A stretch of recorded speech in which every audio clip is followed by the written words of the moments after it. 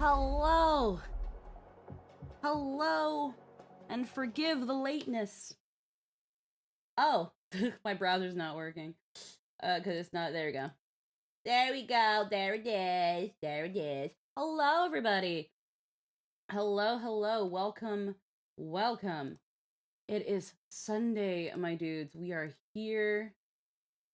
It has been a bit. We heckin' I was looking through like all my little silly outfits and I found this one and I was like, oh, nice one to use. How's the arm?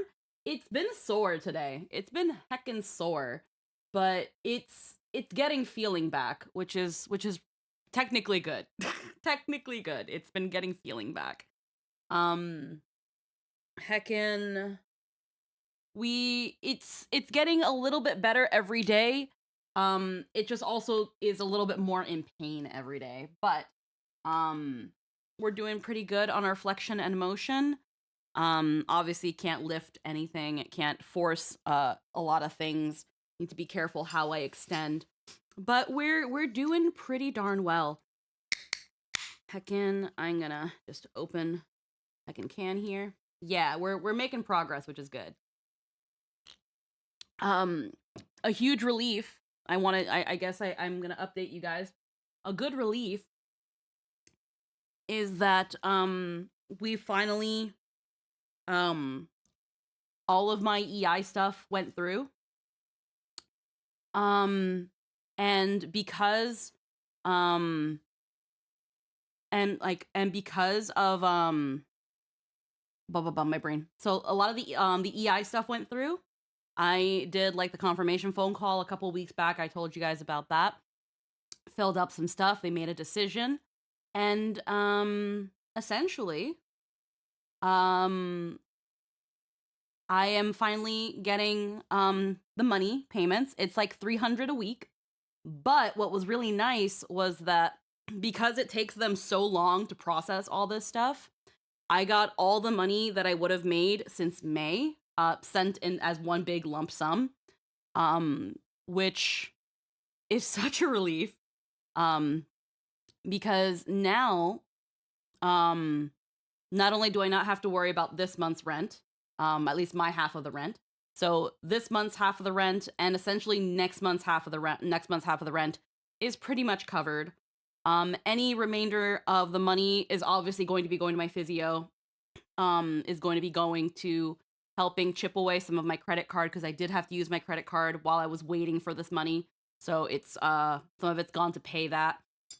And then I'm just essentially holding the rest of the money for if I have any other emergencies in the last bit that I'm recovering. Or like helping paying Jester back for all the gas he's been using taking me to my physiotherapy and appointments and stuff. But so there is that.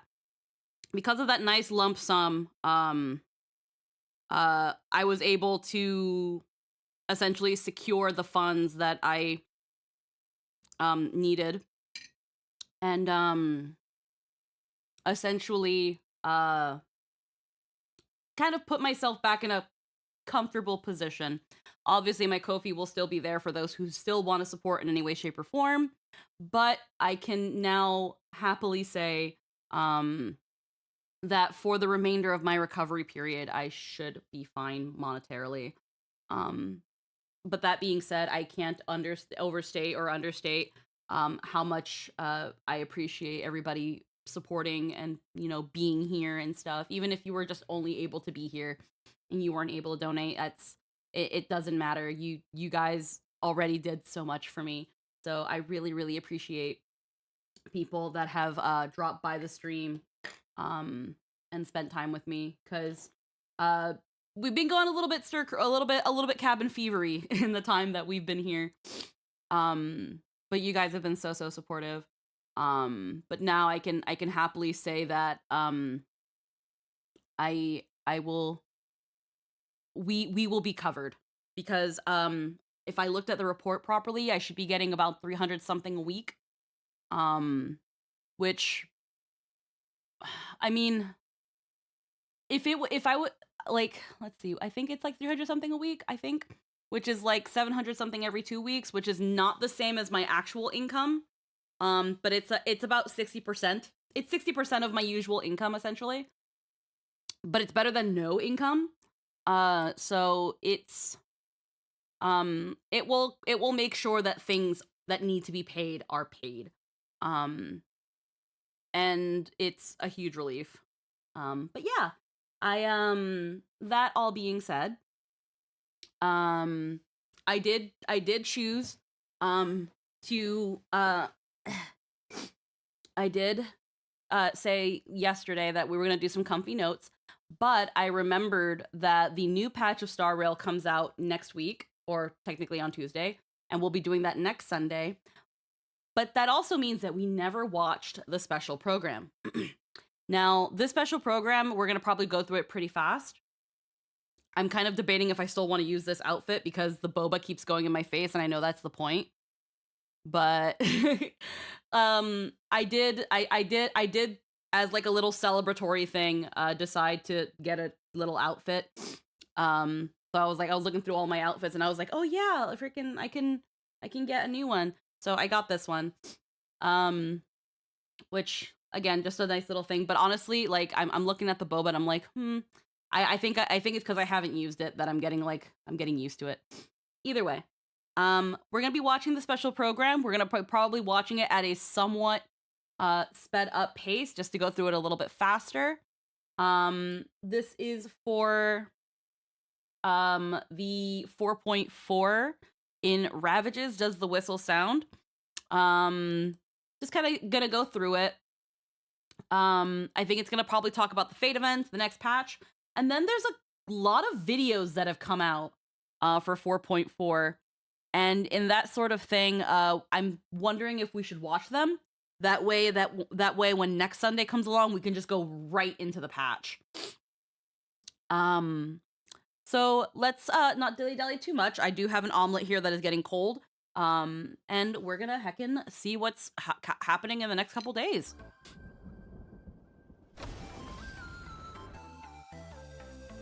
Alrighty. I'd rather just have it like this because I don't want to block anything. But things have been getting pretty crazy in Star Rail. To work. You've seen Nova Himiko yet? I've seen the artwork. I've seen nothing about 4.4. Or to be destroyed.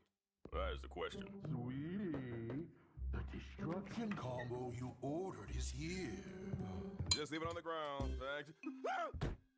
Ha! Interastral Peace Entertainment's top-rated superstar is just a big, round bird. Look at all these feathers. Oh, ho, ho, ho. Too bad. My delivery service doesn't do returns. Beg me. 200,000 credits, and I'll let you go. Deal? Just kidding. It wouldn't help even if you did pay me. Want to save him? Let's play a game and see if your luck really is that good. As you wish. Okay, that's a start. The coast where the Tower of Infinity slumbered, where the Express set off once more. Or, as I frequently call it, where repeated mistakes began. Prosperity breeds corruption, and suffering forges heroes. A myriad colors returning to the home.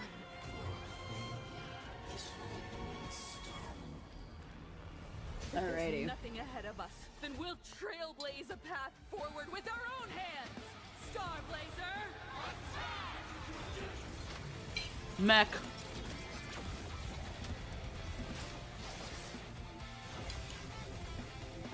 Trailblazing never ends!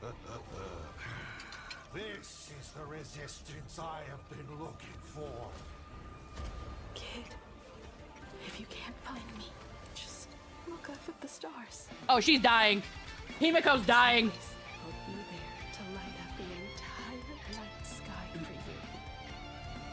You saw a path no one had ever trod before. Then you set off on it. Himiko's fucking dying, bro.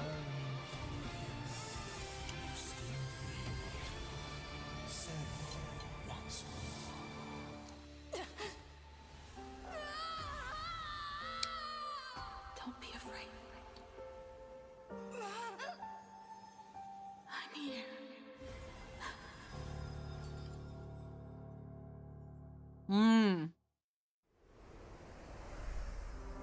I'm gonna cry, aren't I? I'm already getting emotional. Oh my god.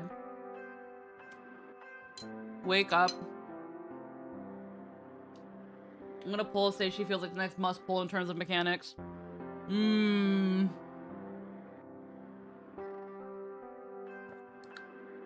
If Himeko dies, it makes me wonder who's going to be the next navigator.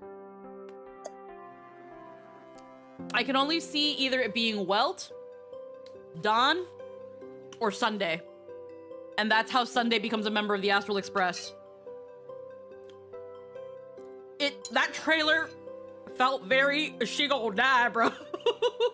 She gonna die. If you can't find me, look up at the stars. I'll always be with you. Like, that is such death flag fucking dialogue. Woo! And whether or not your world has a day-night cycle, Good morning, good afternoon, and good evening. Welcome to the Honkai Star Rail version 4.4 and Ravages Does the Whistle Sounds special program. And I'm supposed to believe we're just gonna have a summer vacation after this? Favorite host, Albert. Are you really Albert? Why do you look like that? Yeah! Where did our big, round, fluffy Albert go? Don't even bring it up. Oh, Albert here was happily prepping for the show in the office when, bam, I got knocked out cold. Some lanky, hat-wearing weirdo tied me up and demanded I pay 200,000 credits, or else it'd be over for me. My poor life savings.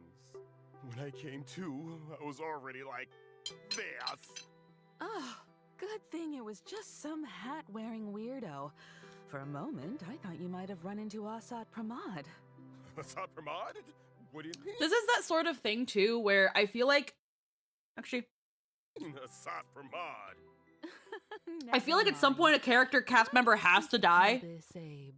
Because we've been going through so much shit for nobody on our side to truly die. My legs are this long! Oh, I guess you're right. All right, let's get back to today's show. You two, as per tradition, why don't you say hi to the audience first? Okay! Hello, everyone! I'm Pom-Pom, conductor of the Astral Express. And I'm Himiko, navigator of the Astral Express. It's a pleasure to see you all again. Welcome back, guys. Let's get. They started. finally let me out of That the register train! just now was packed with information. Don't ask how! Yeah, and just look at this picture behind us. Everyone's expressions are so solemn, it's got Pom-Pom nervous too. At the end of the version 4.3 story, Asat Pramod, the Lord Ravager who aims to destroy Elation, dropped his disguise and revealed himself to everyone, completely shattering Plain Arcadia's 15 years of peace. This must be the unusual fate indicated in More like General asshat, Yalwan's yep. divination. At this point, the Phantasmoon Moon games are completely out of control, and Plain Arcadia is hanging by a thread. Ugh, facing off against the Lord Ravager again. There must be some cursed connection between them and the Astral Express. Indeed. They've gotten so entangled, they even developed a father-daughter bond. What father-daughter bond? The thought that every single one of those heartwarming father-daughter moments was just some twisted performance It's by like Asat Pramod. Freaking in Impact, It Himiko got makes this my big skin power-up crawl. only to fucking die. That's what they're Don't doing. Forget, it's not just Ryusuke who's a fake. Himiko's identity is still shrouded in mystery too. According to Asat Pramod, something might have happened to the real Himiko 15 years ago. Pom-Pom doesn't believe a single word Asat Pramod says. All Pom-Pom knows is that passenger Himiko has spent all her time with everyone on the Express and never once faked her feelings for us. Thank you, conductor. Well said. Though it really makes you wonder what exactly Himiko went through 15 years ago. You seem to spill quite a few secrets during your face-off with Asat Pramod, Himiko. I'll have a chance to tell my story later.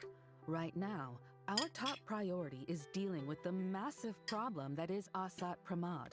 But how are we supposed to do that? We can't even track him down right now. Yeah, remember when Asat Pramod tailed the Trailblazer and the others into the world in canvas?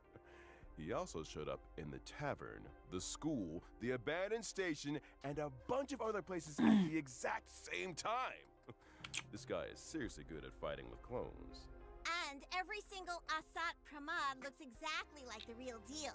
They can act and fight on their expert own. cloning, and they capable of even handling got multiple that same missions, obnoxious way of extensive talking. professional experience. Oh, speaking of which, Pom-Pom just remembered that smart-mouthed meanie who fought Silver Wolf in version 4.2. Not only can he create clones, he also really loves to shapeshift, huh? An old shape-shifting die, huh? For Asad Pramod, that ability helps him disguise himself to get closer to his targets. Just like when he turned into Pearl and Graphia. Nobody suspected a thing at first. And then there's Ryusuke. He didn't just look the part. He even acted out his personality so convincingly.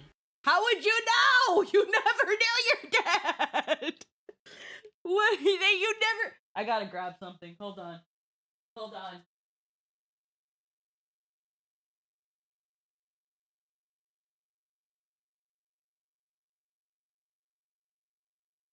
He imitated my father perfectly. You didn't know your father.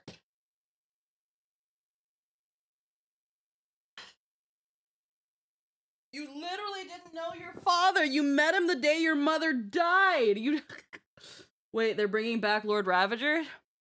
Well, here's the thing. There isn't just one Lord Ravager, Bardu. There's several Lord Ravagers. There's a bunch of them. They're all different. This is just the next one that we're fucking with. He even bought every last piece of Himicat merch. To think we let him visit the Astral Express and Passenger Trailblazer even called him Grandpa. Ugh.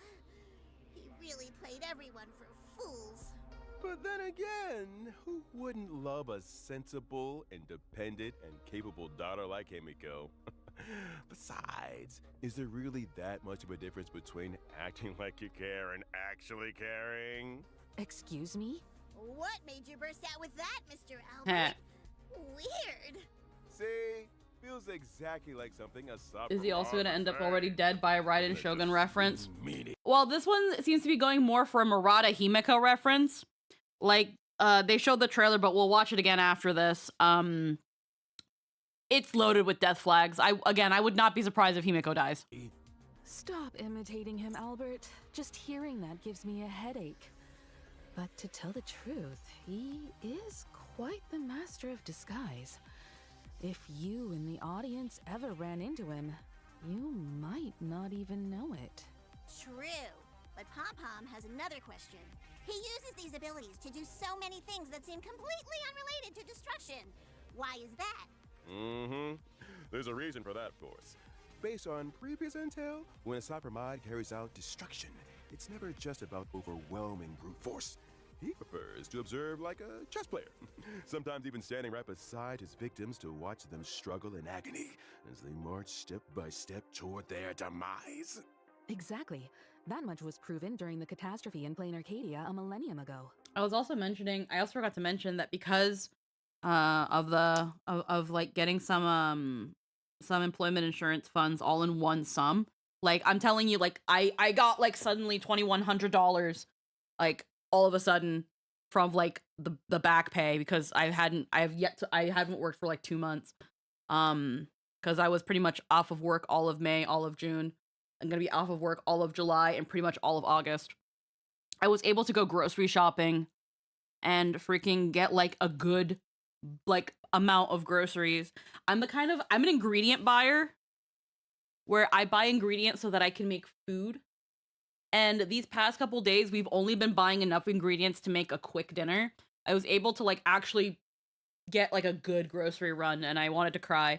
I got myself a monster here too, like the Strawberry Dreams one, because Dinsaw had it the other day, and I was like, you know what, I kind of want it. And it's 0 sugar, but that was another thing where I'm kind of like, I was drinking this monster, and I was just like, man, I bought groceries yesterday. If it wasn't me grabbing groceries, it was Jester buying them. And I always feel bad because I'm usually in charge of the groceries. I'm in charge of the utility bill. And like having to again use my credit card on those because I was waiting for the employment insurance. And not knowing how much I was going to be getting was stressful, but knowing that I'm going to be getting again at least 60% of my income it's a relief. It's a relief. Are you feeling any better? The arm has been heckin' sore. Actually, I'm gonna take some pain stuff right now. I had to record some stuff earlier today when I got up. Sleeping has been so here's the cool thing. Yes and no. Like I mentioned, it's been getting better, and that my nerves are coming back. My nerves are healing. The problem is, is that my nerves are healing. So all the pain that my arm wasn't going through because my nerves were freaking fried, now that they're unfrying, now that my nerves are unfrying, it's suddenly a whole new wave of pain. A whole new wave of pain. Thankfully, it's not overwhelming, and I'm glad that, again, I don't need to get, like, prescribed pain medications, because even though they're synthetic, some of them are synthetic narcotics, I just really don't want to put myself in any risk of addiction. I don't like the idea of being addicted to things. And the withdrawal I went through when it came to not taking them anymore, I think also probably contributed to last week being unable to stream. I think the last time I was having withdrawals, it was like fevers and really bad mood disparities. And that happened last week too, along with my usual bout of like depresso and anxiety coupled with withdrawal. And I think it was just like, I don't want to go back to that stuff if I can help it. And I think it wouldn't have been as bad if it wasn't the fact that I was taking this stuff daily. I had to because of the pain. So I'm happy that I can just take over the counter stuff. I can swallow 4 pills at once. Just down the fucking hatch, bro. Like, there are people who can't even take 1 pill. I can just slurp 4 down. But yeah. So the arm, again, we are, when it comes to my flexion, which is like bringing, kind of like when you're pulling towards you, like bringing your fist to your shoulder, I am 15 degrees away from being able to fully flex. And then when it comes to extension, I am about 20 degrees away. My physiotherapist said that we're not going to worry about getting the brace with the crank. She has an idea that will be leagues inexpensive to pretty much free, where she'll just take a molded plastic and it'll essentially be like a stick splint. And it's just like, and then as you improve, she'll take a moldable plastic and it'll be like, okay, so for your flexion, you are going to be using this like straight one to straighten out your arm. And then when it comes to your flexion, you're going to use this one. And it'll just hold it in place, because that's really all the crank is doing, is holding it in place. But instead of spending $500 to $600 on a fancy splint with a crank, we'll just use moldable plastic. We'll just use moldable plastic and adjust as you need every week. Fence assembled, pig has more space. Hello, Lynn. We're just watching the special program. I started yapping because I was talking about how I wanted to give everybody an update on my arm, on my mental, on my employment insurance. Thankfully everything went through and got approved. I'm getting 350 some every week. And because of how long it took everything to process, I got $2,100 from employment insurance, which was essentially 2 months worth of income, or 60% of 2 months worth of income.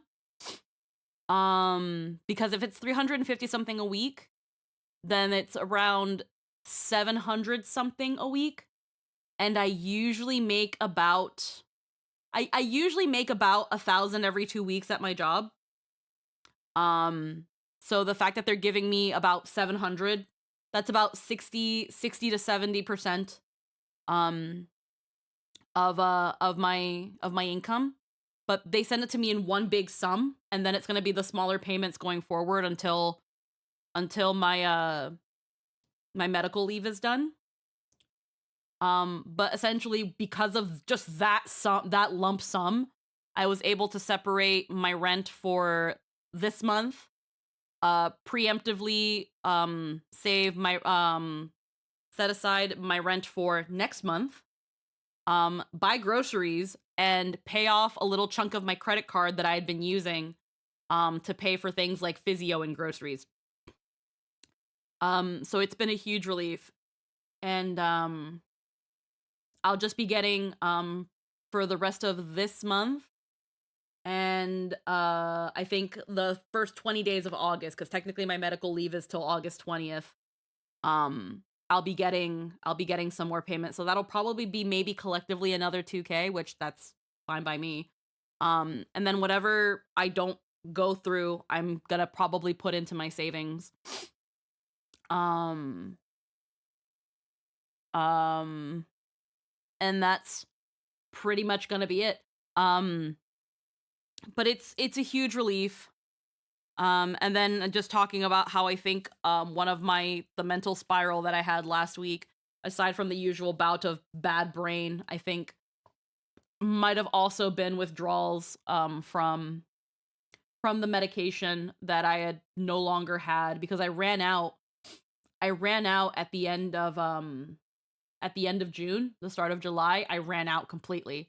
So that first week to week and a half, I felt my mental and my body just shutting down, not having energy, just being in a just constant bad mood and crying and shaky and feverish. And I think that might have all been withdrawal. I think that might have all been withdrawal.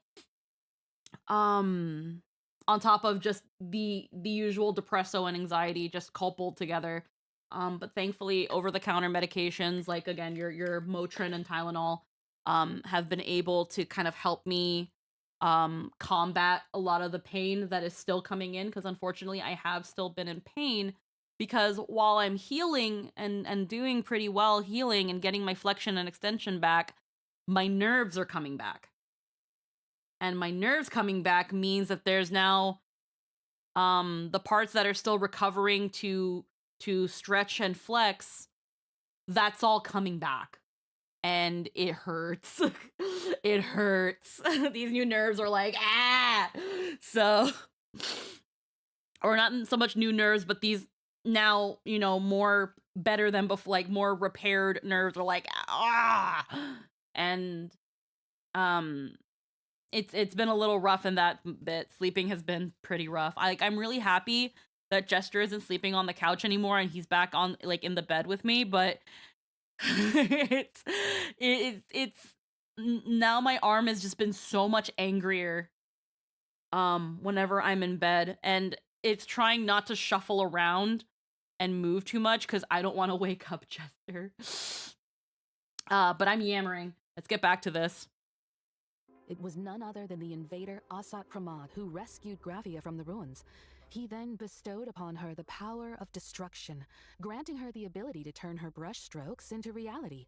She even ended up personally painting the ferocious giant beasts that destroyed her homeland. Turning the victim into the very fuel for the fire! That's so cruel! Maybe to him, destruction is just a cruel joke. Remember what we learned from the previously released Myriad Celestia about Asat Pramad's past before he embraced the destruction? To him, the elation of today is completely unrecognizable. Scream! Yep. Vulgar and boring. Pretty much. Peace has lasted far too long. Somebody scream! Ah! Can breed true amusement. And yeah, I think I'm still somewhat emotional because I they showed the trailer and I kind of low-key wanted to cry. Like I felt my voice shaking and my eyes watering. What a sick man. We'll watch it all again after the after the. Is this still the Arcadia we know? There's rubble everywhere, and the roads have been cut off. Are those Imaginae affected too? They're actually attacking people. And what's with these lightning strikes? Has even the Thunder Coil gone out of control? Yeah, Asat Pramad has warped all of Plain Arcadia beyond recognition. People are scrambling everywhere just to survive. But luckily, Perdido Station, where the Express is docked, is still relatively safe and has become a rare haven. Trying to see which. What about our companions? How are they doing? Don't It really is worry, not much of a everyone's safe and difference. sound for now. I might have to go to the They were just bathroom again, forced which to put up sucks. because of Asat Pramad's actions. However, according to Madame Pearl's observations, Once the conflict broke out, Himiko and Asat Pramod dropped out of monitoring range together, leaving their What happens if whereabouts a we can mystery. theater. Yeah, we can theater view it To actually. be precise, I'll do that. he I like that. deliberately severed any leads you could use to track me down. Darn it! That guy really had it all planned out. But why? Judging by his behavior, he's extremely curious about what actually happened 15 years ago and the secret I carry. He's the kind of person who won't rest until he gets to the bottom of everything. If he's that fixated on it, I'd wager his obsession itself is a clue to what's really driving him. Good point. Let's start by looking at the Trying to move unanswered the questions captions from out of the way of the 15 video, years but ago. First off, at the end of version 4.3, we saw that when facing the Herald of Death, there was indeed another voice beside Himiko. Who was oh, if you're she? gonna watch the Another Himiko really exists? What if you're gonna watch the Himiko Nova, I've been holding off myself. The art is so good. It's the first piece we've gotten of Welt locking in. Yeah, I'm thinking because usually watching trailers takes about an hour away from doing patch on Sundays, and unfortunately every time we play patch is on a day we do Theros. I'm thinking of after this we just watch what's out there, unless this tells us there's spoilers, because apparently like a 7-minute video just came out, but I don't know if that's like the fine-in videos where they take place in the patch, so I don't know if we should watch them or not. We'll see if this talks about them, because they usually do. But we might want to watch all of those just to jump straight into patch next week. exactly is Himiko's identity? A myriad Celestia short will give us a few clues on this secret first. Mirrored Besides Celestia. that, when Himiko faced off against the Herald of Death, a giant mechanical That is arm true. appeared right in front of her. Later, when she went toe-to-toe with the Sapramod alone, the mech showed up again, and the Sapramod even called it an old friend. Where did this mech even come from? And why can Himiko summon it? Did we see that part? Am I just losing my mind? Himiko called it Good point. Let's start by looking at the unanswered questions from 15 years ago. First off, at the end of version 4.3, we saw that when facing the Herald of Death, there was indeed another Okay. voice Damn, I beside don't Himiko. fucking remember. Who was she? It was about a month and a Another half Himiko ago. really exists? Time has What been exactly so is Himiko's fucking identity? dilated A being myriad Celestia here. short will give us a few clues on this secret first. Mirrored Celestia. Besides that, when Himiko faced off against the Herald of Death, a giant mechanical arm appeared right in front of her. Later, when she went toe-to-toe with the Sapramod alone, the mech showed up again, and the Sapramod even called it an old friend. You've been medicated Where too. did this mech Yeah. even come from? And why can Himiko summon it? I'll believe you. In the version For now. trailer, passenger Himiko called it Starblazer. That name sort of rings a bell for Pom Pom. Uh-huh. Good catch, Pom Pom. As far as I know, the prototype for this mech comes from the first and last stop of the Express, Akabili's homeland, Pagana, and was once used as a weapon of war. Whoa. Pagana's legacy showing up in plain Arcadia probably has a lot to do with the wrecked Express. The Wrecked Express! Graphia and Ryusuke both mentioned earlier that it was a tower of infinity piercing the sky and earth. Were they Brain is talking too about brain this has been place? too full of Road to That's right. Empress. Though Yes, there also was no true. trace of the It's been too Starblazer on busy the with Express other back in the Chinese day. thing. I wonder how Himiko managed to get her hands on it. Not only did you find the clues, you also managed to restore the mech single-handedly. Wait, make that double-handedly. Okay, I actually need to use the bathroom. I'm gonna do that and kill ads. I unfortunately my omelet's getting to me. I'm so sorry. I'll be right back.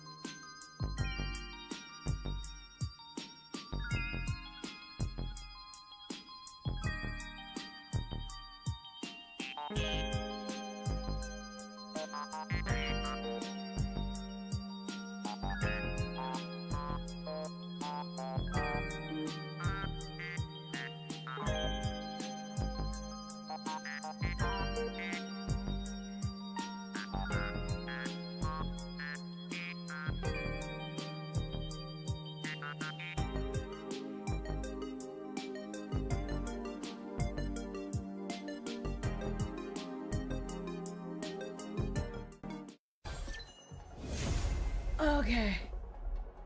All right. Sorry about that. Sorry about that. Oh my god. Okay. All right.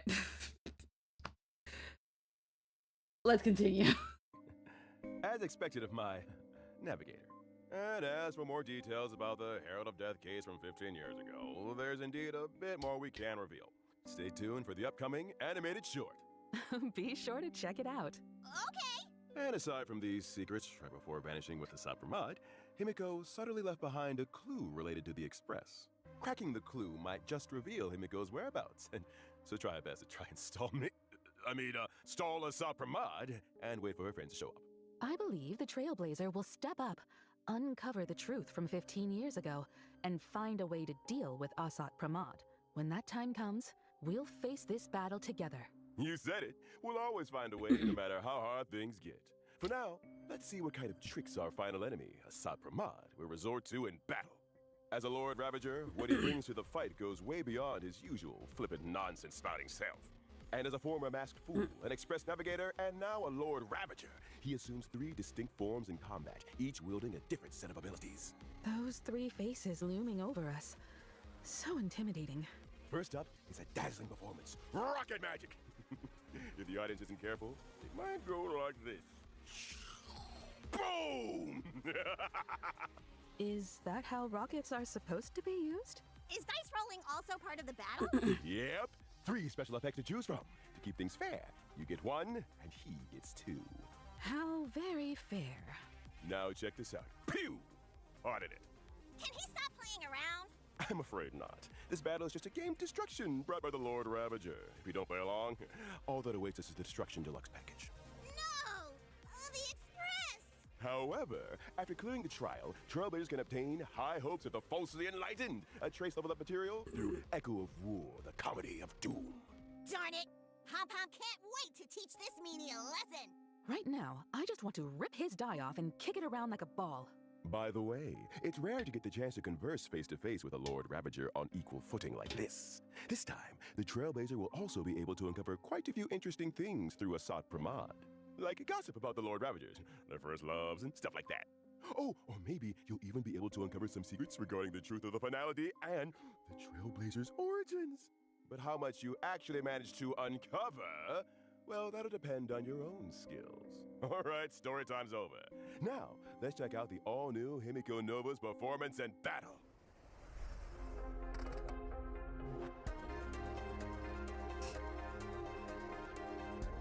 All right, let's see what's up with this.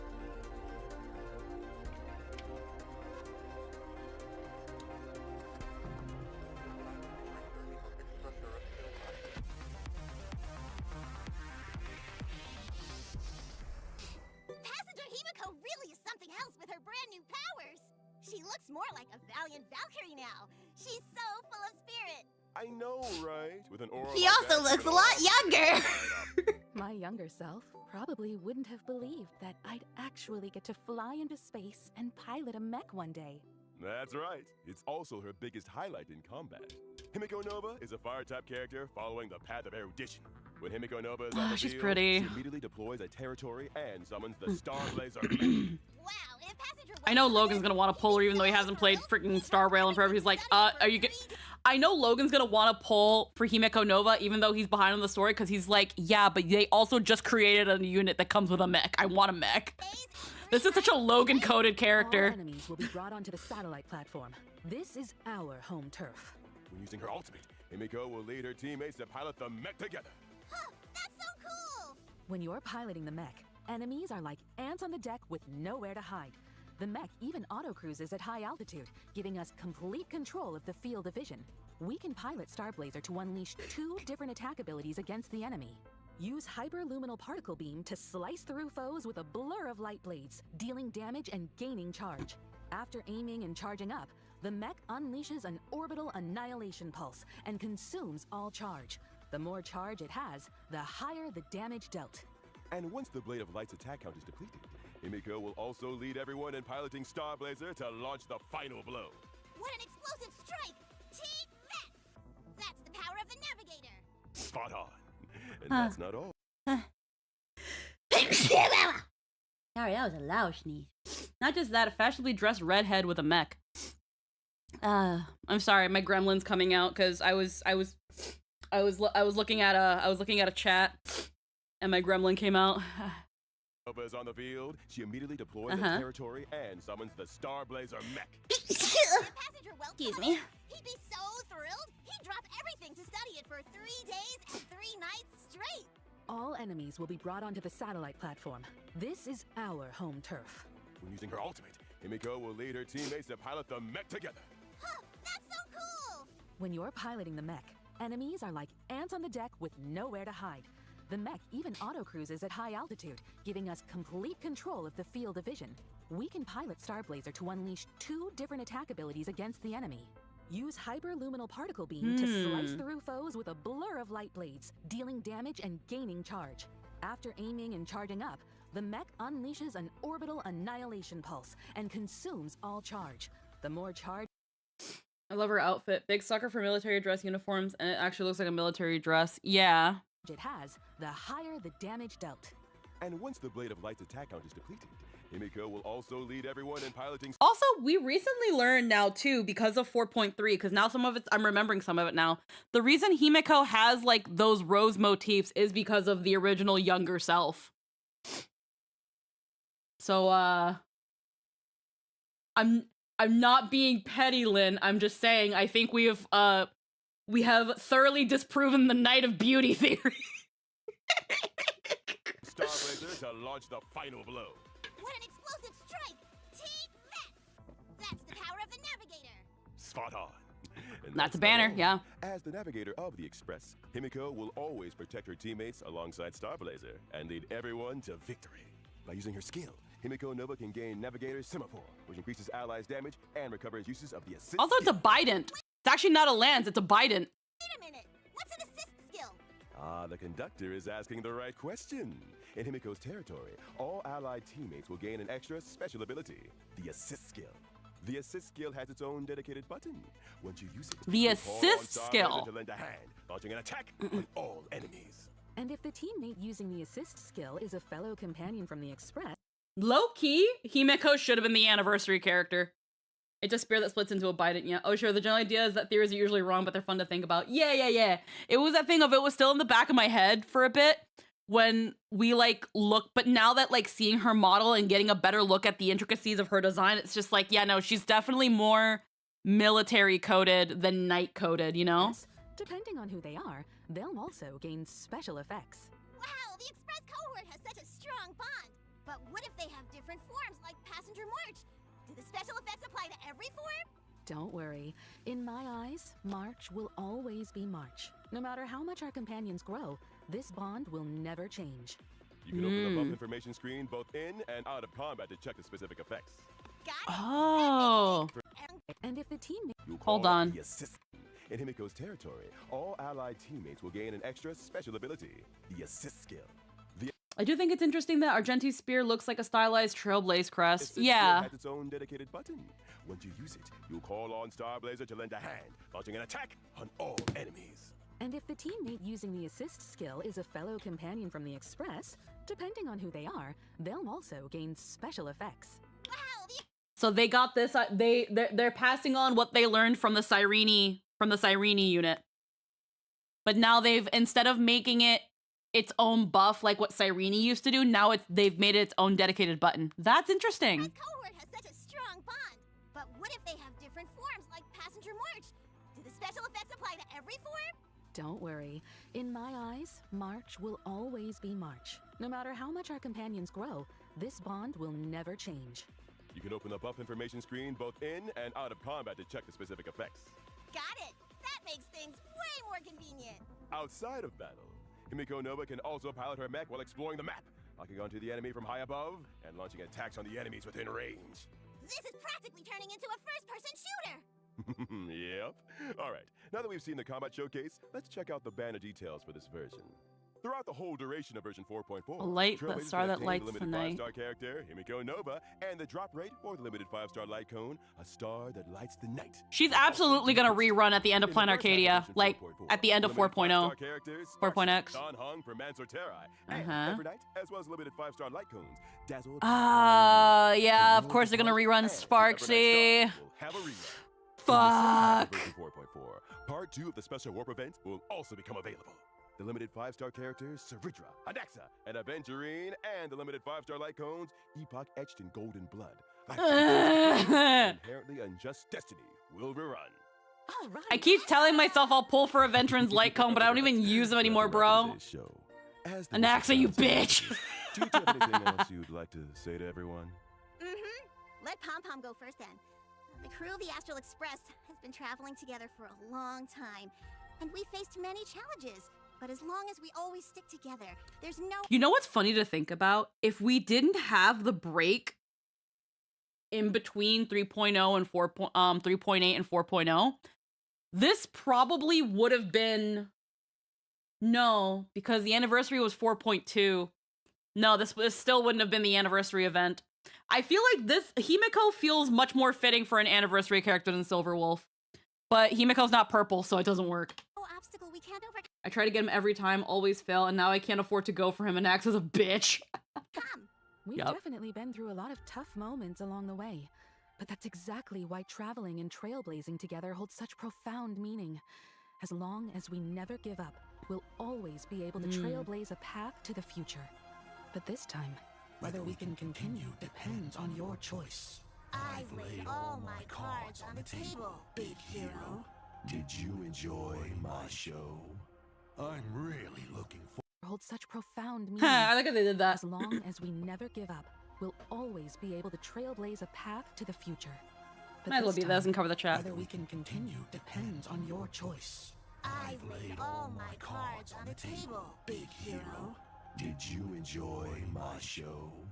Top I'm list of my favorite really characters I looking don't forward have. To your performance and my dear daughters. Whatever you do, don't let me down. See you there. Hat. Ah, man. What? Still thinking about Himiko? I'll tell you about it then. About Himiko's childhood. All right, Himiko. That's it for tonight's bedtime story. Aw, Off to sleep now. good night then, Dad. After his daughter fell asleep, the poor Dean always had to spend some time alone, tackling his endless mountain of work. That's what he got for working 2 jobs. But that day, a little accident happened. Oh no. Dad, you've been working so hard. I brewed you some coffee. Himiko, this is the first time you've made coffee for Dad. I'm so touched. So good, so unique. Really, Dad? Then I'll make some for you every day. A thought flashed through the Dean's mind. Yeah, you gotta give Asat Pramod something. Have already seen through his disguise? No, no, no. Impossible. This is cute. This is It cute. didn't matter though. He barely went home anyway. And in the blink of an eye, Himiko grew. That's funny to think about, where it's just like... It's like when you really think about it, Asat Pramod had dealt with Himiko's coffee more than fucking anybody. He has a right to be a villain. And like that, whether the Himiko's horrendous coffee cooking, is it because she's an imagine? They say that What's wrong? she was reliable, mature, and highly trusted. Please don't beat me up. I really don't have any more money. Hurry! Himiko, I see them! They're right up ahead! Quick, get behind me. Himiko. Thank you. Don't be afraid. You're safe now. So Such a good kid. Never giving me anything. Self-reflection, to worry 100%. about. It really took the fun out of being a father. Later, Himiko's weathering curse got worse, so it was finally my time to shine. Or so I planned. My sweet daughter, why aren't you answering the phone? Daddy's home, but the house is completely empty. Where are you? We moved 5 years ago. Oh, I'm back for 3 days this time. Want to go grab some seafood noodles at Kraken's Tavern? We can even pick up some treats from your favorite spot on the way. I don't like... Never mind. I've got stuff to do. Go eat by yourself. Ooh, is this the long overdue rebellious phase? Daddy's looking forward to it. What about you, protagonist? Are you really not going to call me Grandpa one more time? Some people want to fuck that. Has anybody made a fan cam of Asat Pramod with Daddy's home? Has anybody done that yet? Just fucking a fan cam, just Daddy's home. Someone's done it. Someone has to have done it. If not, I'm disappointed in this fandom. Disappointed. I'm gonna look for it. I'm gonna look for it. Hold on. I'm gonna look for it. Someone's made it. Come on. Asat Pramod Daddy's home. Someone's made it. Asat Pramod broke the fourth wall live. Ultimate girl dad. Asat Pramod is the biggest daughter dad in the universe. Although he replaced Himiko's real father long ago, his feelings for her are completely genuine. He buys every piece of Himiko merchandise he can find, reads books about repairing father-daughter relationships, and even shares Himiko's photos in the Lord Ravager's group chat. In the Lord Ravager's group chat? Show up by her side within 10 seconds. He can even drink Himiko's coffee without complaint. Asat Pramod is the biggest daughter dad.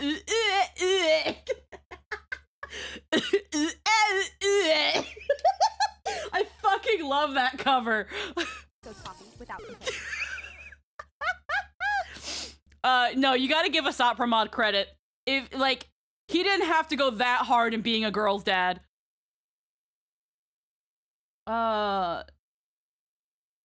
Fucking nobody's done it? Fucking... Nobody's done it. Y'all disappoint me. Y'all disappoint me. How has nobody made an Asat Pramod Daddy's Home fan cam? How? All of them know her and all of them will recognize her instantly. That's canon. He harasses the other Lord Ravager with Himiko pics. Well, here's the thing, Emerald. The Dahlia doesn't... Here's the thing. All the Dahlia does is fuck with your memories to make you think she's done all that, but she hasn't. Asat Pramod does all of that. That's the difference. Dahlia just, you know, makes you think she did that. Yo, how has there not been... That's it. I'm going on Twitter. Actually, hold on. Let me check TikTok. I gotta check TikTok. Hold on.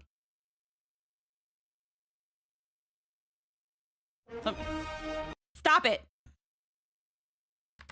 Asat Pramod Daddy's Home. Somebody's made it. Come on. Coño, pero qué es esto? HSR Asat Pramod Usher.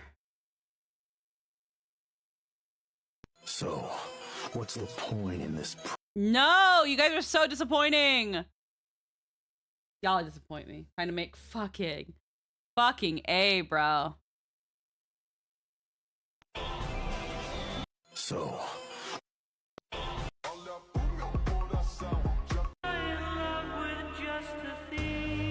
Purple shadow. Oh. I mean, they probably just reused the effect, though.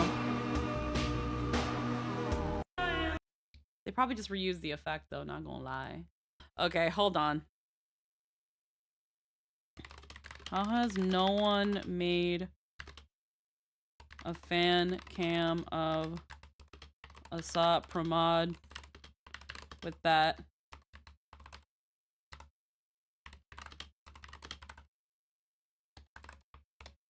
There we go. There you go. Put it on Twitter. All right. But yeah, I don't got time to make myself. Nah. Not that dedicated. I just like, I know I've seen people thirst over the fucking die face man. Only for him to not have a daddy's home. Like, that's crazy. And yeah, no, he went overkill. Sharing pics of his daughter. The fact that the Lord Ravagers have a fucking group chat. The fucking Lord Ravager group chat. Dahlia talks the talk, Asat Asat walks the walk. Asat commits to the bit.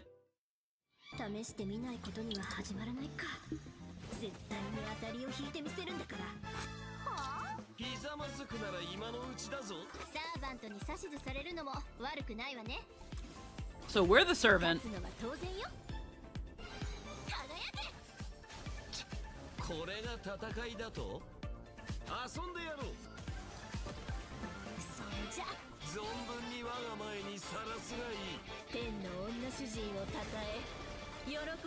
I saw a Lancer. Imagine a Holy Grail War. Okay. Whether or not your world has a day-night cycle. What? That's the thing too. What's really gonna here's the thing. At the very least, Rin and Gilgamesh are gonna be long term, and from what I'm hearing, Archer and Saber's banner aren't leaving. But I've already been talking. I already brought it up with Logan. I'm gonna bring him and Aaron back. It'll be after we do 4.4. Then we will I'll get them together, Aaron and Logan, and then we'll be doing the next Fate campaign, the next Fate event. And I'm looking forward to that. It looks like Saber is in it again, which is gonna be crazy. And then yeah, Rin will be in it. Now, the only thing I'm concerned about is if they're gonna have the Japanese voices for in the English version of it, or have them be, because they're not getting English voiceover. They're just not, unfortunately. So I wonder if they're gonna do what they did last time and just have them be unspoken, in which case I have no qualms with me, Aaron, and Logan taking over the respective roles. I might honestly even ask Hayden if they want to do if they want to do it with me, so that we can just do so that we can just all do it that way. Like, I don't have to play Saber and Reen. But and then have like Logan, if Archer is in there, I'm assuming Archer's got to be in there, but if not, he could just be Gilgamesh. And then yeah, Aaron can be Lancer, because Lancer is definitely in there. I didn't see Archer, but I think Archer was in there.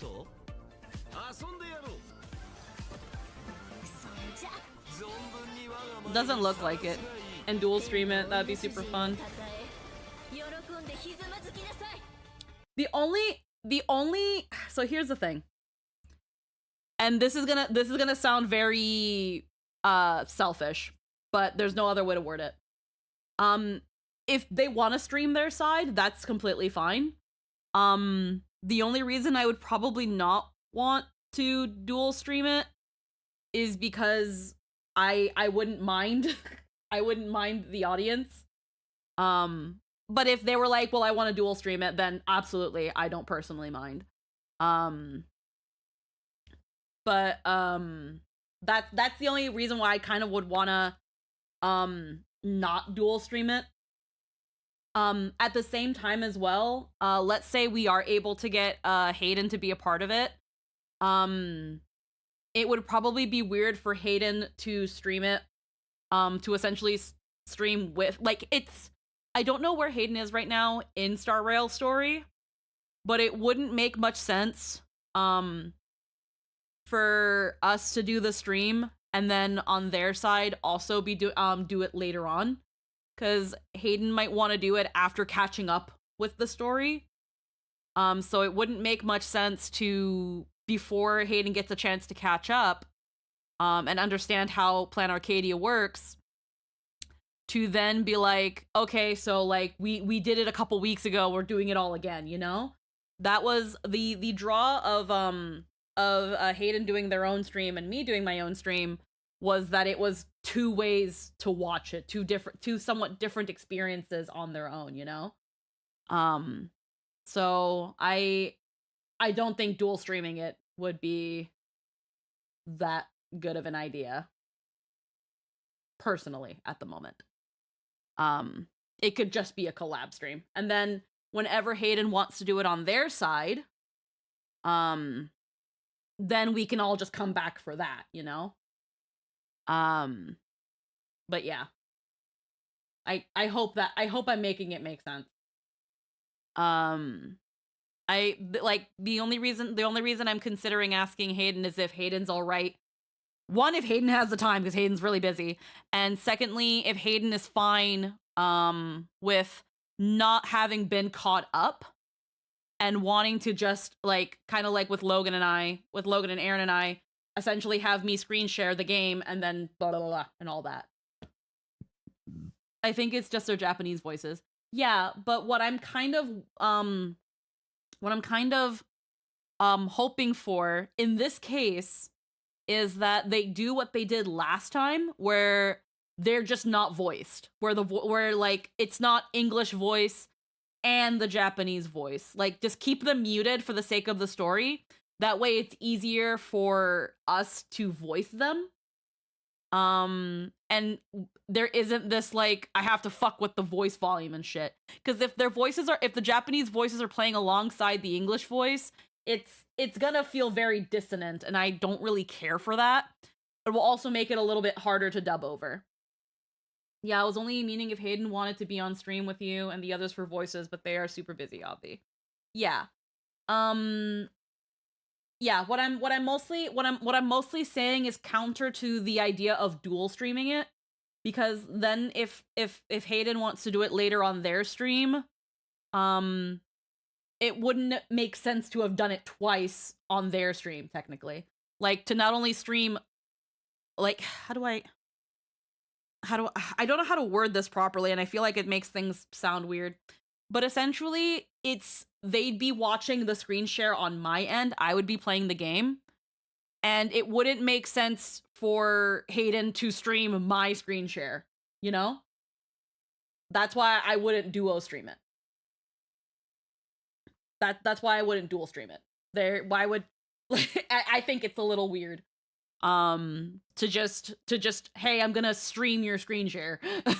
Like, and I think they, as well as Logan and Aaron, would probably agree, because when it comes to screen share, depending on one's internet and stuff, the quality will be a little bit shaky. So on top of that, if let's say that's what they do, the quality won't be as consistent as if they just came to my end. Also, again, if we're to think about numbers, because we do have to think about numbers, splitting the audience in half of, would you rather go to this person's side to watch the same stream or this person's side? It's just gonna divide the numbers. It's just splitting an already not super huge pie, you know? Like, yes, it would reach a good chunk more people, because Hayden gets a lot more viewers than I can, or Hayden could just be, or Logan or Aaron can just be like, hey, we're over here. Because that's usually also the point of a collab. The point of a collab is also to help promote the other people that are in that. If it was like a group game, like again, like your Peaks and Lethal Company, where there is actually an individual POV, absolutely. We do the multi-stream. Doesn't it count as sharing a chat? Yes. honestly, I'd have to look this up because I'm not sure about the answer to this. Because you bring up a really good point, Drill. I don't know if sharing the chat, because I know that on Twitch, when you share chats, it combines the viewership, but I don't think at the end, when the stream ends and it calculates your stats, if it counts for the fact that you shared. Let me actually look this up. Let me look this up. So, Twitch, does sharing chats affect stats? Let's see. Sharing chats, known as shared chats, does not negatively impact your channel's metrics, payouts, path, blah, blah, blah. In fact, embedded share chats actively combine view counts to boost your discoverability on... Okay. So shared viewership. When you collaborate, the concurrent viewership of all participating channels is combined, which can rank your stream higher in discoverability. Your personal analytical data and graphs will still record your own personal analytics strictly. Yeah, so it only affects your discoverability on Twitch in that it'll push you higher in the search results because you've got a bigger viewer number. But once I end the stream and Twitch emails me that personal stat report, it's not going to consider the shared viewership. It's not going to consider that shared chat. Yeah, see, chat-related stats are grouped together, but you are still given accurate individual data for your personal viewer count and engagement. So yeah, so unfortunately, while it doesn't negatively impact it, it doesn't positively impact it either outside of your discoverability on the website. But yeah, so there's that. That kind of answers the question. I think it might just be better for not only me but also for Hayden if whenever if and when they want to do the Fate event, like last time, they do it on their own channel. That way people the general audience isn't do I want to go here or do I want to go there. It just makes it easier for people to make that choice. I think that might be the way to go. Let me just real quick what's going on.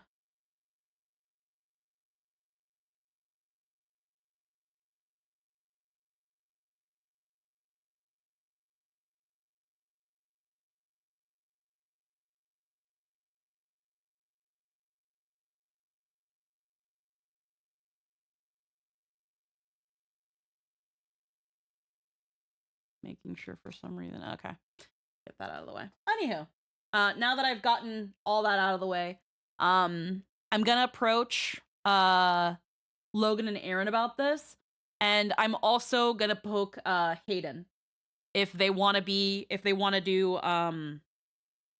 the Fate collab, because again, I know that Hayden is usually super duper busy, and it's made it harder for them to catch up on Star Rail, which means that the more behind they are, the less likely they'll be able to do the Fate event. Because, another thing, because the event itself, the story, as far as I know, someone please correct me on this in case, as far as I know, you can only do the story in the time that the patch is out. I don't think you can, once 4.4 passes, you can't do the story anymore. Or am I wrong? That's another thing I'm not sure about. Like the banners won't leave, but you can still do the story. Okay. That's an okay, because that was another thing I wasn't sure about. You just lose a lot of the rewards. Okay, yeah. So that being said, okay, yeah, they can still do the story, but the more they're behind, the more likely they might forget about doing this, which then makes it a little harder to ensure it gets done. But either way, I'm gonna probably hit all three of them up. That way, we can just have all four of us. That way I don't have to play Saber and Reen. And hopefully it would be a fun thing. And then that way also, if whenever Hayden wants to do their own much later on, because I know that again they're busy and they're catching up, we can just do that in a future thing. And again, if Hayden wants to bring us all back, we can do that, and that way we can make the most out of both streams, you know. Anywho, let's continue. I'm yammering a lot. The last one was a Trailblaze continuation. Okay. World has a day-night cycle. Welcome to my stream. My little Sparks heads! Your favorite Sparksicle is back to play with you. Good day, everyone. I am Veritas Ratio. Dispense with the formalities. Fetch seats for these two. Albert, your entrance is way too over the top. Can you even read the teleprompter from way up there? You guys just don't get it. 0 points. Mug. Oh! Hey! Who did that? Albert, watch your language. Exactly! The stream's gonna get taken down. Oh, fine. My bad. I just couldn't pass up the rare chance to scratch that itch. All right, let's officially get down to business. Welcome back, everyone, to the version 4.4 preview and the Honkai Star Rail and Fate Stay Night Unlimited Blade Work collaboration special program. Woohoo! Ah, finally. Getting to the main topic. I've been looking forward to this collaboration for ages, especially when I saw they actually brought in the legendary Rin Tosaka and Gilgamesh.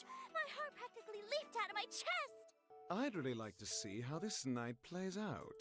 Don't get ahead of yourselves, you two.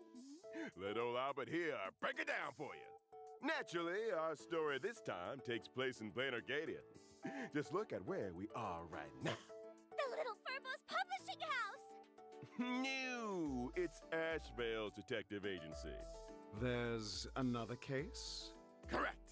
Two big news stories just broke in the Arcadia recently. Remember the Star Rail Fest we were invited to back in version 4.1?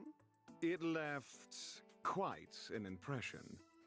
I don't just remember it. I really remember it. Sparksicle even made a cameo as a live host. Following the epic battle with the Daybreak Squadron, the crisis was averted, and the exhibition is still ongoing. And the Astral Express also teamed up with Perlux Core, providing quite a few pieces from their collection for the exhibition, including a memento from the Trailblazers' adventures, the Holy Grail obtained in Penacony. Someone filed a report, though, saying the Holy Grail was stolen right off the exhibition floor, and all fingers are pointing at a girl in red with twin tails. Huh? Wait, don't all look at me! Ha. Am I really the type to just swipe other people's stuff? Could it be Rin Tosaka? Leave it to Dr. Ratio to hit the nail on the head. But what does she want with the Trailblazers' Holy Grail? She didn't really have a choice. After the 5th Holy Grail War ended, Rin Tosaka embarked on an adventure across different worlds. She accidentally stumbled into ours along the way and ended up completely draining her magical energy. Stranded here after losing her magical energy, Rin Tosaka sensed the presence of the Holy Grail. In a moment of desperation, she borrowed it, attempting to summon a servant to help Yes, out you've and stolen use the things Holy several Grail times. power to leave. After some tinkering, the wish-granting Grail connected with this land brimming with wish power, and just like that, he booted back up and started working again. Wait a sec. Didn't Screwlum turn this Holy Grail into a display piece back in Penacony? How is it actually working again? That's the crux of the matter. This decorative Holy Grail does work, but the way it's used is definitely a bit different.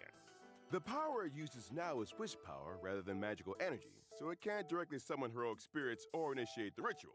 Instead, drawing upon Rin Tosaka's memories as its current holder and the Trailblazers' memories as its owner, along with their experiences from past Holy Grail wars, it directly selects and matches the participants. You could say this is actually an Imagine-a Holy Grail war. Whoa!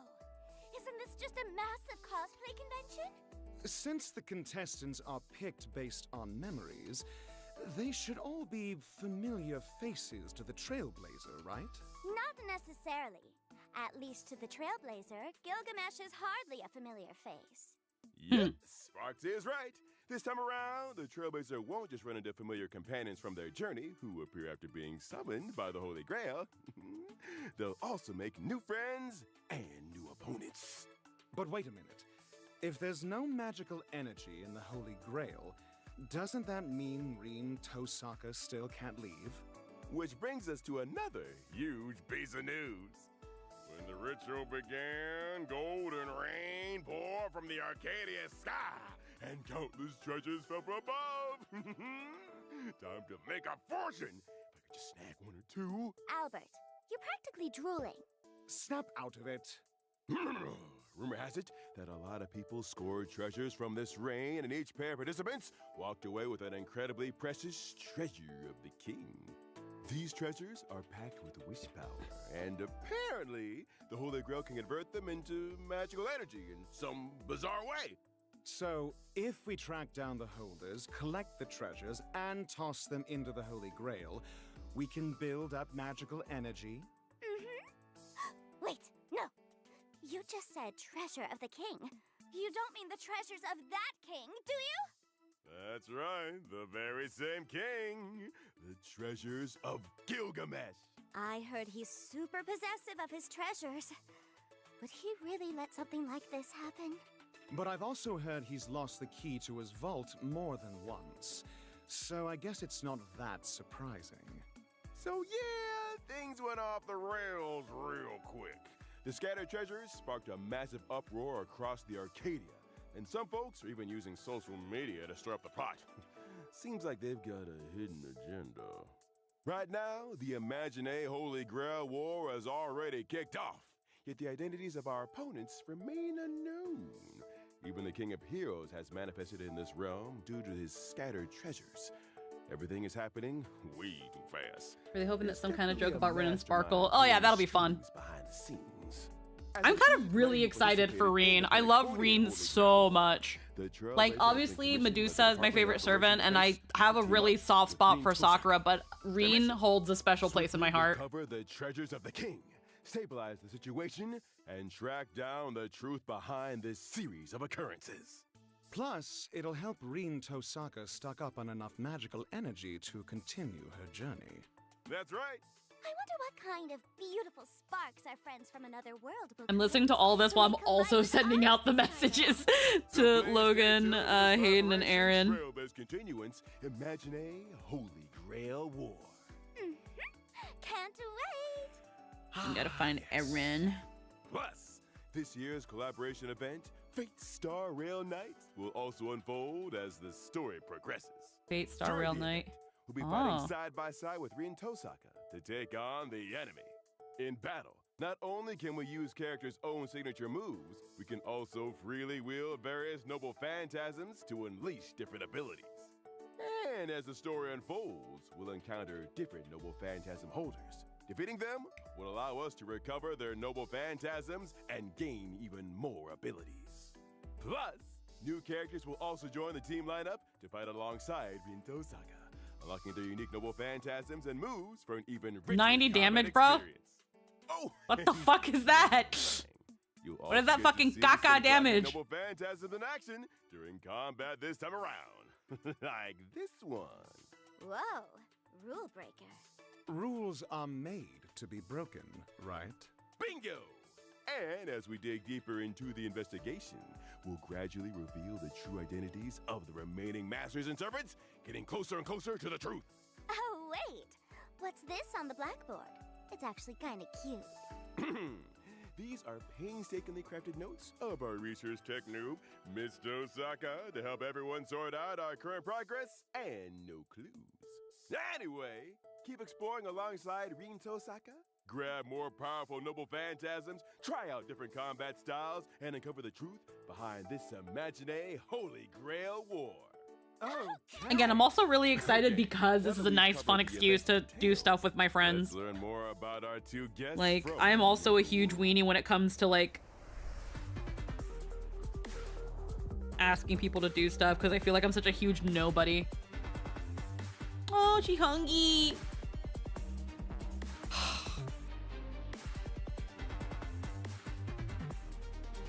It's gonna be that thing of, do I want to pull for her or do I want to pull for Himeko? And I think I want to pull for Tosaka more than Himeko. The only thing is that Himeko's on a limited banner.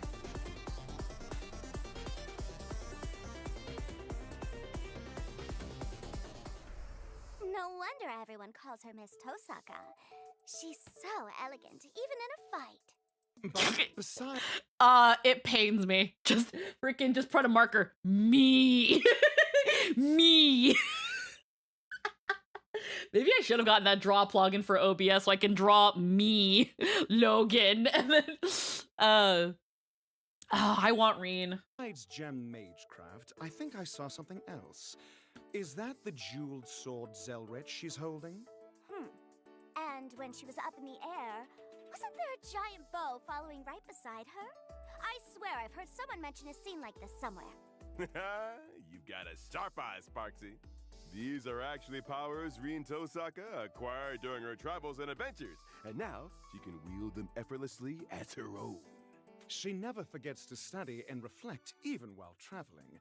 So, the rumors of her diligence are true. That's right. Now, let's take a closer look at how Reen Because I think, Tosaka- actually, also, if I'm remembering correctly, doesn't the event come out a little bit after the patch? Because that's what happened with the first one. The Fate event took a little bit sometime in patch. I'm trying to remember. Forms in battle after arriving in this new world. Reen Tosaka is an erudition character whose attacks deal quantum damage to enemies. Oh, a mage who actually throws hands? Looks like she's no slouch in close combat, despite being a mage. You'll have to a lot longer to go for Reen, but 4.5 is Robin and Adventurance, so yeah, just because she'll be around longer doesn't mean you'll have an easy time to skip her. Yeah. Okay, so we do have to wait a little bit before the event, because they probably want people to focus on the main patch content.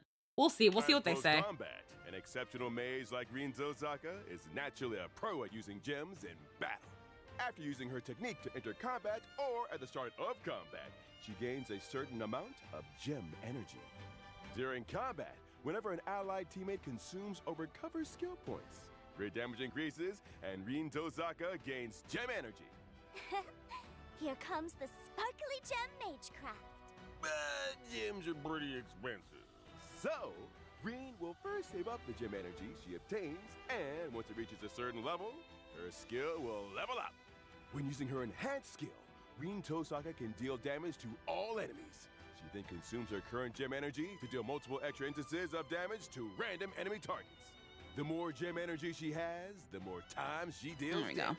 Logan said Logan answered me pretty quickly that he's super down. So I'll just send a message to Aaron, so we'll see how that goes. And then we'll just be waiting on Hayden. Logan's already in Texas with Hayden, so he could probably bring it up to them too. Spend or recover skill points more frequently then. That's right. Plus, That'll be when fun, using though. her enhanced That'll be a skill, fun thing if to the do. team has enough skill points, Reen Tosaka can directly consume skill points and I don't normally go for convert them crossover into characters, gem but I'm definitely going to energy try at least try for replenish Rin. her I adore her look so ammo. much. Ultimate. Yeah, again, the only thing now I think someone confirmed that the Saber and the Archer banners aren't going anywhere, which good. Good. But because I'm still trying to get Saber, it's this thing of like I do want to get Rin. But now I'm kind of wondering, I'm gonna have to play Himeko's demo in game to kind of see how I feel about her kit. But she seems really cool. I'm kind of down for Himeko, which is funny because I was originally being like, I think I might skip, but I have to see how she plays. But how she plays looks interesting.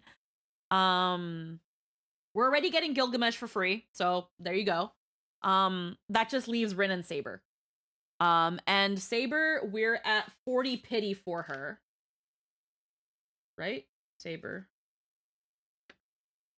I had it written down somewhere. We're at 50 pity for Saber. And we're not on a guarantee. We're on a 50-50 for Saber. So there's no even guarantee. I've just been kind of throwing my change at the Saber banner. And I'm willing to do that. Because it's not going anywhere. While maybe potentially pulling for Himeko.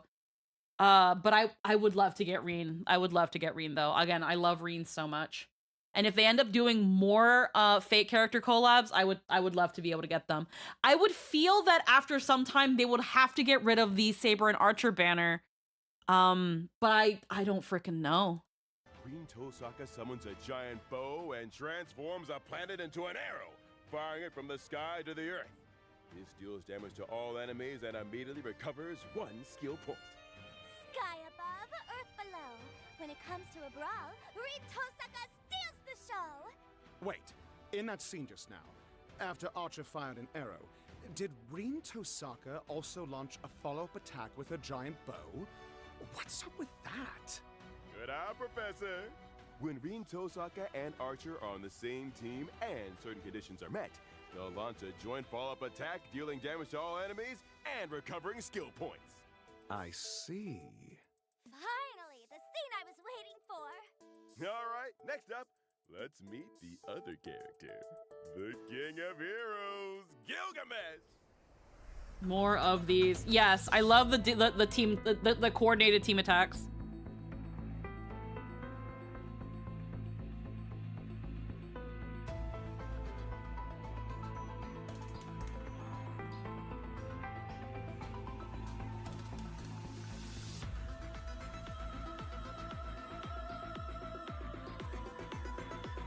I think the reason it's also easier to do the collab stuff for the Fate characters is due to the fact that there's not going to be as many of them as the Star Rail characters, but yeah.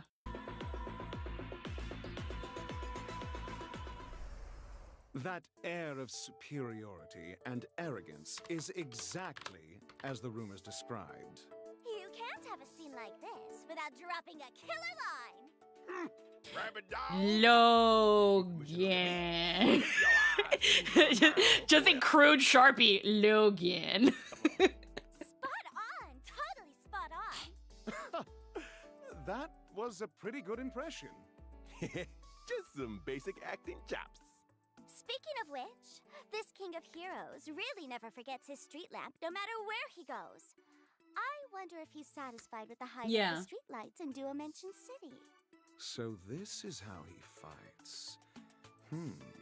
To think those noble phantasms we'd only ever heard rumors about, Ea, the Gate of Babylon, Enkidu, all showed up one after another. This King of Heroes' combat abilities totally matches personality, too. Oh? Gilgamesh is a lightning character following the path of destruction. Boring enemies aren't worth the King of Heroes going all out. When entering combat, Gilgamesh Give one to Robin and Boot Hill. Yes. Due to a lack of interest. Aboard Gilgamesh will automatically. I feel the reason they won't do that between the reason they'd be really iffy about doing that is because of the whole like waifu husbandoification of things. If anything, they would probably have like tag team moves with like the Trailblazer. But then that's just way too much shit to program.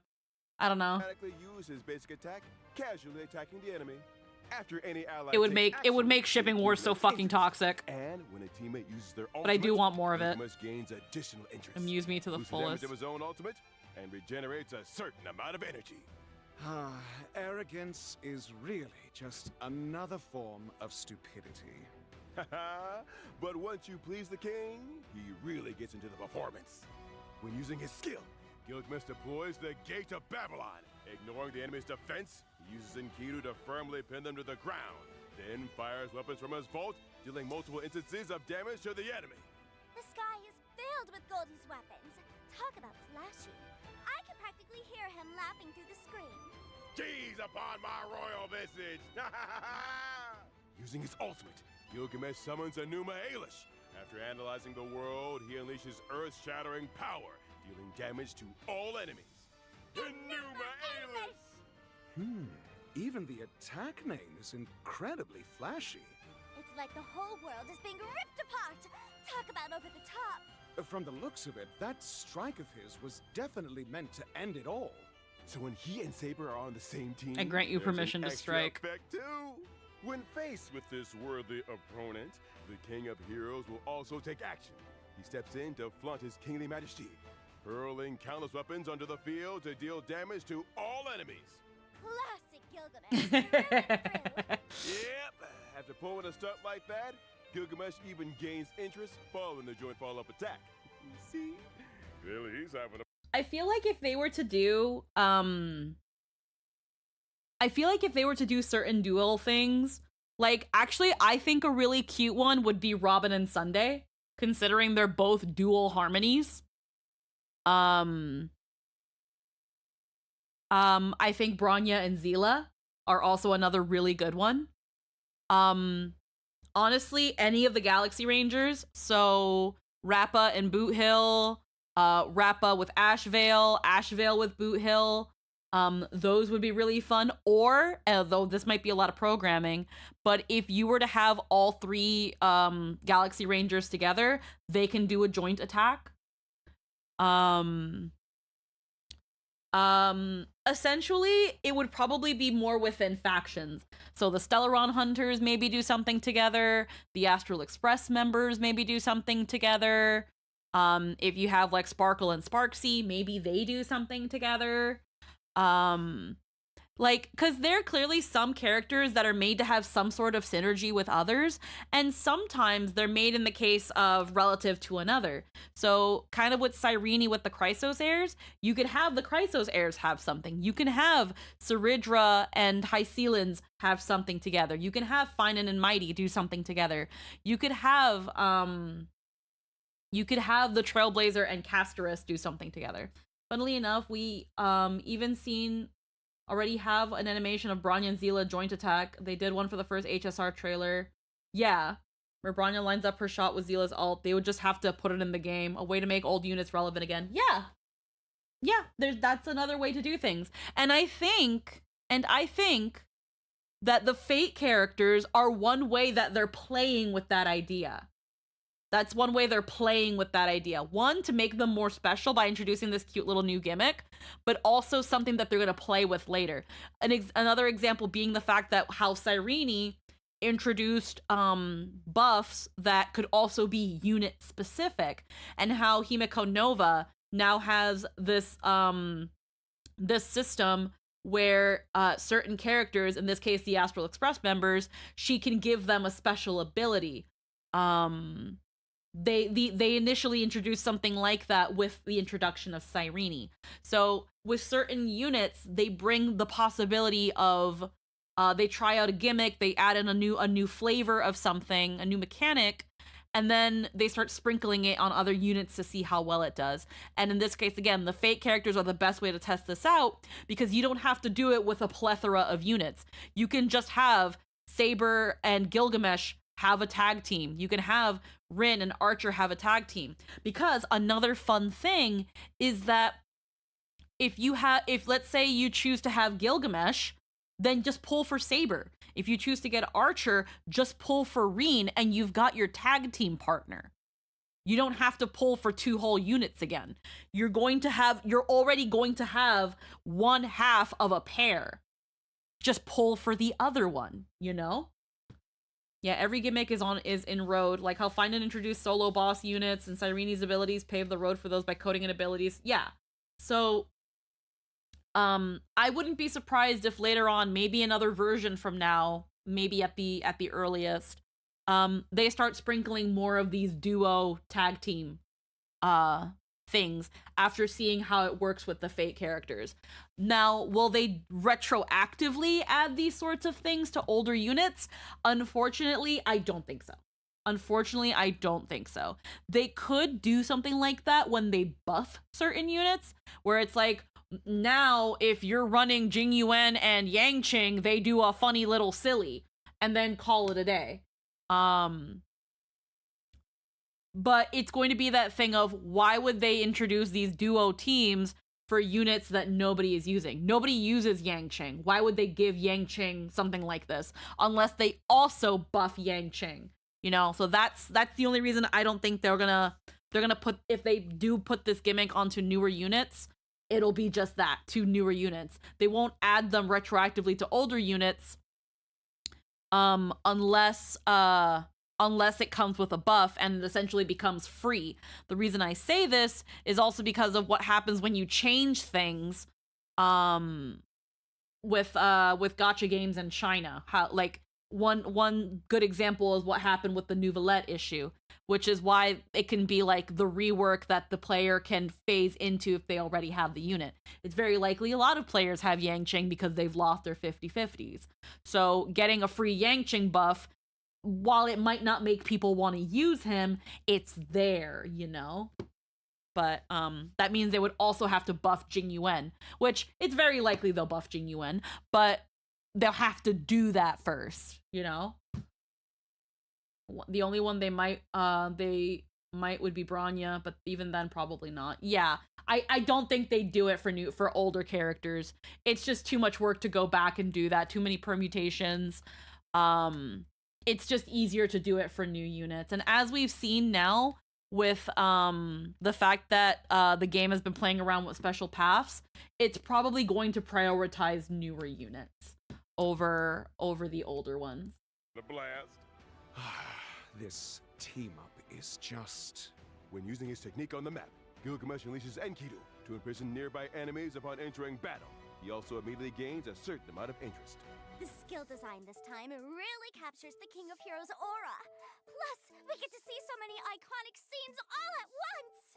I'm actually more interested in seeing how he behaves in the story.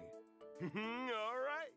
Next up, let's take a look at the other important info for this version.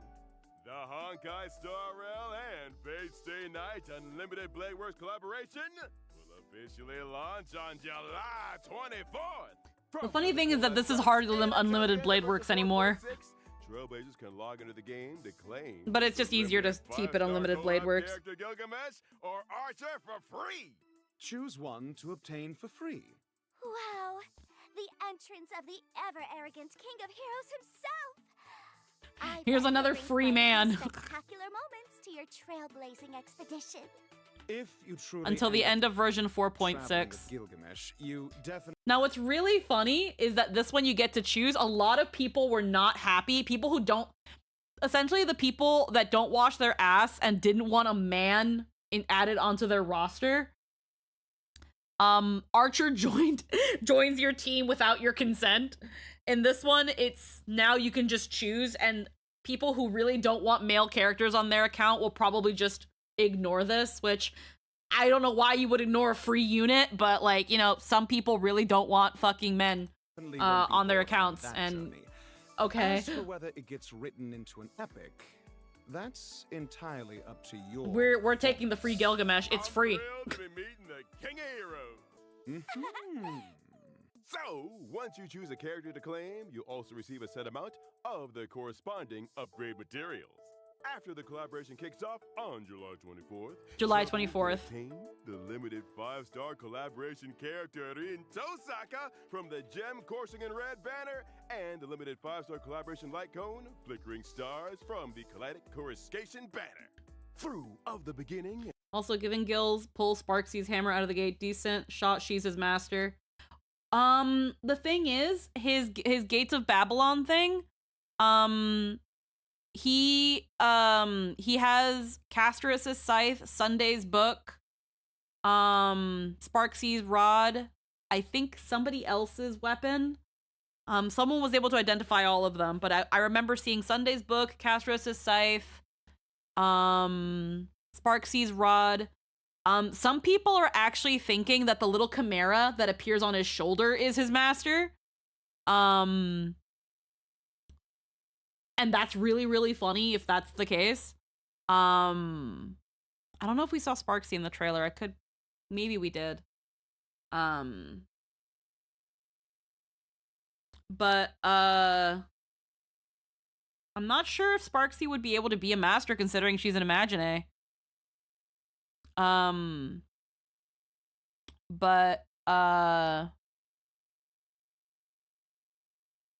oh man, people were able to identify the weapons, but I can't quite remember what the other two were. Can obtain the limited 5-star collaboration character Gilgamesh, and they can obtain the limited 5-star collaboration light cone. I think one of them was Herta's hammer, but I could be wrong. Of God's Golden Gate. Meanwhile, the guaranteed counts will be shared between this phase's collaboration. The guaranteed counts will be shared. And light cone warps, and the first phase's collaboration warps. With the launch of the second phase of the collaboration, we will merge the event warps from both phases under the Fate UBW Collaboration Warp category. For more details, please refer to future official notices. Plus, Are all 4 banners gonna share the pity?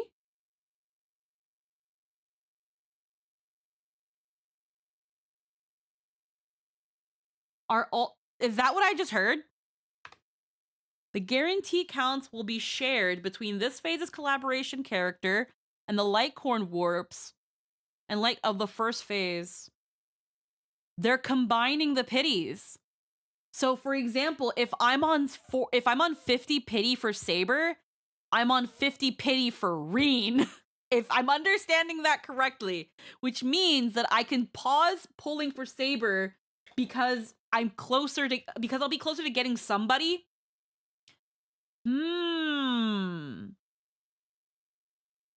It's just gonna be a matter of if I want to pull, yeah, because it's gonna be that matter of, do I want to then keep pulling on Saber or just immediately start pulling for Reen? Because right now I'm on a 50-50. And let's say I don't get Reen. If I pull for Reen and I don't get Reen, that means the next one will be a guarantee. It's either that or I pull for Saber, lose the 50-50, and then pull. Either way, it's not going to matter. Either way, it's not going to matter. Because right now I'm on a 50-50. Either way, it's not going to matter. It's just going to be a matter of, would I be happier winning the 50-50 for Saber or winning the 50-50 for Reen? So I think I'm probably still just going to go pull for Reen instead. And then if I lose the 50-50, it's like, okay, well now I have a guaranteed Reen or Saber. And then it's just, who do I want first? Which is going to be Reen. So, yeah, I think you definitely want Reen more just from the reactions. Yeah, no, essentially. So that means we're just going to put Saber on pause and then just pull for Reen because I'm already at 50 pity. Okay. All right.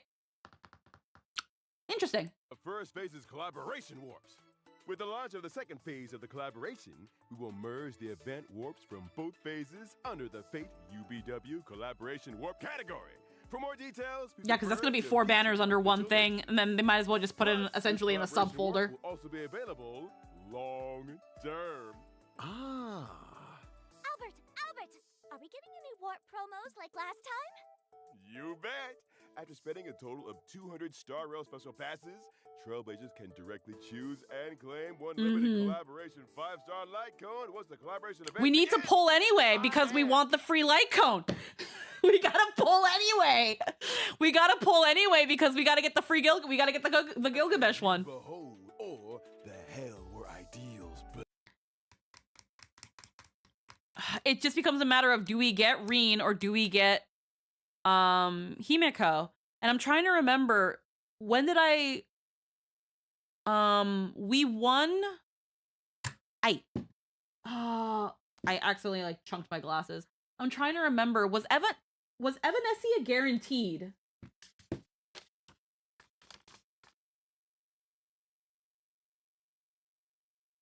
I think when I pulled for Evanescia, I think Evanescia was a guarantee, which means Himeko was a 50-50 as well.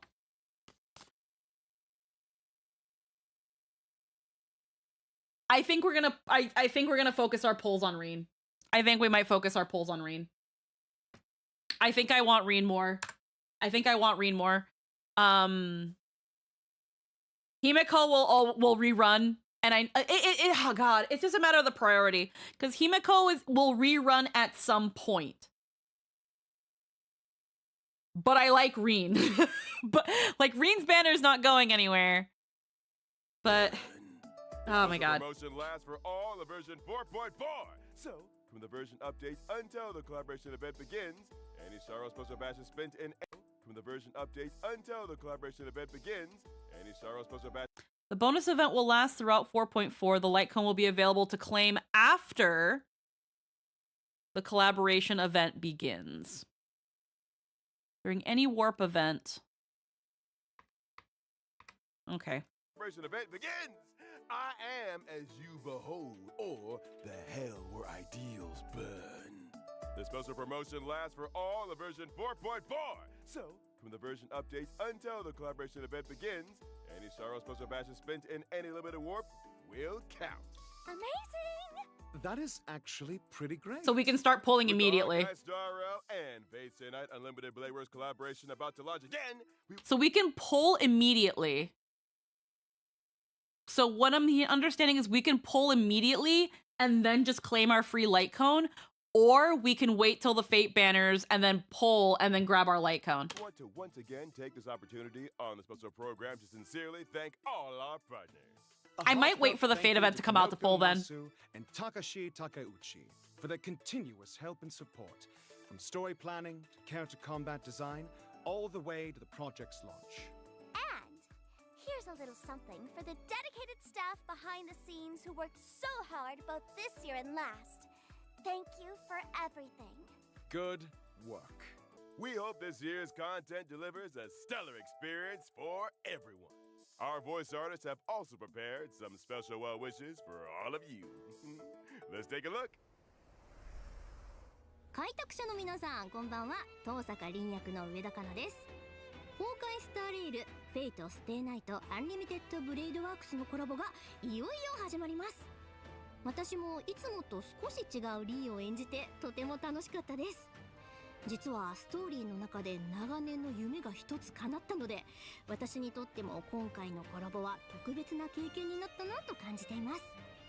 一族の使命を背負い、たった一人で聖杯戦争の道を歩む凛と、困難が待っていると知りながらその旅路を歩む開拓者、二人には重なる部分がいくつもあります。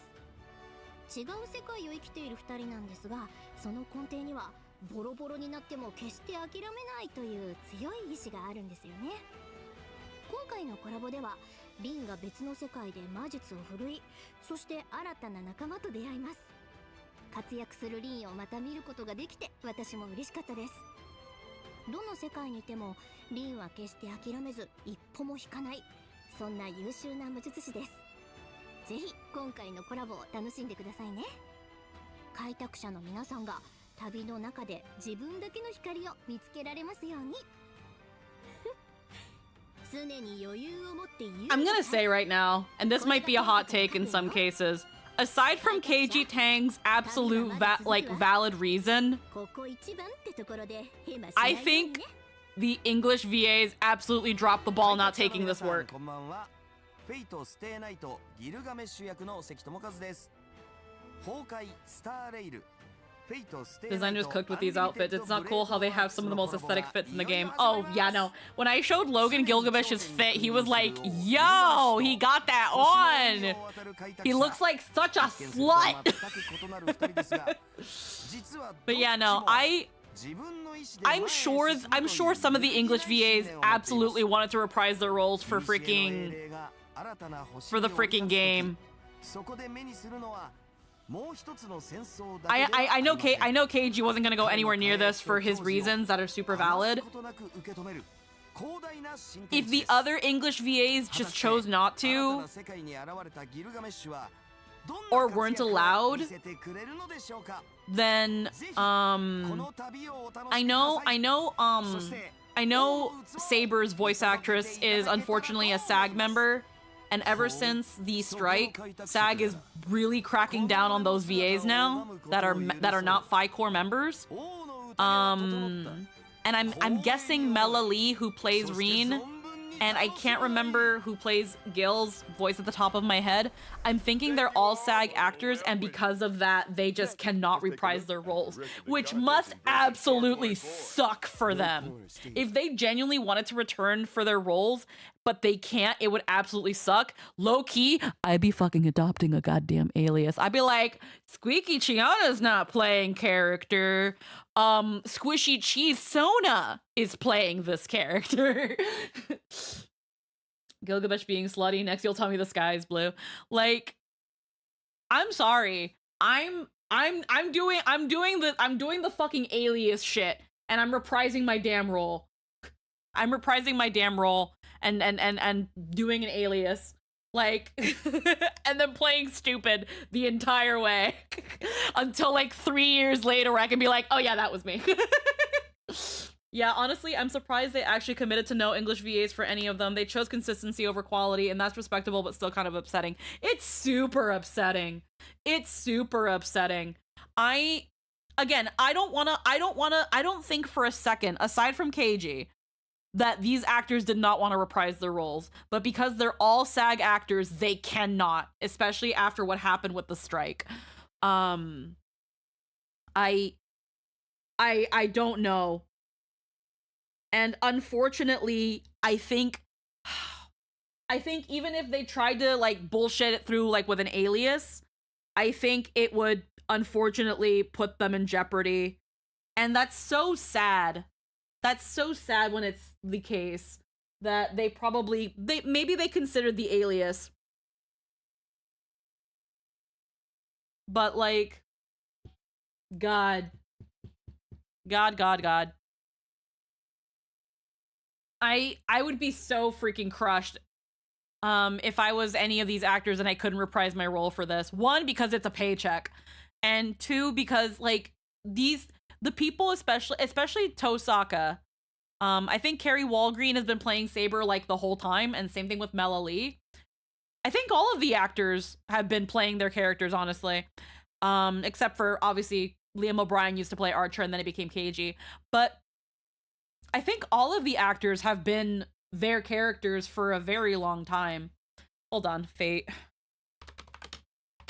Wiki Gilgamesh. I hate that I can't remember his English voice actor, and I hate that.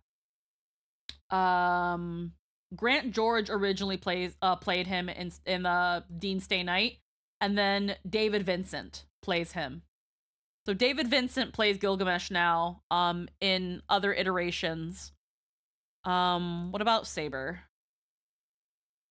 It was Michelle Ruff in the 2010 movie and Apocrypha. It was Kate Higgins in the Dean in Dean Stay Night, and it's been Carrie Walgreen ever since. Yeah, Carrie Walgreen couldn't come back because she's SAG. I think David Vincent probably couldn't come back because he is also SAG.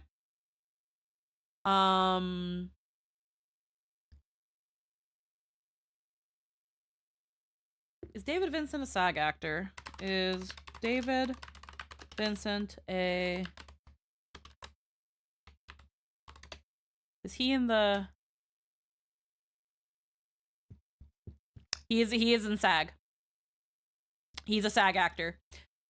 He earned his union card in New York while doing on-screen camera work and voiceovers for commercials. Yeah, so David Vincent is also a SAG actor. And then let's look for Mela Lee.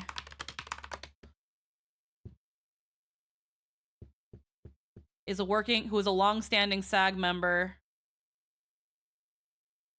Yeah, Mela Lee has stopped appearing regularly in anime dubs due to becoming a union-only actress.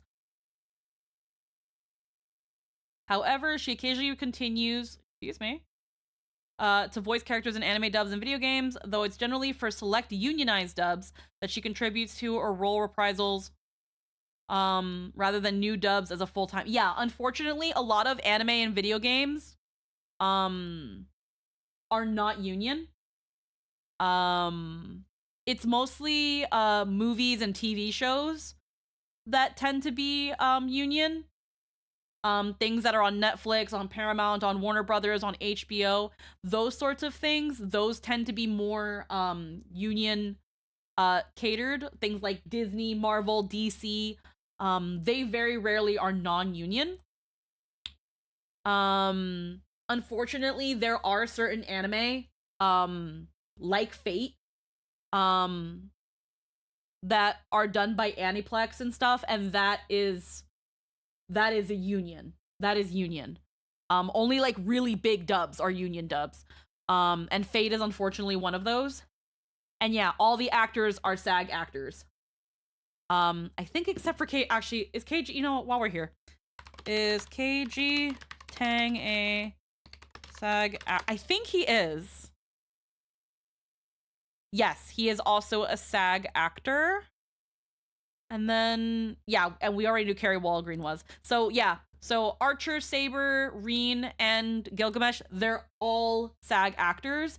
They cannot reprise their roles here. So even if they wanted to, they probably couldn't. Again, especially after what happened, which again is really, really sad when I look at it. But essentially, ever since the strike, at the very least, there's no way they could have. I guess maybe even under an alias, and unfortunately, because Japan probably was also like, it's either the actual VAs or nothing. That just kind of left it with no choice. Dust free forever. In the version event, anti-graft brick. And at least at this very case, I'm hoping that they're muted for the event so that we can play them. And we'll just do a UBWA dub. We'll try to crack the IPC firewall, infiltrate their system, and secure key evidence. Do I have to be a hacker too? Yep. All sorts of cracked data bricks from the Okay, so firewall this is will be all. raining down from above. We need to carefully adjust our We can watch this at higher speed. This is all just the wrap up stuff. The higher those data bricks stack, the wobblier the tower gets. The firewall will also unleash. So totally not Tetris. So be careful with your moves, everyone. But as we stack, we'll also gain all kinds of handy abilities. Make good use of these abilities to provide help to our allies and achieve success even faster. After clearing story mode, co-op mode will And then July 24th is when the Fate event starts. Stack them steady and tear it down fast. In addition to the new version events, Currency Wars zero-sum game is also getting an update. Ascension level rewards will be expanded to. Well, yeah, because it's adding these guys. Rank difficulty will also be raised to AH50. We invite everyone. Okay, so the patch comes out on the 14th, and then 10 days later the event comes out. 4 new characters. Which, yeah, so that means that on the earliest, if our schedules align, the 26th of July is when we'll be able to do the Fate event. At the earliest, if we're able to get Hayden, Logan, and Aaron together. If Hayden's schedule is a little bit funky, then we can do things. One of them to help pilot the Express. Himiko will directly join the selected companion school bond, obtain the corresponding bond effect, and increase the bond tally by 1. At the same time, depending on the companion she selects, she can additionally enhance her own abilities and the Express cohort bond effects in different ways. Oh, so that means if I select Donhung, Invited or Lunay, Himiko will directly join the skill point bond. And she can tag along to consume skill points and draw for prizes too? Yeah, that's right. If you select Sunday, Himiko will join the energy bond and gain extra ultimate mega attack counts. It looks like we'll be able to try out a bunch of new team compositions in this version of Currency Wars. Yep, Fortune X Blade will also be joining the Stellar Run Hunter, Blood Flame, and Debuff bonds. Upon entering battle, he'll immediately deploy a zone that continuously provides damage and support effects for the entire team. Plus, every time he enters battle, Fortune X Blade will randomly forge a piece for himself from the recommended gear list. If he's already fully equipped, he'll level up an existing piece into privileged equipment. The spirit of a craftsman. Rin Tosaka, meanwhile, is a character with both on and off-field capabilities. Miss Tosaka is definitely joining the skill point bond, right? Since she's such a pro at using gem energy and skill points, she's bound to bring a ton of awesome combat effects to the skill point bond. Spot on! Once Rin Tosaka takes a field, she can consume gem energy to buff the whole team. Plus, she can trigger a combo skill with Archer, whether he's on the field or not. That's so awesome! The king of heroes, Gilgamesh, will also join the energy bond as an on- and off-field character. Plus, as long as Gilgamesh is on the field, every piece of equipment on our team will catch the king's eye. Since they're now the king of heroes property, they'll boost the team's lucky strike damage, and the effect he gets himself is double. Wait a minute. Do Rin Tosaka and Gilgamesh both get a brand new bond? That's right! With the addition of our 2 new collaboration characters, we're also introducing a brand new collaboration faction bond, Holy Grail of Destiny. Rin Tosaka, Gilgamesh, Saber, and Archer will all be part of this bond. Whenever the Holy Grail of Destiny bond level goes up, we get a shot at a Holy Grail wish. The omnipotent wish-granting chalice will. Wow, so they're adding the Holy Grail War. And you'll score rewards straight from the Holy Grail. The currency. Corresponding price. Of course, the higher the bond level, the greater the challenge of the refreshed missions. Complete a mission, and you'll also have a chance to obtain Destiny components like Avalon and Enuma Elish. Equip them to gain extra effects. Phil, and answer my wish! It's worth noting that between the version 4.4 update and the launch of the collaboration, the collab faction bond, Holy Grail of Destiny, along with Rin Tosaka and Gilgamesh, will first join Currency Wars in a special form. These 2 collaboration characters will first provide support to allies through projections. Once the collaboration kicks off, they'll make their official debut, and everyone will be able to fully experience the Holy Grail of Destiny bond and the collaboration characters. A little part of me is kind of low-key. I don't know how a full Fate team would work, because there is no sustain. There is no sustain in a full Fate team.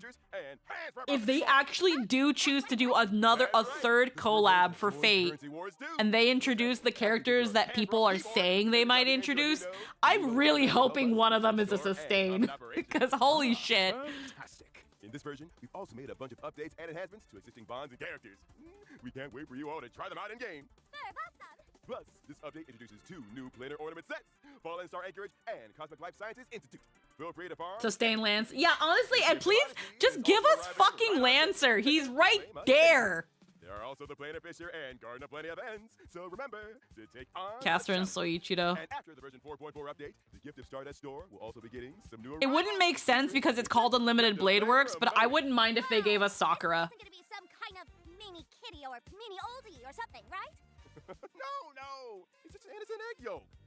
When you equip the egg yolk, the Pentaflavor emoji, it'll fly alongside us, and its expressions will change when it's idle. Wait, what's the stupid thing? How did I get this? There are also the Planar Fisher and Garden of Plenty of Ends, so remember to take on the challenges. And after the version 4.4 update, oh, the okay. Stardust store will also be getting some new arrivals, featuring the new pet, Pentaflavor emoji. Wow. The fucking pet. I'm sorry, I still love my Tusk Purr. Tusk Purr is still perfect. Let my fucking depression tap here soak my depression and eat it. The Pentaflavor emoji, it'll fly alongside us, and its expressions will change when it's idle or interacted with. It actually flies. Bringing along a little guy that changes expressions is definitely going to lead to all forms of wacky effects during cutscenes. The store has also been updated with brand new trail-based fashion. Oh god. It's a really Lygus made just for you. Are you sure this didn't come straight from a fan booth at Star Rail Fest? Just admit you're tempted. I'm totally tempted. All right, it's my turn now. Candy floss way. Oh, that's cute. My new outfit, Candy Coated Waves, is hitting the store soon. Are you kidding me? We're getting a Sparksy skin? Little hair. All right, it's my turn now. All eyes on me, my little sparks heads. My new outfit, Candy Coated Waves, is hitting the store soon. Oh, that little hair bun is just too cute. Ah, so this is your new virtual streaming model. It's very distinctive, and it most certainly suits you. Dazzled by a flowery world, Streamer Sparksy is the most dazzling of all. I declare today's Candy Coated Waves successfully received. They're definitely playing with more skins. I wasn't expecting Sparksy to get one so quickly, considering it took forever to get March, then Firefly, then Ron May and Castra. Wow, okay, Sparksy. All right. You'll also be getting some system optimizations. First off, you'll be able to level up characters and light cones with a single button. Thank you. Thank you. Our achievement system is also getting optimized. You can now claim all your unlocked achievement rewards with just one click. Thank you. The achievement screen will also feature a search function, making it easier to find specific achievements. The efficiency boost is always Thank appreciated. you. Additionally, the annual Hoyo Fest offline exhibition is returning from late July to early August. This year, it'll once again be visiting 6 major cities across Southeast Asia. We prepared a wide variety of interactive experiences. Well, that's nice that they're getting something. That's awesome. For specific event and ticketing information, please stay tuned to the official Honkai Star Rail social media channels. We look forward to seeing you again this summer, Trailblazers. Come and play. All right, that's all for today's show. See you next time, Trailblazers. See ya. Farewell, everyone. That's fun. I was not expecting a Sparksy skin. Who took my script? I was not expecting the Sparksy skin. Not gonna lie. I was not expecting that. Ah. That's interesting. Okie dokie. Good to know. Alrighty. So, we've got a couple things here. We've seen this stuff. So we have 5 videos. Obviously, one of them is a trailer, and the other one's keeping up with Star Rail. We might watch this one at like boosted speed just to get it out of the way, because I want to focus on these. So let's do the keeping up with Star Rail first. Let's get a better look at what Himiko's kit's gonna be. Then once we finish watching all the videos, then we're gonna go straight into doing like comfy notes after a short break. So let's see what's going on here. I'm gonna speed this up because usually I just kind of want them to get to the point. And then I'll just stay right here, just covering the recommended stuff, having my drink. Alrighty. This is the last Good footage morning, of good Albert. afternoon, and good evening, dear viewers. Welcome to this episode of Keep It Up with Star Rail. Also, we Today, did get a we'll walk alongside confirmation someone that who was Hayden is truly totally unique, down, set so forth now to it's their just life. scheduling things and lining up everyone's Big stuff. star and guest of honor. Neither of them is you. No need to be so nervous. I was passing by. Figured I'd drop in. We're not underway just yet, are we? I want to see just how far along she is on this journey of hers. You just happen to pass by into the middle of the studio? When it comes to her, I'm never entirely out of the loop. Of course, of course. Well then, let's start from the story of how she got to where she is today. She once gazed up at the stars and once fixed the Fallen Express all by herself. Setting out from the person she once dreamed of becoming, she grew into a navigator truly capable of leading her companions forward. Now she stands with a flag in hand, guiding the way forward, moving together with the Express crew toward what lies beyond.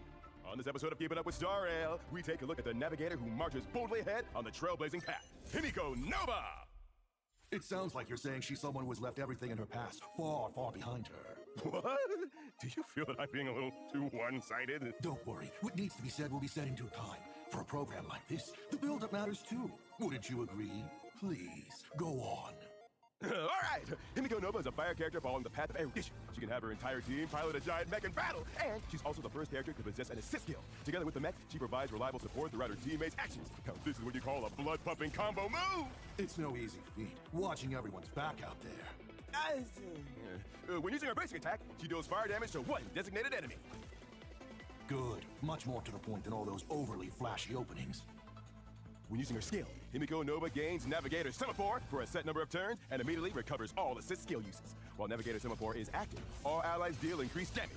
Up next, prepare to witness navigation tech so authentic, its very existence resonates. As long as Himiko Nova is on the field, she can deploy the Territory Star Blazer Vicioscape, allowing the Star Blazer to join the fight and granting allies an assist skill. When an ally uses an assist skill, Star Blazer immediately launches an attack. After dealing multiple instances of fire damage to all enemies, Star Blazer then deals additional fire damage multiple times to one random enemy. At the same time, Himiko Nova gains increased I'm really liking her outfit. It's a much better, like, the frontal view is so much better than her art. Skill uses and deals increased damage. While Navigator Semaphore is active, at the start of each of her turns, This is gonna be a hard choice. Skill use. And those of the Express? Don't they pride themselves on having some special bond with each other? When certain trailblazing companion characters use an assist skill, she activates a unique companion protocol. Yeah, like, with the Trailblazer, hold on, does it look the same? Don't they pride themselves on having some special bond with each other? When certain trailblazing companion characters use an assist skill, she activates a unique companion protocol. It's the same animation. Sunday or Don Hung uses an assist skill, Himiko Nova gains companion protocol. The effect is different. When March 7th or Welt uses an assist Yeah. skill, she gains companion protocol decimation. That means there's more than one way to pilot this mech. Right. With 2 different ways to pilot the mech, the team can explore 2 levels of tactical depth. In the companion protocol vertically, it's a really cool mech. Himiko Nova increases and her ultimate damage gets an extra boost. Whenever allies use their ultimates a certain number of times, Himiko Nova will also immediately launch an assist skill without consuming any uses. So in this mode, allies using their ultimates will increase how often Himiko Nova uses her assist skill. Wow. And in companion protocol decimation mode, all allies gain increased critical damage and skill critical damage is further increased. Whenever allies hit a certain number of enemies, Himiko Nova immediately fires an assist skill, which is not consumed. I might actually consider, I might even want to use Welt again if possible. All skill damage increases, and hitting more enemies can effectively increase the frequency of assist skill uses. Exactly what I expected. She's the type to not just get the question right, but show off while doing it. It's all about adapting to the situation. Not only can the team fight, they can fight in more than one way. If it always comes down to Himiko whenever these guys ought to be acting, aren't they just trying to slack off? No need to worry. Whenever a trailblazer companion other than Himiko Nova uses an assist skill, they'll immediately gain an extra turn. When it's time for them to act, they'll still do their job. It's worth noting that the number of extra assist skill effects triggered by companion protocols each battle is capped. Yeah, I've been using Welt again since his buff. Grandpa got moved. Whenever she uses her ultimate. Using her ultimate, Himiko Nova immediately takes control of Star Blazer, allowing her to launch either Hyperluminal Particle Beam or Orbital Annihilation Pulse. When using Hyperluminal Particle Beam, she deals fire damage to all enemies and is granted 1 source energy point. The number of times Hyperluminal Particle Beam can be used during a single ultimate is limited. By consuming all And that source they energy, got, you that's can what they, unleash orbital and they annihilation learned that force, from the dealing fire damage Castrus to all alt. enemies. Castrus Using and, the amount of source energy consumed, and the attack Silverwolf. also deals additional instances of fire damage to 1 random enemy. Once the use limit Wow. is reached, Himiko Nova automatically consumes all remaining source energy to unleash orbital annihilation pulse. She then immediately delivers God, a I final really like blow, that dealing more than 50 Sparksy, fire damage to that 1 random Sparksy enemy. skin too. Tell me It'll be in the that shop, so it's not brown-haired, going glasses-wearing anywhere. kid from their crew who came up with That those might be a thing where it's come like, if I on, ever Mr. buy the Daniels battle said he's pass the mature, or the dependable supply young man, you know? pass, I just never let said the it was honoric like things stack. But I haven't bought a supply pass in forever because I've not been logging onto the game. I've barely logged into the game that the game emailed me and was like, hey, we'll give you the homecoming event. Can you please come back? I've not been playing. That's my daughter, all right. Did you just find that out today? Someone needs to hype her up. But by saying that out loud, ain't you? That was my plan from the very beginning. I guess you weren't playing the hype man. You were playing me. Crews last for a set amount of time and attacks all enemies within a certain range. Normal enemies struck by crews are defeated instantly without entering combat. Against stronger enemies, Himiko Nova will immediately use her skill at the start of each enemy wave after entering combat. And if no enemies are hit, no technique points are consumed. Star The Fox. old geezers in the word chat could learn a thing or two from this clear design logic. The word Every chat. time we sync up, they send everything in bits and pieces. Okay, let's sum it up. Himiko Nova is a navigator centered around piloting Star Placer, capable of both damage and support. She excels at adapting to a variety of combat scenarios through her flexible mechanics and broad team synergies. Together, she excels at adapting to a variety of combat So you can either have her with Welt, Blade, or Hua, scenarios. or you can have her. And honestly, this is I can do this team. I can do this team. I would just have to build her, and this team is doable. And honestly, pretty good coverage in terms of like element. Like, that's good coverage. Through her flexible mechanics and broad team synergies. Ah, fuck. Together, This with is gonna be a top hard. review, she delivers a dynamic and diverse gameplay experience. So like I'm throwing Walt on my supports for Himiko Nova. Fuck. Support teammates and strike on their behalf. Himiko Nova can effectively increase both the team's combat tempo and overall damage output, allowing the team to maintain relentless pressure throughout battle.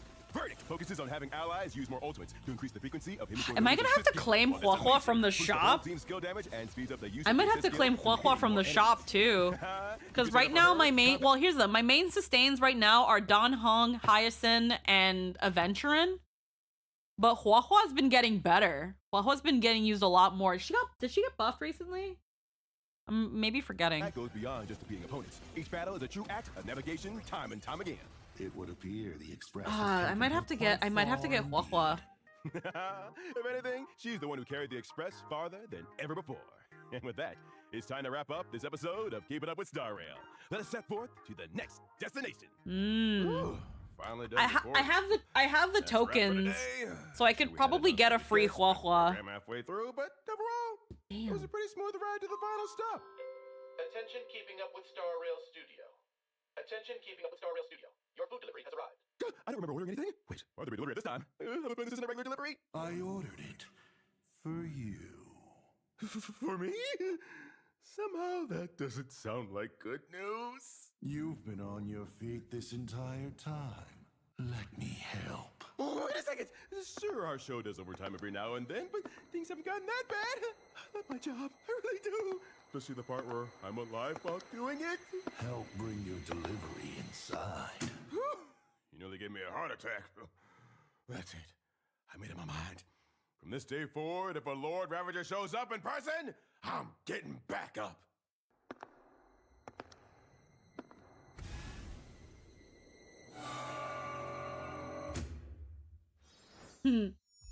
Alrighty, that was cute.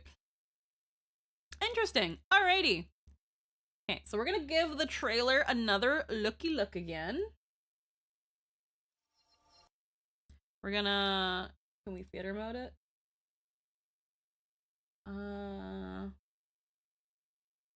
No, because then it's gonna do that. It's gonna do that, and I don't like that. Okay. So we're gonna watch the trailer again. We'll turn the captions off. Actually, can I? I'm gonna do something weird.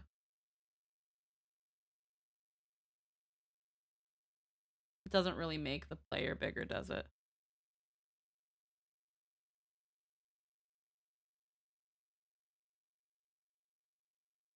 No, it doesn't really make the trailer, the thing any bigger. Never mind.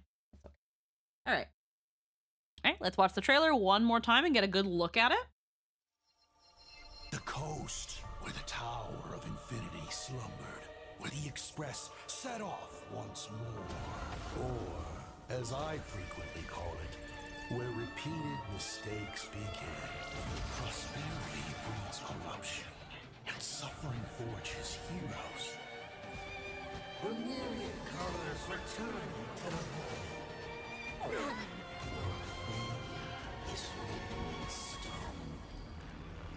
If there's nothing ahead of us, then we'll trailblaze a path forward with our own hands! Starblazer! Attack!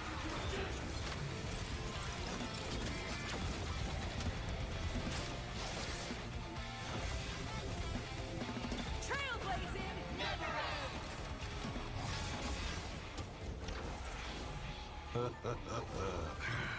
This is the resistance I have been looking for.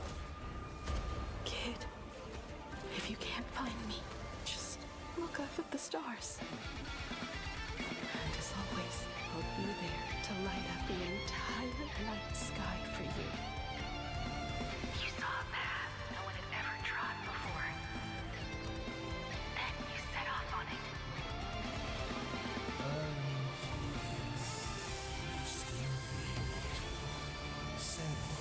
Once more.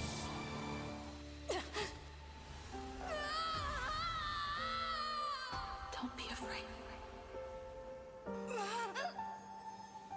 I'm here.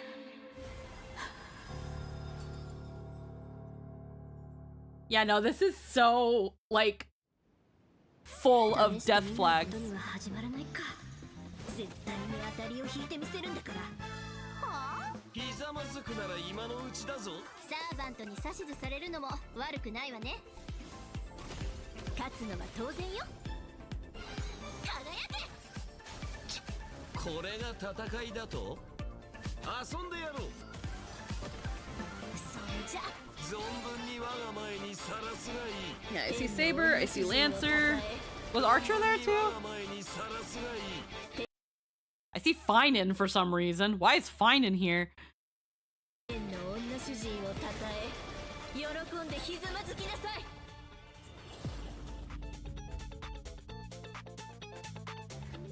And then all the miscellaneous stuff. Log into claim.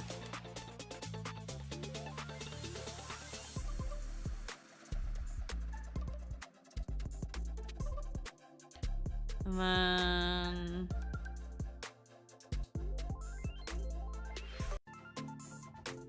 new ornaments, candy coated waves. That's just a really cute skin for Sparksy. It is definitely goth girl coded.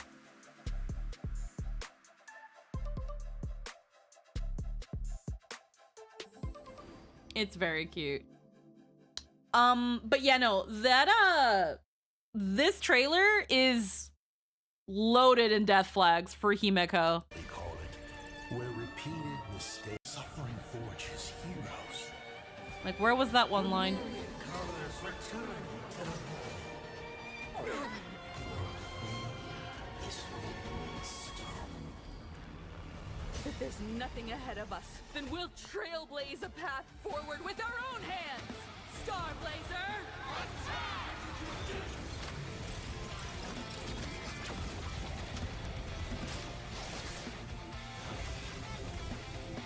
Trailblazing never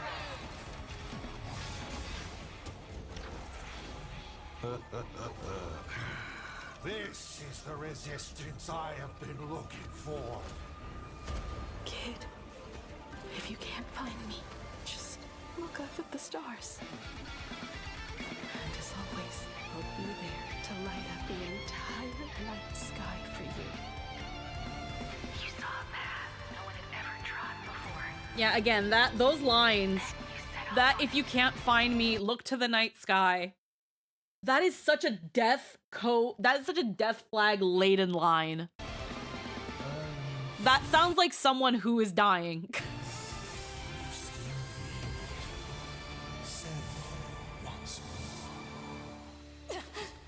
And then whatever's going on here with the Stellaron. Don't be afraid. I'm here.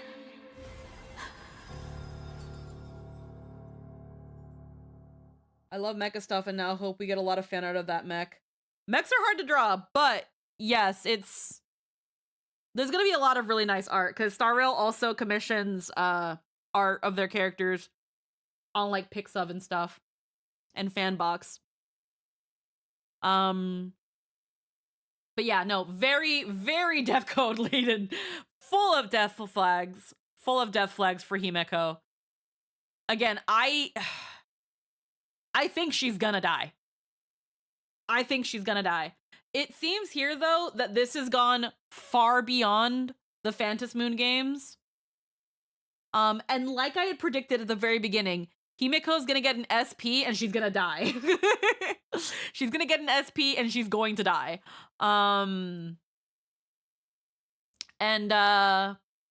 We're losing Himiko.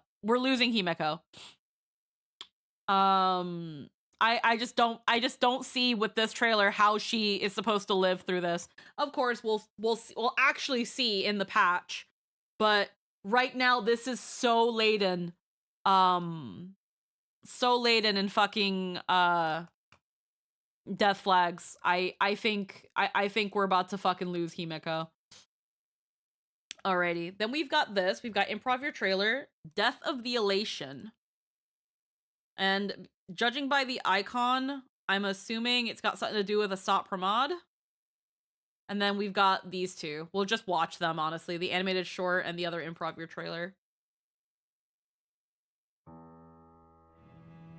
Who are you? Have something in mind? Once the question's asked, you'll lose your life. Let's start with that naive fool. Back then, they called him En route. He thought he could bring happiness to the unfortunate. Overthrow tyranny for all. Follow Aha and shut that gigantic beast's mouth. In the end, what did elation bring? Was it greed? Was it the survival of the fittest? Or maybe chaos and madness? Is Aha dead? Over time, he lost his smile as well. But that fool still wanted to be a savior. The solution to saving elation must be at the world's end. As well. Huh. But that fool still wanted to be a savior.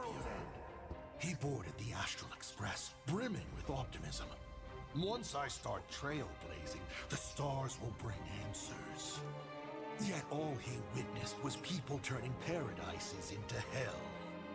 But in hell, humanity shined all the brighter. Until one day, Akiviri fell, and trailblazing too became a lie. What should we do? Punish the traitors and defend those on the same path. As the navigator, he started a game for the brave. In the endless night, only pain could choose the truly noble. Falcon Robinson, may you light the way for the Express. Akivili was wrong. The cosmos didn't need a horizon or a paradise. And my next stop didn't lie here.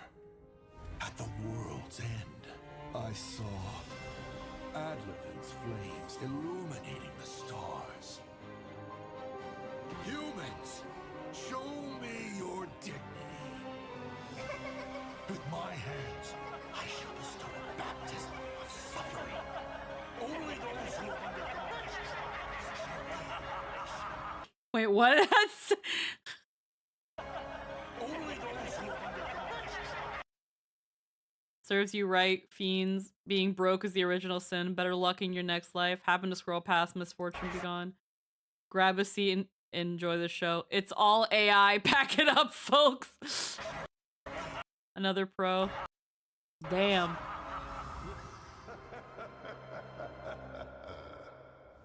So, Look forward to these seeds I've sown for a wonderful show of true elation. Just imagine the Nameless setting off again, yet they push the Trailblaze to its demise. Oh. What a splendid joke. So, who exactly are you? I have no clue either. But this time, I'll just be a father. Oh.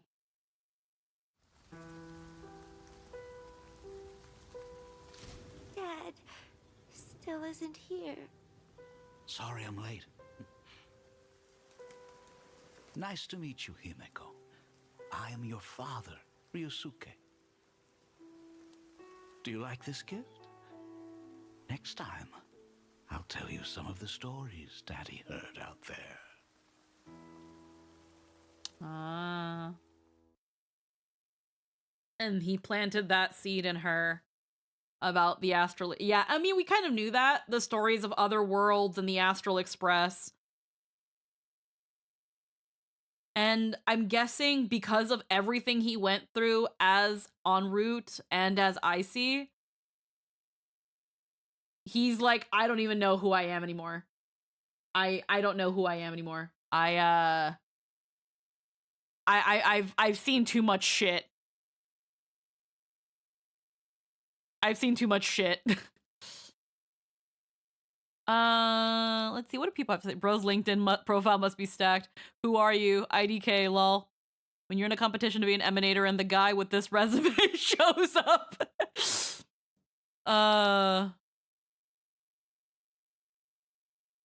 Remember, kids, if your father has red hair, glasses, a gentle voice, and tells you such obvious statements like he is your father, it's not your father. That's a sot pramod. That's a free poll. Grab it. Dice had really becoming Mr. Worldwide. Yeah, I feel really bad for Ryusuke. Like the dude was just about to go see his daughter and he got fucking killed. Also, these little things look like googly eyes. Do these not look like googly eyes? Bro got googly eyes on his back. Bro got googly eyes. I'm sorry, but why is the pronunciation of Ryusuke inconsistent? Because some I don't know. I don't know. I can only say I'm gonna low key put some of the blame on the director, on whoever's directing the actors. I say this mostly because what needed to be done, and this is basically based on stories I've heard in terms of other projects, usually the main voice director is the one that decides how people say what. And in this case, the fact that some actors are saying Ryusuke and then some characters are saying Ryusuke, that tells you who has worked on anime and who hasn't. Most of the actors that in some way have worked in anime say Ryusuke. Or they've been told it's pronounced Ryusuke, while some are just like Ryusuke. It's really, really irritating hearing Ryusuke because that's not how you say that name. Nobody says Ryusuke. The way it said it's Ryusuke. If it was Ryusuke, it'd be Ryusuke. On top of that as well, when it comes to the Japanese character for su is the U is usually very short. And usually when it's in the middle of a name, sometimes especially with like SU, it usually just kind of glides through. You glide through that U. The U is kind of like more of a bridge that attaches, that brings the two sounds together. That's why, for example, when people end their sentences in like desu, they don't say desu, they say des. The U is kind of like phased out. So in this case, it's, and again, with the, let's go to like the very end where we can, again, so this is how the name is spelled. Ryusuke. And see, it's fine when March says it wrong. She's stupid and not knowing how to pronounce names suits her. Unfortunately, most of the natives are the ones getting it wrong. Yeah. So again, in this case, everyone's saying Ryusuke. So they're adding a Y here that's not here. When it comes to RYU or the character Ryu, you're taking. So how do I? Okay, so let's go into the Google, because when it comes to I'm gonna go hiragana. Let's go to the hiragana chart. Oh, this is perfect. This is perfect. Can I get a bigger version of this, please? Okay, this will have to do. So, little Japanese lesson here. And to be fair, while I am not Japanese, I have taken Japanese. I took formal Japanese when I was in high school, and I went to a vocational technical school taught by a Japanese native. This is basic Japanese. This is basic Japanese core stuff. I did this in freshman year. And I took 3 years of Japanese. So, when it comes to the regular hiragana, and then now this says seion, dakuon, and then yuon. Now, I'm not quite sure what they mean by this. I don't remember these terms, but this is essentially your base hiragana. Katakana is just different symbols, but for the same stuff, usually for more foreign words. Then you have the dakuon, which is once you add the particle or the bubble. So the particles are these two little dashes here, and the bubbles are down here. And the bubbles are only for pa, pi, pu, pe, po. Those are what the bubble is. While the double dashes, that's your ga, za, da, ba, and downwards. Now for your yun, these I remember my teacher would say that these are our combo, or these are our parent and child sounds. That's how that's how she would do it. Parent and child. So you have, or like mom and baby. That's what she would describe it. Mom and baby, parent, child. That's the way you would do it. So for example, you have Kia. Oh, actually no, let's find Ryu. So Ryu is right here. So here's Ryu. Now the characters for Ryu is Ri and a tiny U. So Ri would be right. Akasatana hamayara. There we go. So E and Y, Ri. Ri as in river, Ri. And then U is right here. But normally, for example, if they wanted to write Ryusuke, they would all be the same thing. It would be a Ri, it would be a U, it would be a Su, and then it would be a Ke. If we were writing it in hiragana, at least. And they would all be around the same thing. But in this case, that U is smaller. And what that means here is you're taking the beginning of the parent and finishing with the baby sound. So for example, Ri and U come together, but you went to go get milk. You went to go get milk, and now, Mama Ri is stuck with baby Ryu. So if you break apart, Ri, it's R and E. Ri. So you take the Ri, the and then the U, and then Ryu. Ryu. Ryu. It sounds funny, but believe me, Ryu. You're not going to hear a lot of that E. It's going to be very, very, very slight. Because Ryu baby Yu takes after his daddy. But his daddy went to smoke cigarettes. So I went to get cigarettes. So the easiest way to see it is mama and baby. Another good example, funnily enough, is nya.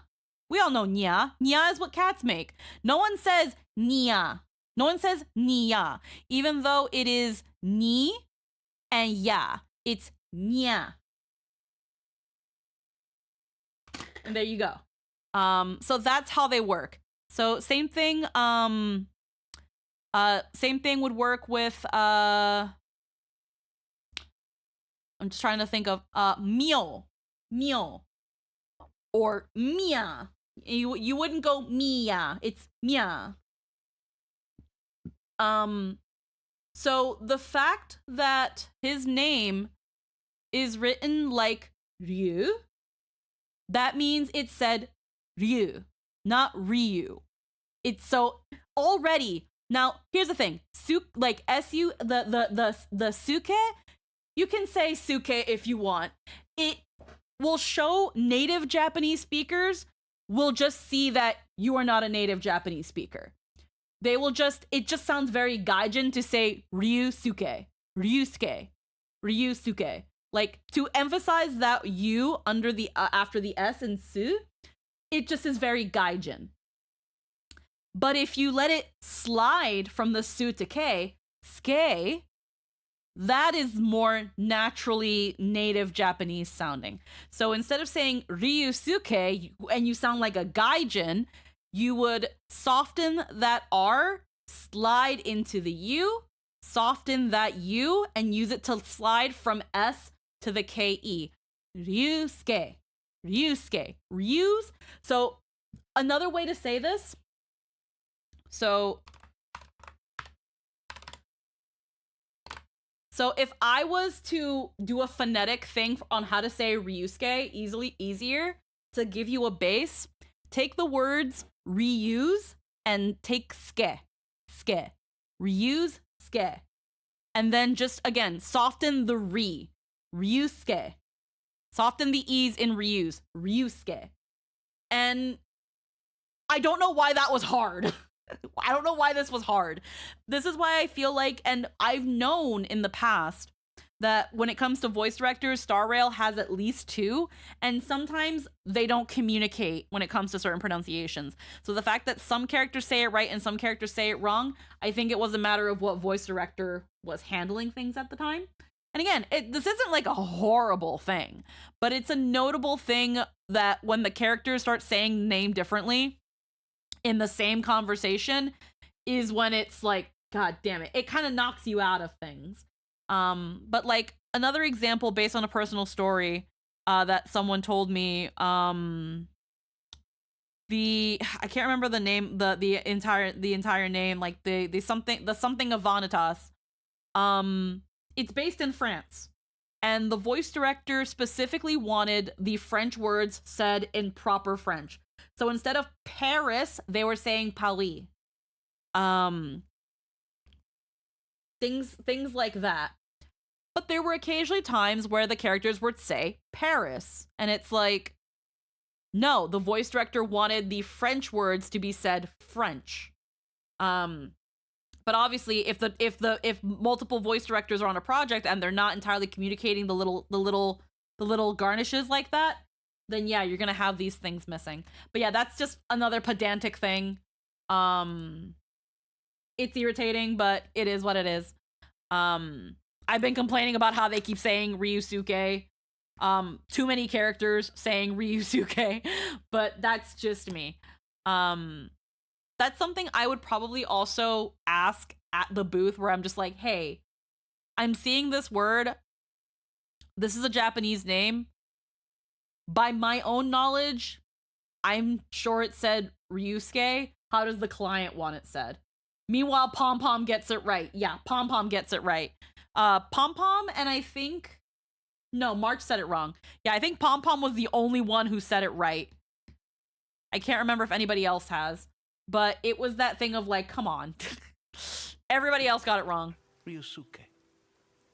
And again, suke. Do you like this the kid? fact that they're saying suke is, again, it's Pom Pom knows your name. Pom Pom isn't culturally... Yeah. Pom Pom knows your name. Pom Pom isn't culturally illiterate. Pom Pom doesn't speak like a gaijin. Next time, I'll tell you some of the stories Daddy heard out there. I'm Like- your father. Nice to meet you, Himeko. This is like... Now, here's the thing. This is like if someone called Himeko Himiko because they see the M-E and they think it's me. Like, as in me. Instead of, like... another thing with hiragana and katakana. There is mi and me, and me is pronounced me, while me is pronounced me. But back then in older dubs, people would see the word himiko and say himiko. But that's kind of like how the inconsistency is. It's like if people are seeing this and we're like, oh, himiko, and it's like, no, it's himeko. But you know, it is what it is. Either way, nice trailer. I learned nothing. I learned that Asat Pramod is jaded as fuck. I learned nothing. All right. Honestly, yeah, no, seriously. It pretty much shows why Asat Pramod wants to kill Elation. At least that's what I'm getting. It's that elation drives people to insanity and do horrible things because as long as it entertains them, you know, why not do it? From the looks of it, it made him very, very jaded. En route. He thought he could bring happiness to the unfortunate. Overthrow tyranny for all. Follow Aha and shut that gigantic beast's mouth. In the end, what did elation bring? Was it greed?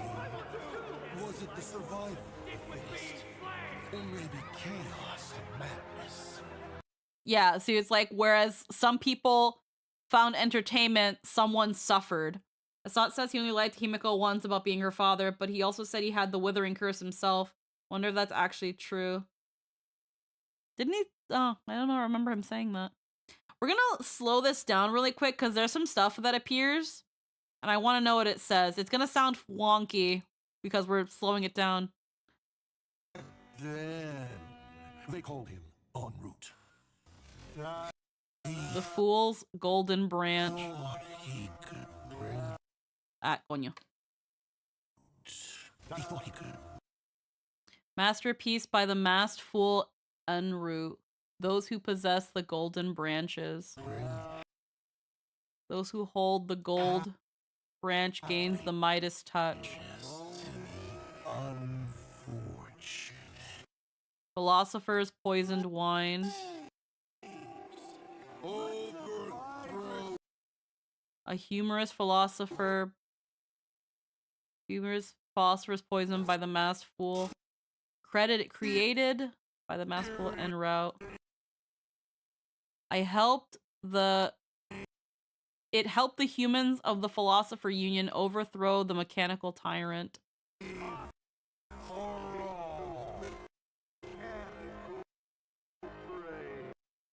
Slaves let the virus of humor intoxicate those mechanical brains. Follow. There, this won't hurt. Shut that gigantic beast's mouth. Okay, so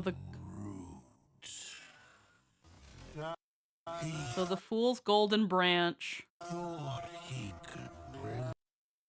Those who hold the golden touch. Unfortunate.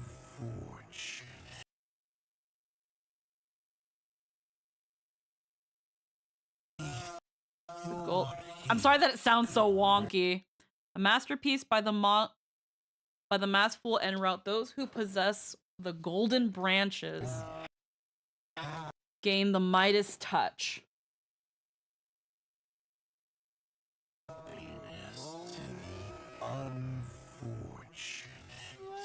The philosopher's wine, poisoned wine. It helped the humans of the philosophers overthrow the mechanical tyrant. Slaves, let the virus of humor intoxicate those mechanical brains. Follow and shut that gigantic beast's mouth. In the end, what did elation bring? Okay, we got some more stuff here. Yet with calamity, ultimately the golden branches landed in the galaxy. Me, I want some too.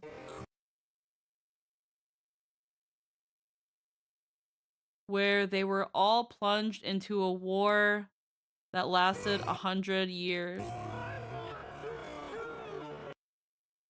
Mechanical life forms should stick with being slaves. It caused the tragedy in the Laurel Reef galaxy.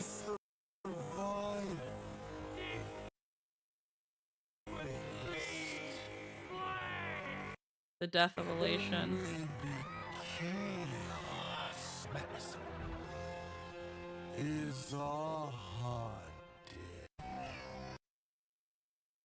So in trying to help people, it made things worse later on.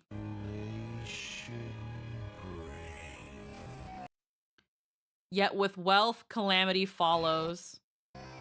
Ultimately, the Golden Branches landed in the galaxy, where they were all plunged into a war that lasted 100 years.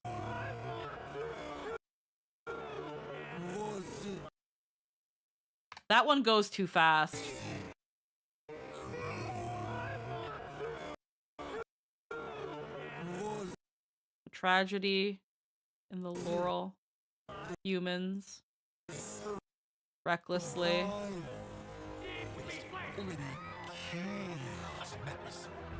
Is Aha dead? Over time, he lost his smile as well. But that fool still wanted to be a savior. He boarded the Astral Express, brimming with optimism. Once I start trailblazing, the stars will bring answers. Yet all he witnessed was people turning paradises into hell.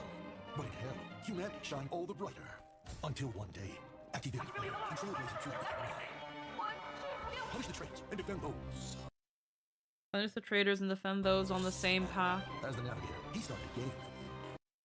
So then we've got these two. And now they're playing for the record, comma and period are the keys for 1 frame back and 1 frame forward, respectively. Okay, good to know. Yeah, I rarely use this shit. So that's good to know. Let me put this back on a more tolerable level then. Then you've got these two. And now they're in like a freaking saw thing. And then you got these two. And one of them is here. The other one's probably been turned into a bug.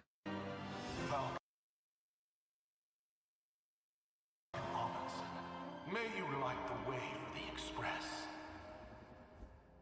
Akivili was wrong.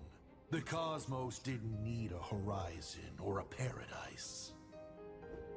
And my next stop didn't lie here. Yeah, so he left the Express. At the world's end, I saw Adlevin's flames illuminating the stars.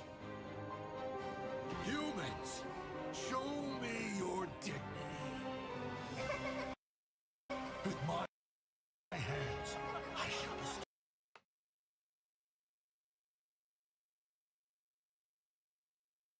And that was IC's culling of the Nameless. Yeah. With my hands, I shall bestow a baptism of suffering. Isn't that the watchmaker? Isn't that,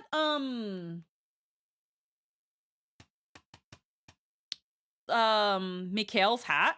Did he get it from this guy? To bestow a baptism of suffering.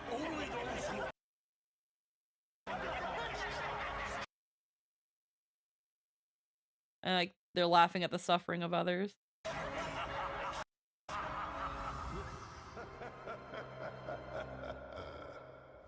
So, look forward to these seeds I've sown for a wonderful show of true elation. Just imagine. And it shows Himiko here. Yet they push the and then it shows the Trailblazer, but then it shows this. What a splendid joke. So, who exactly are you? I have no clue either. But this time, I'll just yeah, so eventually the Astral Express started becoming fucking a bunch of twats. And he was like, okay, time to fucking clean house. Dad. And then, yeah, and then he meets Himiko. Okay. Yeah, Mikhail had the hat passed down to him from a previous navigator. Yeah. Which was Falcon. Okay. Interesting. And then, yeah, apparently he freaking pitted the Astral Express members were pitted against each other and essentially called them for whatever reason. I guess he just wasn't satisfied with them either because they were turning on each other anyway. Okay. Sure. When I was young, I also... Sure, bro. All right. We've been going on for a while. Fuck. I wonder if I'm actually going to get to do any notes. Improve your trailer to the onlooker. Okay. Let's see what this one's about. It was because corruption was rushing rampant. Yeah. When I was young, I also imagined my future self. This is the Imagenesis homework for today. Remember to submit it on time. Imagined? What about now? The countdown for every member of the Murata family begins at birth. No exceptions. And so I have no future. Himiko, it's fine if you don't submit this. Everyone carefully avoids talking about the future with me. Everyone carefully... Yeah, when it comes to this overflowing shit. It's fine if you don't submit this. Everyone push, don't push. Carefully avoids talking about the future with me. False hope only drives one into deeper despair. I'm well aware.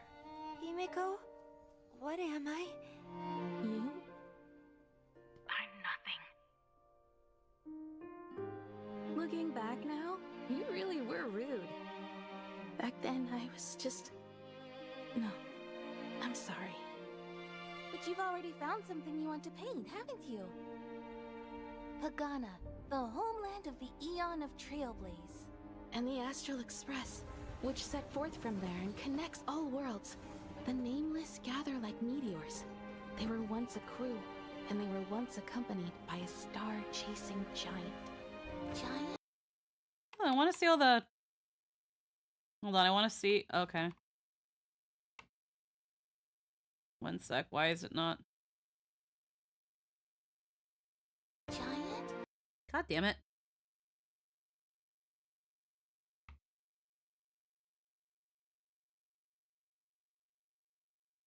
It's showing all the previous people.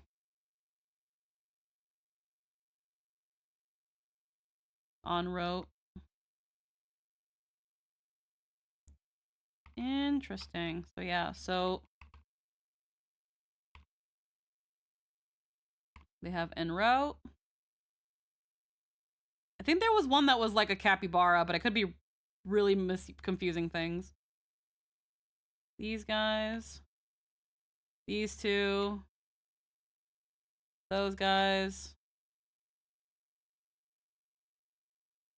And there's Falcon, and then there's Icy. One of them was a capybara. Okay. There they are again. Alright, it's just showing all the times. Giant? The one you keep painting? Yeah, I've named it Starblazer. But after Akivili's fall, their followers left one after another, and only the navigator and one other passenger were left on the Express. Just 2 of them? Sounds lonely. But they never gave up on the Express. All to extend the silver rail of trailblazing deep into the stars. Just like how we're repairing the Express right now. Yeah, they were on board this very train, traversing countless galaxies, persisting on their journey without the blessings of any eon. It exploded again. But when a young man named Falcon appeared, he rallied the people to clear the obstructed silver rail and reignite the trailblaze once more. Do you aspire to become a hero like Falcon? No. My dream is the same as those 2 travelers. From the day they witnessed the fall of the trailblaze and the dimming of the star rail. From the day the weathering curse consumed my whole body and I stumbled upon the crashed express. We've been pursuing a faint miracle. In the records, they passed the trailblazing spark to Falcon to illuminate the stars once more. But can I really get the Express to set forth anew? Can I have a future like that? I never expected answers from anyone. False hope only drives one into deeper despair. Himiko,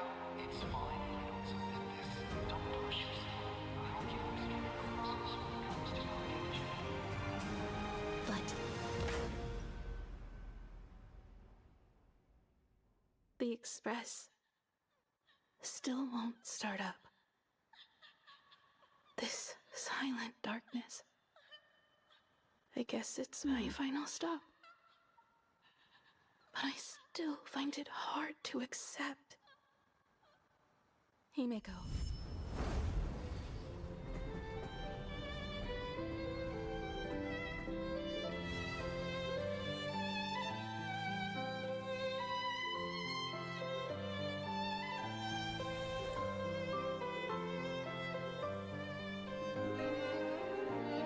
You'll definitely become a navigator.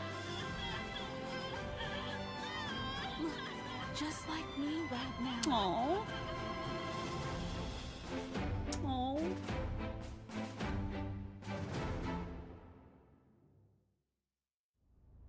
Let's join the Phantasmoon Games and make a wish to the omnipotent laughter. In the time we have left, roll the dice one more time. Then you can take my place. Oh. It got fucking when people start crying is when I get emotional. Cause she essentially does the assignment of my future self. She's imagining like a little companion for herself. And it seems to be at first a younger version of her who can have like the whimsy and like the spark and to keep her company. And then she gets the assignment for her future self. And she draws her future self. Realizing that she can never be that. She can never be the future self that she draws. But she essentially imaginated her future self. The hypothetical self that doesn't have the weathering curse. He's also a golden shadow like the hero within. Yeah. You'll definitely become a navigator.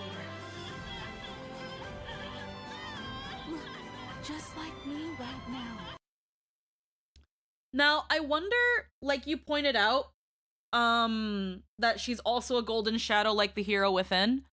Because there's two things this can be. And it's totally not because one of the related videos, was apparently a theory that Himeko is a Stellaron. Some people think Himeko is a Stellaron because of the golden silhouette. But I feel like it might be more than that.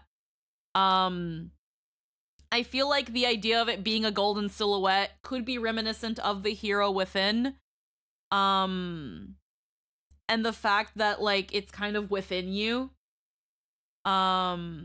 And that this is the hero within the original Himeko, her future self, that can become the navigator of the Express that she wishes she could be, but she knows she can't. And they really signify this right here by showing actual Himeko.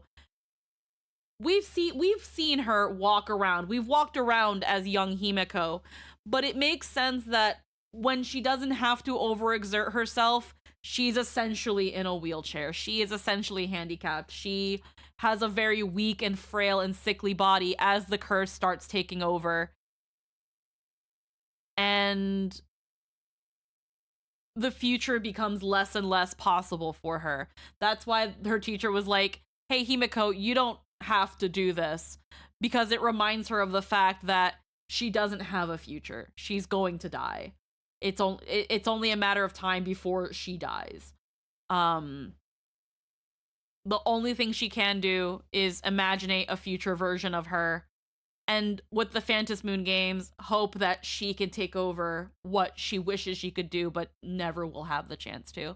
And it's really, really sad.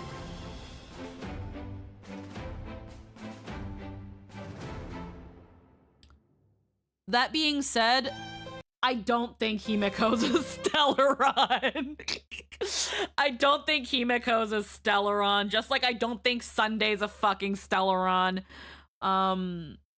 it also looks like she didn't paint an Imagine as a navigator, but the Imagine of her impossible future chose to symbolically take that form in a pivotal moment to bring her comfort. Yeah, because I think in this case, the Imagine just didn't fully realize. And the fact that the Imagine is in gold. First off, there's only so many fucking colors you can use. First off, only so many colors. And two, when it comes to the idea of and the symbolism behind the color gold, it means the ideal, the pinnacle, the best, the greatest. And in this case, this golden silhouette that becomes Himeko is the idealized form that Himeko wished she could become. The idealized future Himeko. And that is why she is draped in gold. If it has any connection to the hero within or a fucking Stellaron, I will gladly eat my words and take my penance walk. But I don't think so. I don't think so. The reason I also say this is because, yes, I know that Star Rail's story is very, very pedantic and splits hairs and over-explains, but I know stupid when I see it. But I know, no. No, I don't think Himeko's a Stellaron. I'll take the hero within before Himeko being a Stellaron. Only because I also can't quite remember what the hero within is. When it came to the whole thing with Finan, because I think it was supposed to also be the Trailblazer while also being the original Finan, but fuck if I remember. Amphorius was way too long ago and there was way too much going on in Amphorius.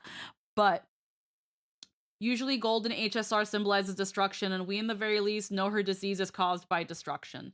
And that's fair too. But there's also, like, at least within Star Rail, yes, that is what gold symbolizes.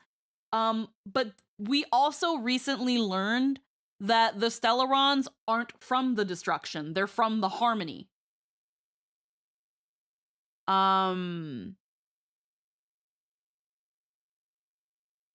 So what do we do with that? What do we do with that? I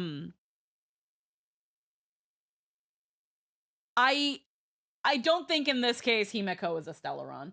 Because again, from what we recently learned, we learned that the Stellarons came from Harmony. If I'm remembering right. If I'm remembering right, we learned that the Stellarons are actually connected to the Harmony. Whereas, again, with the whole thing with destruction and the golden blood, it's like, yeah. Oh, the hero within is the remnants of the Amphorius Stellaron responding to Finan's wish for a true hero. Okay. Yeah. Okay. So, alright. The hero within are the remnants of the Amphorius Stellaron responding to Finan's wish. Yeah. Okay.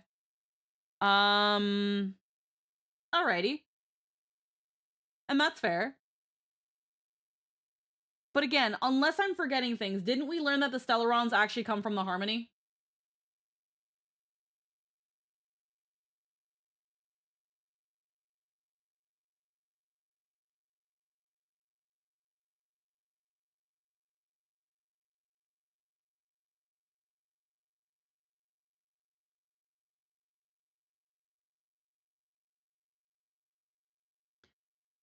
Yeah, the Stellarons were made by the Harmony, but are being distributed by Celanova, who is Lord Ravager, who was previously an emanator of Harmony. Yeah.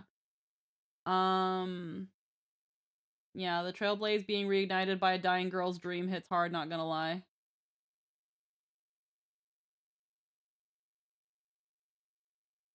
Yeah. But yeah, I feel like in this case, in this sort of case, I kind of want to take this at face value. Because again, when it comes to Star Rail, there's so much going on. And because there's so much going on, there's so much nitty gritty details, it's very, very easy to cross wires. And it's very, very easy to over theorize. The best example of this that I can present to you is how people were theorizing Amphorius when it was going, and how many of those theories are dead in the water. Now, yes, the fun thing about theories is theorizing, but there are also some theories that become so heavily involved and heavily accepted that when it turns out that they're not that, people start biting back at the story because they weren't right actually. And I've seen it. That being said, I also feel like looking at things at face value, at least with things like this. Again, if it turns out that Himiko is a Stellaron and that this is destruction coded, I will eat my words and be like, yep, my ass was wrong. I spoke out of my ass and I'll take my penance walk. But I think in this case, the idea of Himiko's silhouette being in gold has nothing to do with a Stellaron, has nothing to do with destruction. Yes, the symbolism within the canon is that it's related to one of those two things. But also, Star Rail just uses normal symbolism sometimes. Sometimes it just uses normal symbolism. The fact that original Himiko, has a white rose with bandages surrounding her neck. The fact that our necks are very fragile parts of our body. The bandages symbolizing sickness and frailty. And then the single white flower symbolizing purity and, like nobility and, delicateness. And how the falling of that flower shows her frailty and shows that she is dying and that she doesn't have time left. The white flowers and white roses also symbolizing the ephemeral, the things that do not last. And then you have Himiko, a golden silhouette that then takes the form of the painting that Himiko does of the idealized future version of herself that she wishes she could be. And the fact that, again, gold, the color gold represents the ideal, the fantastical, how's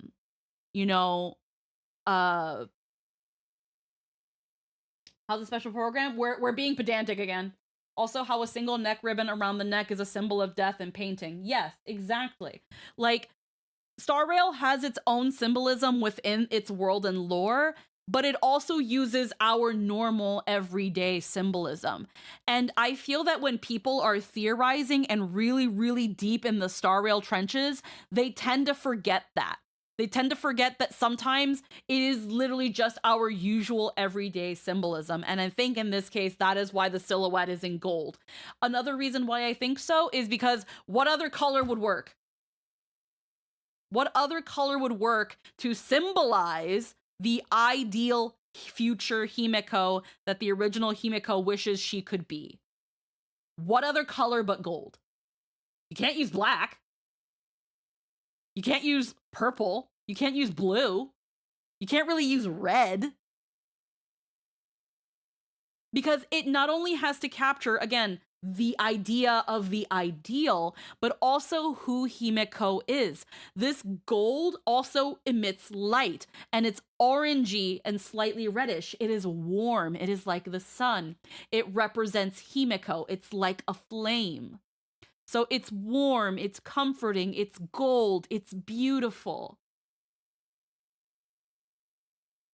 It's similar to the sun. And that is what this Imagine that becomes our Himiko, that is what she brought the original Himiko before her passing. That is why I think this Himiko is portrayed as a golden shadow or a golden silhouette and nothing else. It doesn't need to be anything else, If people want to see it as anything else, they're more than welcome to. But sometimes it isn't that deep. Because again, she takes the form of Himiko, and again, she still has that ribbon and she has the scars, but now it's a golden flower. Now she's bathed in gold and it's golden light, as if a sunset is right behind her. This comforting, warm beauty. You'll definitely become a navigator. And it, like, again, she looks beautiful. She looks serene. She looks like such a warm and loving and caring person. You look at this, and this is a warm character. Look,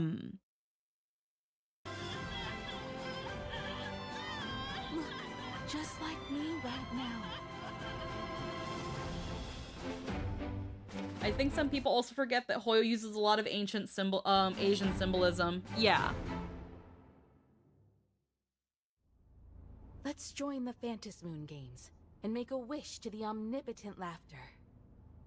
In the time we have left, roll the dice one more time. Then you can take my place. Yeah. Let's all be imaginary and don't tell Himiko. Little did they know that Himiko is already imaginary. We went from Himiko's gonna die at Blank Planet to, yeah, no, she's already been dead for 2 decades. My boy Walt can't catch a break. He went to a completely different universe to save Himiko, only for her to be already dead.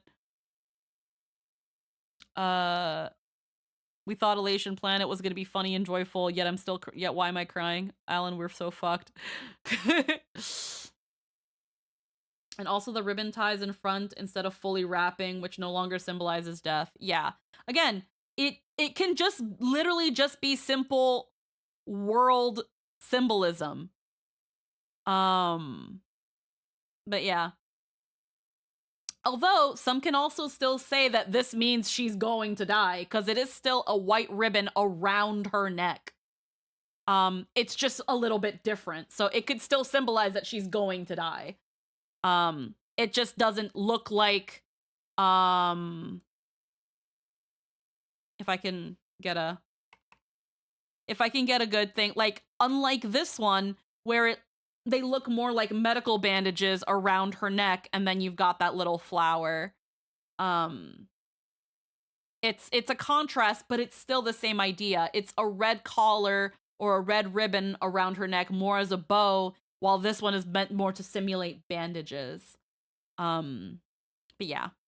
Alrighty. We've got one more thing here, and then we're gonna take a break. So this is the animated short. You're ending my beginning. This one, we are going to full screen, and then I'm gonna go into my little corner here. In painting, the ribbon around the neck meaning death is when it's fully wrapped, with the idea being that it hides the decapitation line. Yeah. It's raining, like always. But you also have to consider that regular Himiko so okay, let me go here. See, look, this is the one. Himiko is a stellar. Oh, where it was like Himiko is not an Imagine, and it's saying that instead Himiko is a Stellaron, and I'm kind of like, I don't know. Someone's gonna have to convince me. Like, I'm going to assume that the reason that people are saying that Himiko is a Stellaron is because, again, the golden light being similar to a hero within. If the hero within was Finan's wish, was Finan's wish for a hero, and in this case, the Stellaron was original Himiko's ideal future self, then maybe I can see the argument. Maybe I can see the argument of that's why Himiko is a Stellaron. But I don't think that means Himiko's not an Imagine. When it comes to... Because it seems pretty clear that she's an Imagine. Let's see. Disclaimer, this was worked on before the animated short that was released. Since I didn't want it to go to waste, I posted it anyway. Considering the fact...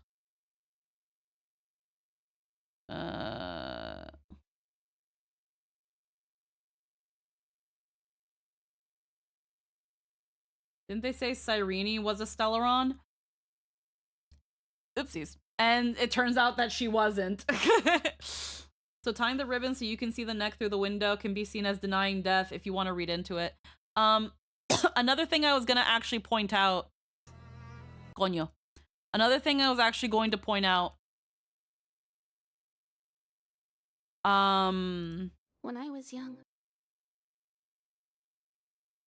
again, if you look at Himeko here, you've got the white ribbon, and right under it is a black one.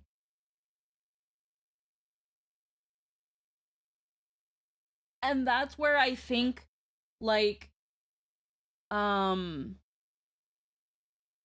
where I think we still have the symbolism of death and foreshadowing of death, but not quite with this black one, because this is a choker. And when it comes to chokers, they're usually, like, aside from like the aesthetics of a choker, they usually indicate some sense of domineering or taking control. At least when you use the color black, it's a very bold color because it's so dark. So this can be taking control and deciding when one's death happens.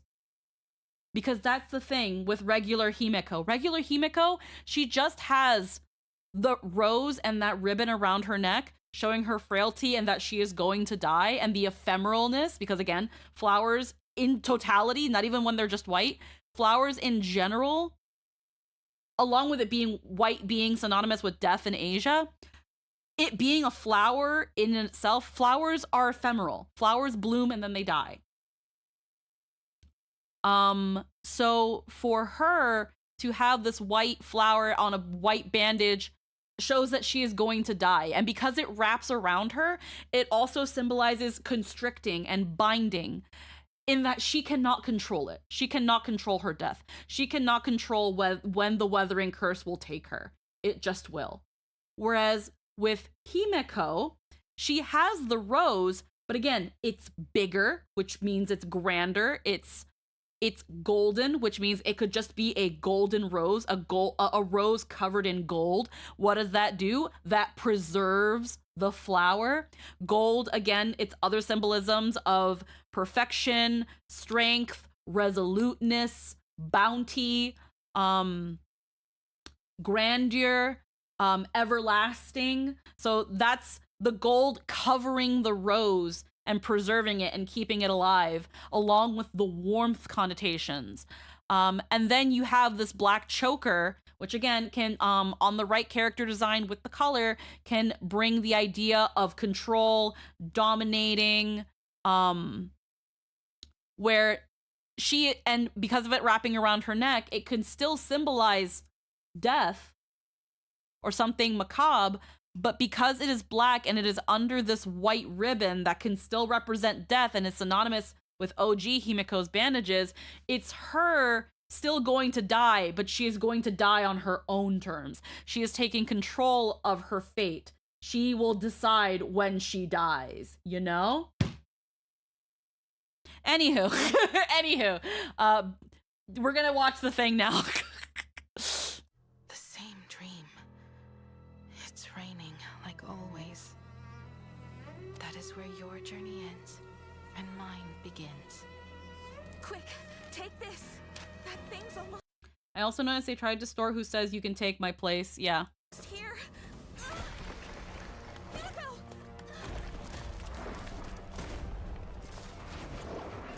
We're going for the Use my wish power. Honkai's heckin'. Yeah, this is Impact's kind of animation.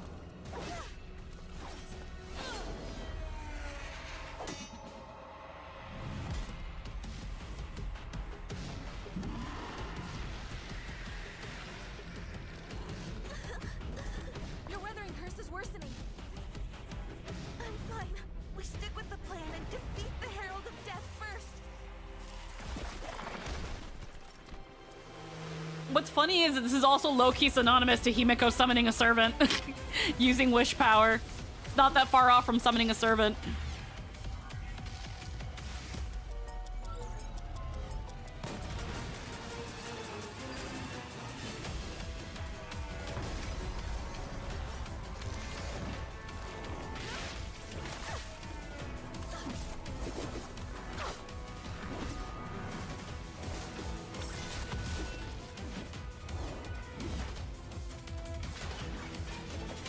Yeah, for something this crazy action-packed, they have to go with 3D animation. Just a lot easier on the budget, even though they have all this fucking money. Can we get nice quality, please? Thank you.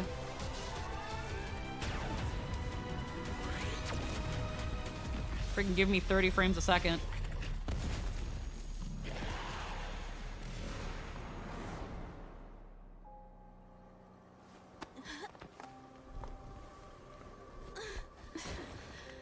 Even that couldn't take it down.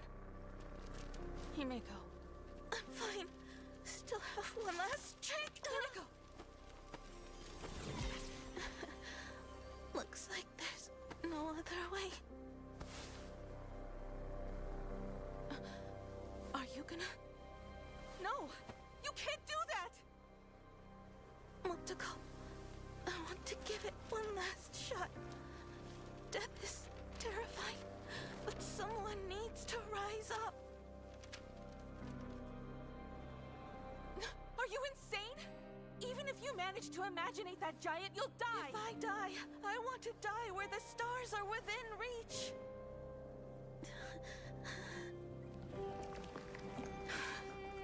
You're just too stubborn. But that's why you should become a navigator. Himeko, you brought me to life. My wish is to fulfill your wish. Come on. Together, let's chase the stars.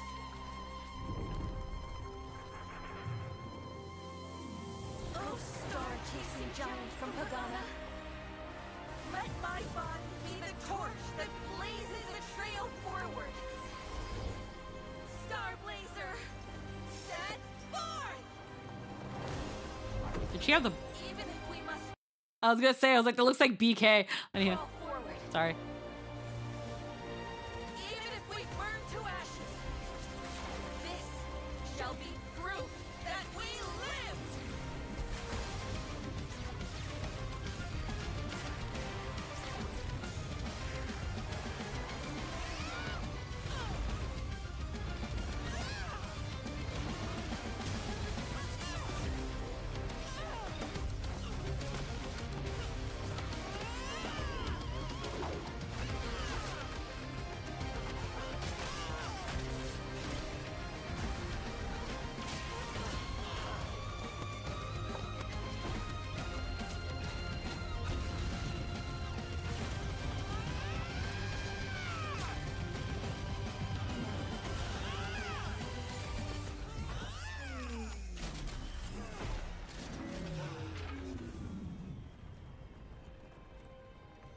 We ran out of wish power?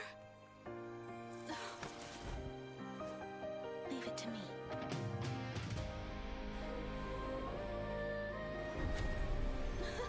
No! No!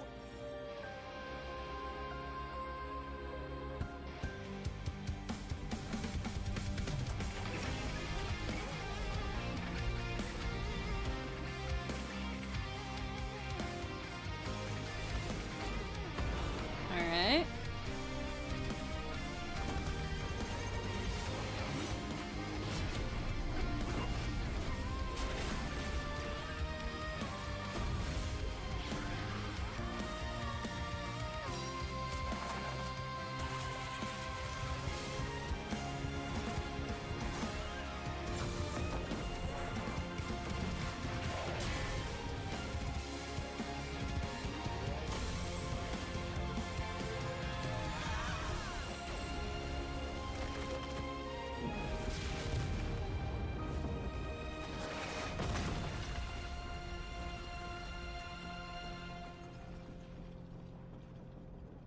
Oh.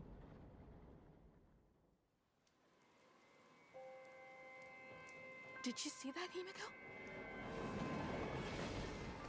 Your flames ignited the Express's engine. Himeko? Himeko? Himeko?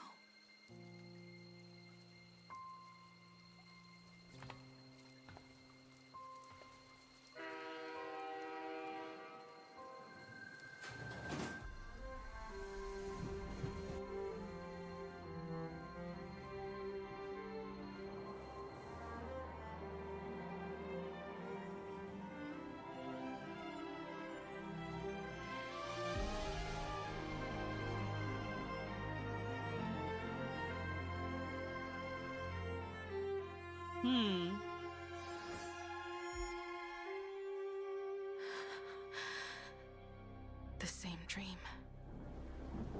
It's raining, like always.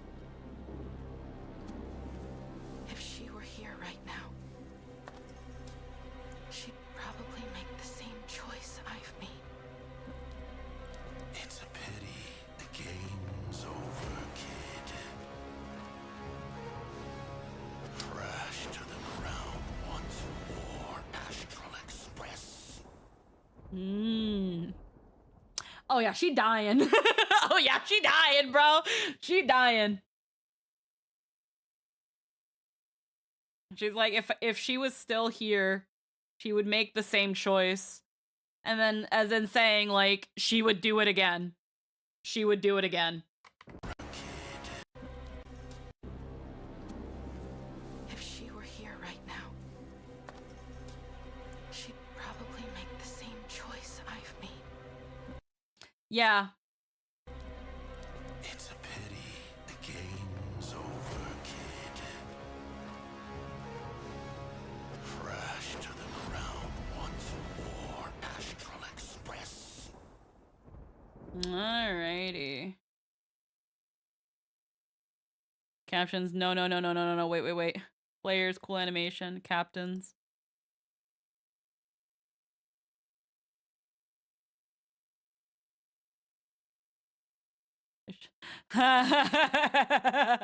Oh, as in people from freaking Impact were like, they're like, no. Well, you better lock the fuck in. It being animated like Impact Thirds is so diabolical. My wish is to fulfill your wish. No, stop, please. We already had fine and please. I feel personally attacked as an Impact captain. They animated it in Impact style. Shao-Ji's about to inflict PTSD. Even if we burn to ashes. Bro, why are there so many death flags? You're ending my beginning. Acheron, your end my origin. Captains all wanted to protect Himeko and keep her alive when they started HSR, only to find out 3 years later Himeko was never alive. They brought back Impact style. Hydro Dragon, please don't cry. Oh yeah, and the fact that Himeko is actually called Motoko. Now, I would have to see the kanji and what they translate to. But there's probably reason for the name Motoko. So let's just look for the Japanese meaning of the name Motoko.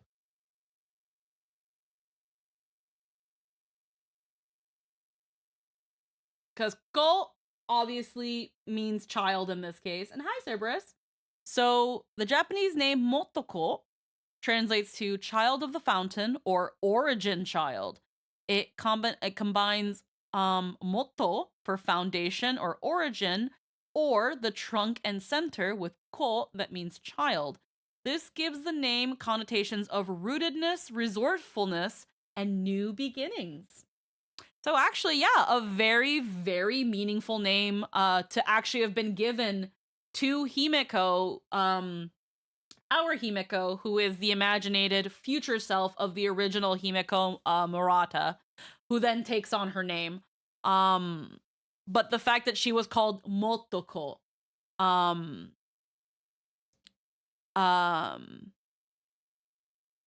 so yeah. Yeah, interesting. I was like, I looked at the name Motoko and I was like, I think this has this has connotations. Again, these names don't have reasons, are not without the reasons. Whereas Himeko,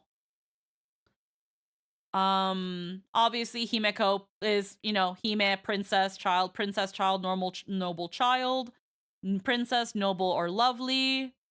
Depending on the depending on the kanji, can be represent cherished, elegant, or little princess. The name is also famously tied to Himiko, which translates to sun child or sun daughter. Yeah. Okay. Well, is gonna go through an existential crisis when he hears about Himiko's past. Yeah, I keep hearing about the next arc being summer vacation and getting cold sweats. Yeah, yeah. I'm willing to entertain this video here, where it's called Himiko is not an Imagine, and it's the actual thing saying here that Himiko is a Stellaron. Now that we've seen the animated thing, leaving a comment here because I refuse to be on Twitter. The Prestige connection is excellent. I think also proves that the Ador side quest on Planet Cadia was foreshadowing for Himiko's arc. It ends with a line saying, after a brief convergence, the audience and actors return through the original trails and you remain where you've always been. CN lore theorists agree with you, and I've seen several people say that this explains why Himiko calls Trailblazer familiar when they met on Herta Space Station. I just wanted to say I love how you always consider the emotional context in your analysis instead of going to the expansion. People reveal that Himiko didn't die would feel like a cop-out, but people aren't paying attention to her emotional arc of her coming to terms with her past regrets. And all of her scenes would lose impact if she wasn't the one doing it.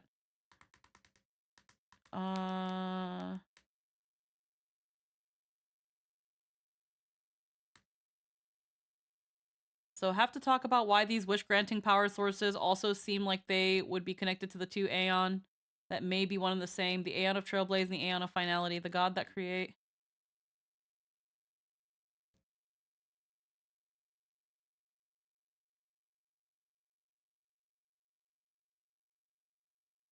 Okay, let's entertain this, actually. Let's entertain this. Himiko's backstory. There are more questions that come up the more bits and pieces are revealed. For example, what is Himiko's deepest regret that Miss Dolly mentioned at Graphia Academy? Who is the mysterious friend that Himiko's promised to come back to the next time the Fantasy Moon is full? What did Himiko mean by borrowed life? How did Himiko survive the weathering curse? How did Himiko repair the Astral Express? Despite her illness, how was Himiko able to the next time the Fantasy Moon is full?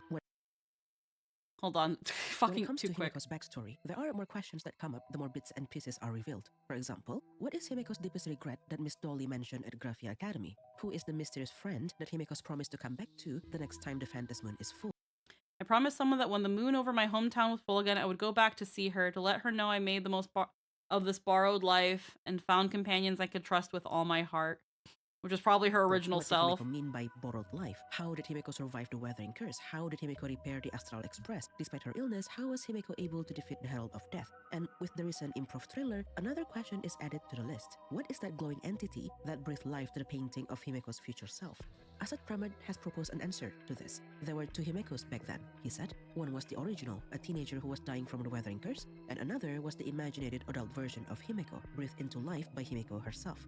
He believed the presence of the second Himiko could explain everything, from the defeat of the Herald of Death to the repair of the Express, but I disagree. The most troublesome part of it all, the inescapable curse of the Graphia family, is still there. In the supposed flashback scene where the two Himikos defeated the Herald of Death, I do like the parallel between Himiko's father being maliciously killed and replaced, with Himiko probably getting benevolently replaced post-mortem. That's some good story. Oh yeah. We could see that the imaginated Himiko had the weathering curse on her body. In the improv trailer, this painted future self she also has the curse. Imagine or not, the curse never stopped haunting Himiko.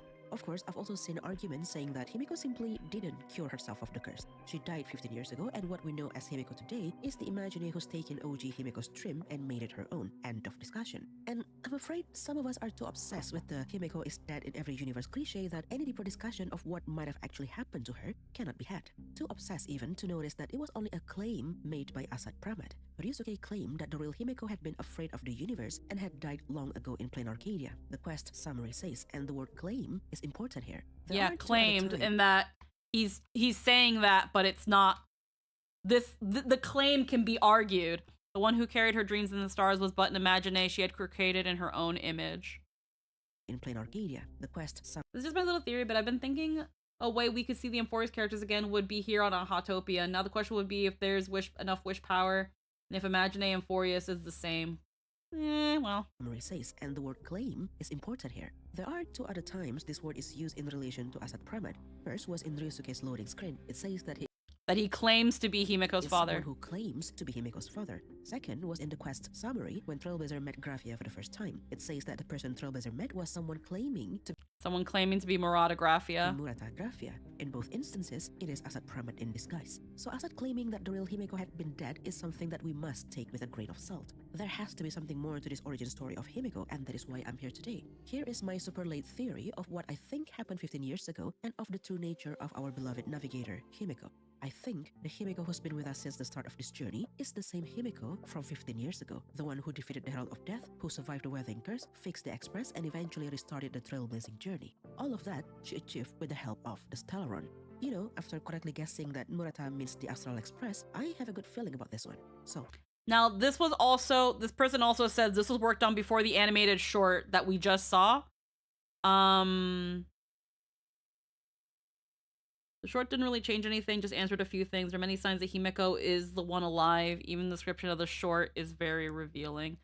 We'll look at that then. Hold on. Go on to history. The same dream.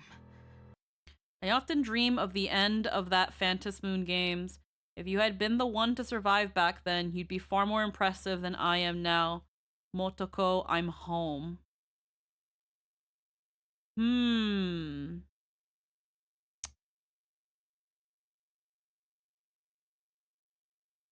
If you had been the one to survive back then, you'd be far more impressive than I am now. Motoko, I'm home.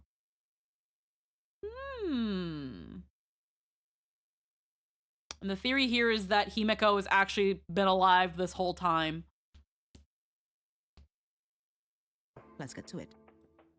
Two Himekos. The first step to answering any of the questions above, surprisingly, is by addressing Asat's doubt about Himeko's feat. During the flashback scenes that Himeko shared with him, there was indeed another voice with Himeko. Who is this redacted individual?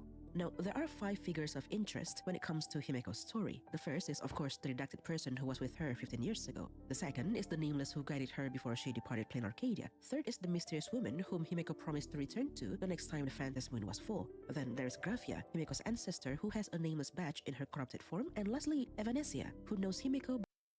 Yeah, I think the idea would be that Motoko gave her body to Himeko and died in her place. But Himeko doesn't seem to know. Another theory is that Himeko is in a sort of stasis pod like Firefly in Himeko's room. Everyone in this list is quite intriguing. Lastly, Evanesia, who knows Himeko but Himeko doesn't seem to know of. Everyone in this list is quite intriguing on their own, but the first that stands out to me is the mysterious woman whom Himeko promised to come back to. She stands out because this is what Himeko said about her. I promised someone that when the moon over my hometown was full again, I would go back to see her, to let her know I had made the most of this borrowed life, and found companions I could trust with all my heart. Did you notice it? Why did Himeko promise to return specifically when the Phantom Moon would be full again? Is it simply to commemorate what she achieved in the last Phantom Moon Games? Unlikely. That was a horrible experience that until recently, Himeko never talked about. Perhaps it is because the person she's coming back to only exists when the Phantom Moon is full. And don't we have exactly one person that fits that criteria? Evanesia, the arbitrator of the Phantom Moon Games, who manifests in reality only during the Phantom Moon Games. I can only manifest in the physical world while the Phantom Moon Games are happening. Do you have any idea the kind of suffering involved in trying to binge over a decade's worth of fun and entertainment in just a dozen days?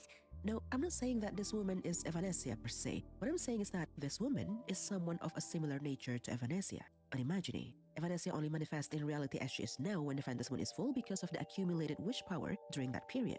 Perhaps the same is true with Himeko's woman of interest. Another thing that we know about this woman is that she is a redhead. At least so it says when Himeko was making that promise with her. Now, if you've seen the recent improv trailer, we still don't know what exactly the wish was during the game. Yeah, we still don't know what the wish was made if they won the Phantom Moon Games and made the wish. To the onlooker, you would know that there are in fact 2 Himekos 15 years ago. One is the young Himeko and another was the painting of adult Himeko brought to life, presumably named Motoko going by the credit in the video. Himeko, Motoko, yeah. Confusion, I will refer to this imaginary Himeko as Motoko. So there's our candidate to the mysterious woman, a red-haired imaginary named Motoko, the same person who suggested Himeko to join the Phantom Moon Games. They have done everything they could to fix the Express, but the train simply wouldn't start. Perhaps if they won the Phantom Moon Games, Aha's 1 minute of Eonhood could fix that. Let's join the Phantom Moon Games and make a wish to the omnipotent laughter. And I know, this Motoko does look very much like the Himeko that we know. It's basically her, right? It is very tempting to jump to the conclusion that she is our Himeko. However, just like Asat's solution, Motoko also has the weathering curse on her body. So boiling it down to young Himeko died and Motoko took her place 15 years ago simply won't do. So for now, I will only assume that she is the mysterious helper and the woman that Himeko promised to come back to. The description of the trailer supports this assumption. It is addressed to Himeko, and since there are only the 2 of them in it, the description of the trailer supports So the improv your trailer. Himeko, I had a dream. A cosmic traveler was tinkering away, sending a few sparks flying into the darkness. The sparks ignited the Express's engine and illuminated the traveler's face. I see you, and beside you are figures both tall and short. Then you chat about the stars. It's this assumption. It is addressed to Himeko, and since there are only the two of them in the trailer, we can assume that it is Motoko speaking. She said, Himeko, I had a dream. A cosmic traveler was tinkering away, sending a few sparks flying into the darkness. The sparks ignited the Express's engine and illuminated the traveler's face. I see you, and beside you are figures both tall and short. Then you chat about the stars. Now, remember what Himeko wished to share with this Motoko? She wanted to let her know that she had found companions she could trust with all her heart. Those figures both tall and short whom she chatted away with about the stars, those are the companions that Himeko has found on her journey, her nameless companions. She has found those companions just as Motoko dreamed she would, and she wanted to tell her all about it. This conversation, perhaps, is what's recorded in Himeko's character story, that redacted person that Himeko was. What a long journey, she says. I've been waiting for so long. Blank looks at her. It wasn't bad luck that has led you down this path, but wanderlust and curiosity. Of course she smiles, but I've experienced no far less than what you've been through. No, I've never experienced the things you have. Blank shakes their head. There are so many routes as there are pairs of feet. It could be Motoko. Himeko also said that she wanted to let this friend know that she had made the most of this borrowed life. This is important. What Himeko has now is a borrowed life, which means she should have been dead because of the weathering curse, but she's still alive now because she's gained some extra years to live. Upon agreeing to join the Phantasmoon Games, one of them said to the other that she could take her place. Let's join the Phantasmoon Games and make a wish to the omnipotent laughter. In the time we have left, roll the dice one more time. Then you can take my place. Who said that last line to whom is not clear. However, considering the borrowed life comment from Himeko, I think it was Motoko who suggested to Himeko to take her place. One way or another, they achieved this. Himeko got to live on while Motoko stayed behind in plain Arcadia, waiting for Himeko to come back to her the next time the Phantasmoon was full. Now, what exactly did Motoko mean by taking her place? Initially, I thought it was some sort of soul-swapping ritual, that Himeko's soul would switch places with Motoko's, so Himeko would depart in the body of her imaginated self. It sounds plausible, but why would they do that? I mean, both of them had the weathering curse, right? If the curse could be cured, and I know it can be, that means Himeko's decaying body would stop decaying after the cure was given to her, which means she would have no need for Motoko's imaginated body to continue on living. She could just live. It won't be as much as a borrowed life that she's been living now. And then I recalled how Motoko was brought to life. See, Motoko is an imaginee, right? I think we can all agree on that. She stepped out of the canvas on which Himeko had painted her future self. And what is required to imaginate a painting? Wish power. The thing is, the amount of wish power required to imaginate something varies on the size of the imaginee. The bigger you want it to be, the more wish power is needed. Case in point, Himeko exhausting all of the wish power she had accumulated during the Phantasmoon Games to summon the giant mecha that defeated the Herald of Death. For Himeko to imaginate the self-portrait, she would need a substantial amount of wish power. Then, she had to make sure that this imaginee would have a constant supply of wish power to continue on living. Sparcy, for example, was able to sustain her form because she had gathered an online following. This is a tricky business, to say the least, because creating humanoid imaginee is forbidden by law. Even if Himeko bent the law to create Motoko, there wouldn't be much wish power Motoko could draw on to sustain her existence. In the 31st State World Quest, for example, there was Sapone, an unauthorized imaginee who could only live for a month at maximum. She couldn't draw on much wish power, so that was as long as she could live. Every time she withered away, she was made anew, free of the memory of her previous self. So if Himeko didn't have the wish power needed to bring the painting to life, had no guarantee to sustain the imaginee's existence, and had shown no signs of wanting to do that in the trailer at all, how was Motoko brought to life? The answer is this glowing entity next to Himeko. This entity was the one who touched the canvas and imagined it. And it's saying that this is the Stellaron. It's a glowing thing described as a voice and was able to imagine it a painting as if it had its own source of wish power. And don't we just have the one thing that fits these descriptions? The Stellaron, the very thing that Trailblazer used to siphon everyone's wish power in order to defeat Full Wish, the glowing yellow orb that can speak to people. Its whisper known as the voice of the Stellaron. Surprise, surprise, there is a Stellaron in plain Arcadia. Or not, there are those Cavern of Corrosions and Calyxes all over the planet, a telltale sign of the Stellaron. At this point, what would be surprising is if there isn't a Stellaron in future planets that the Express visits. This particular Stellaron could be the same Stellaron that was in the story of Unrude and his Maskful's friends. You know, the one that Shepard tossed out to distract Ouroboros. Or it could be a different one. That detail is not as important, I think. What's important is that in the preview of the 4.4 quest, it is mentioned that there was a Stellaron at the crash Crash site, Stellaron heard final wish, fire ignited the Express's engines. Pass will cross eventually. Personally bring your journey its end. Site of the Astral Express. This Stellaron heard somebody's final wish. Now, if we connect this with the improv thriller, specifically the part where Himeko tried to start the Express.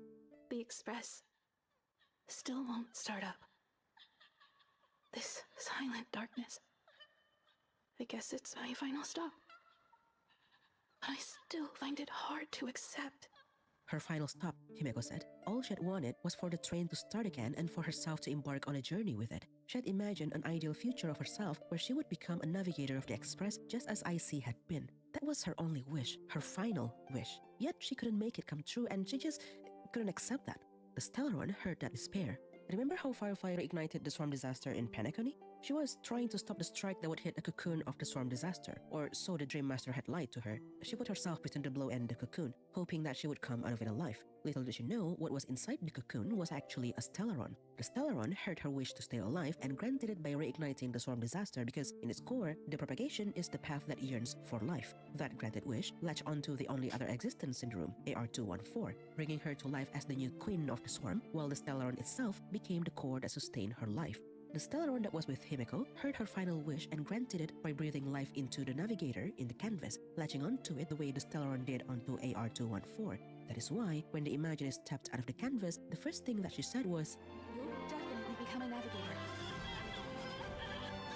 Look, just like me right now." Then, to further fulfill Himeko's wish, Motoko suggested them to join the Phantasm Games in hopes that House Power could get the train running.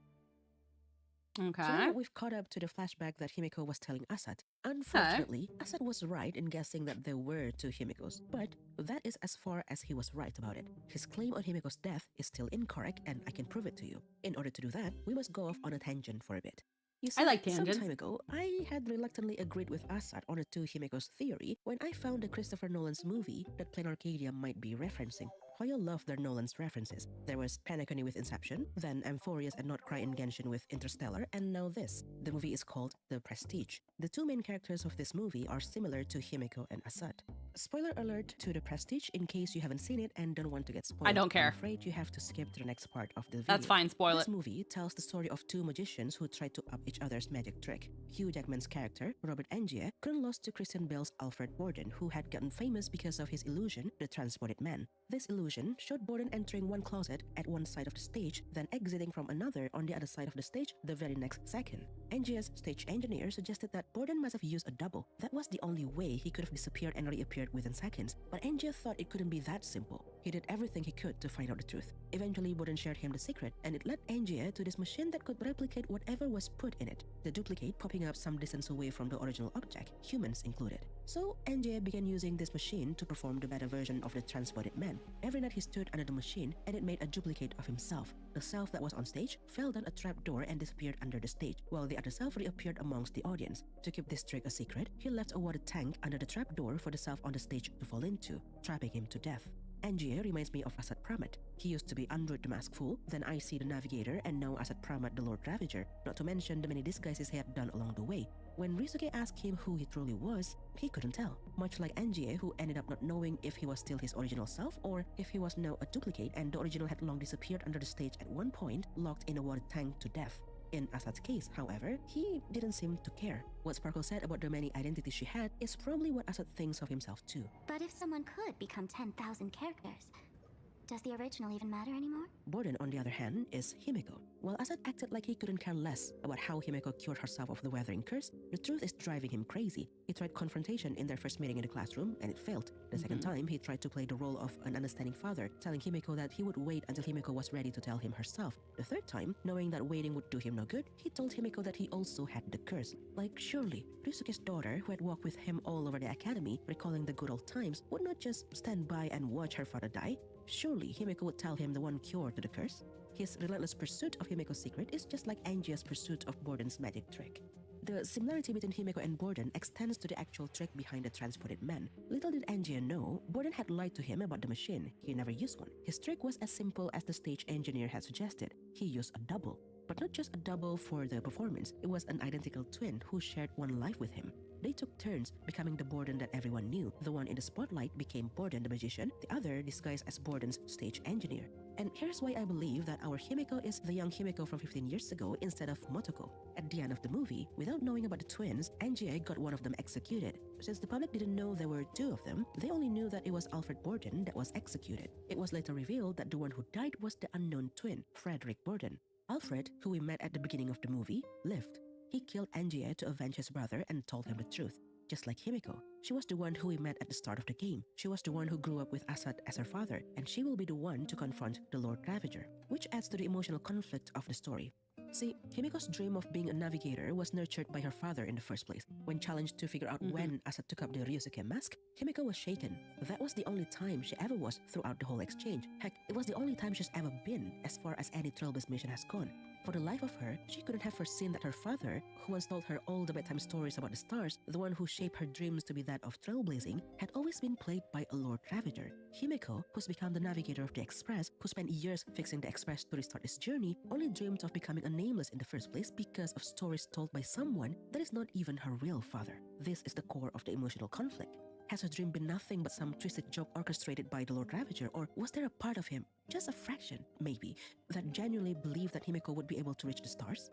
If our Himiko is Motoko, why does it matter that Ryusuke is a fake or not? Sure, she can be angry in Himiko's stead, but it doesn't deliver the same emotional impact. At the end of the day, it wasn't her that was manipulated by Assad all of her life. And if Himiko's fate mirrors Alfred, then Motoko's mirror Frederick, in which she has passed away. And this brings us back to what Motoko meant by taking her place.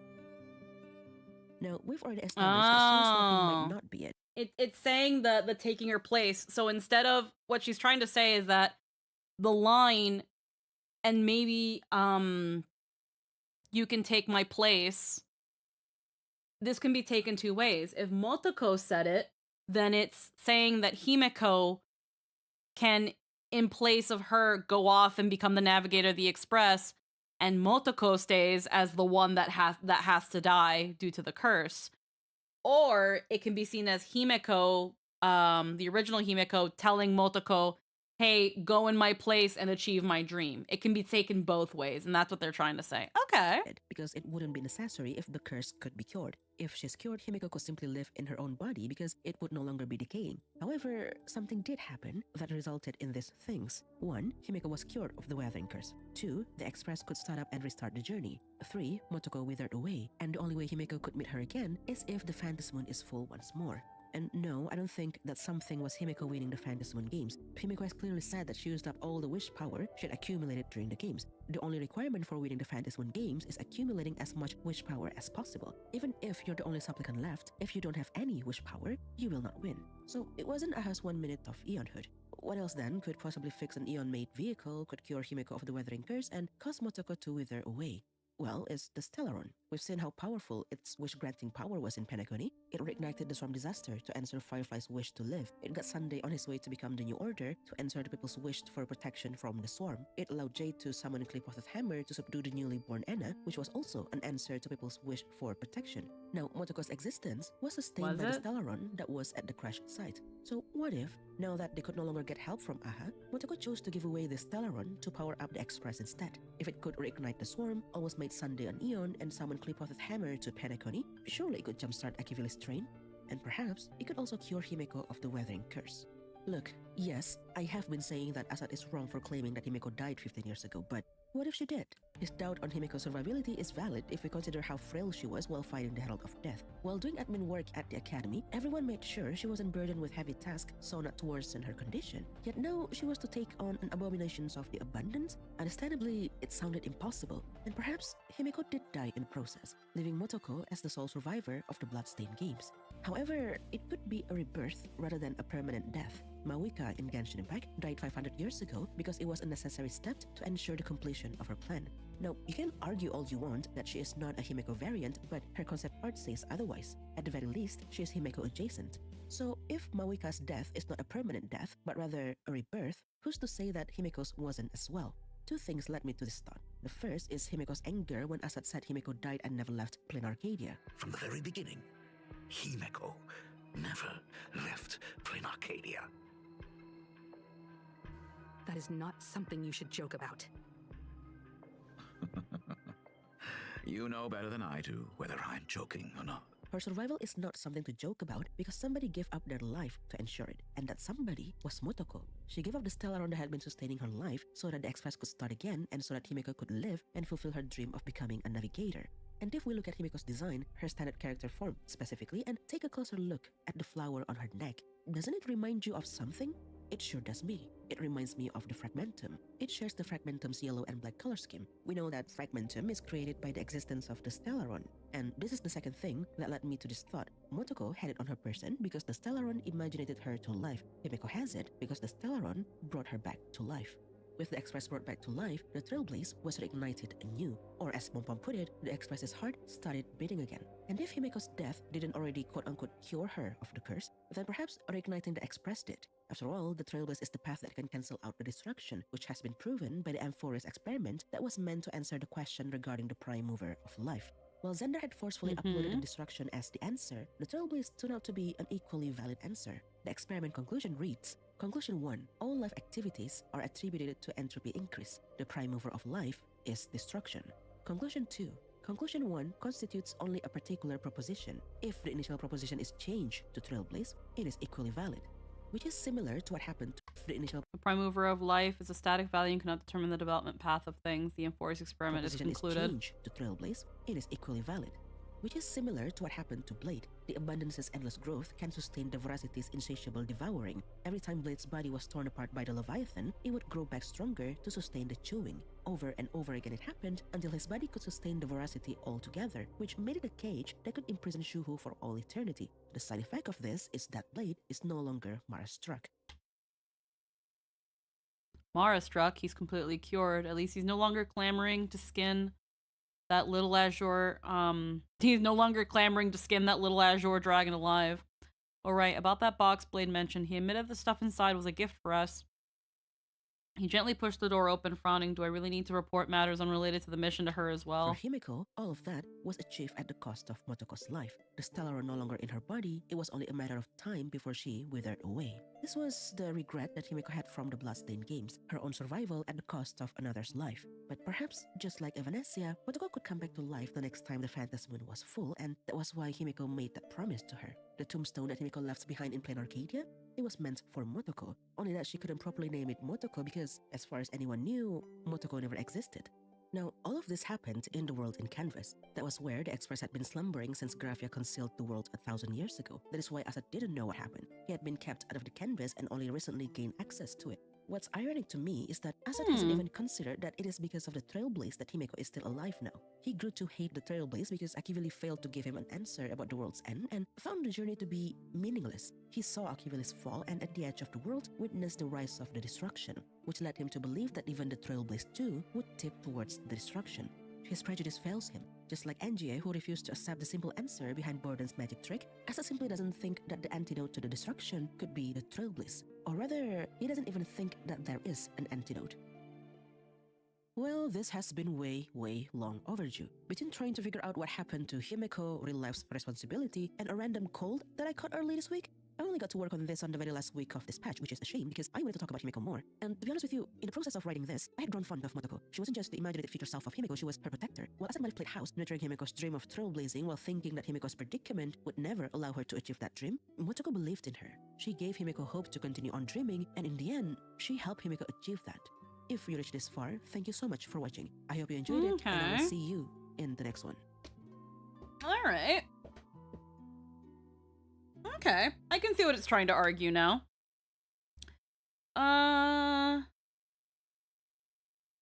Let's see.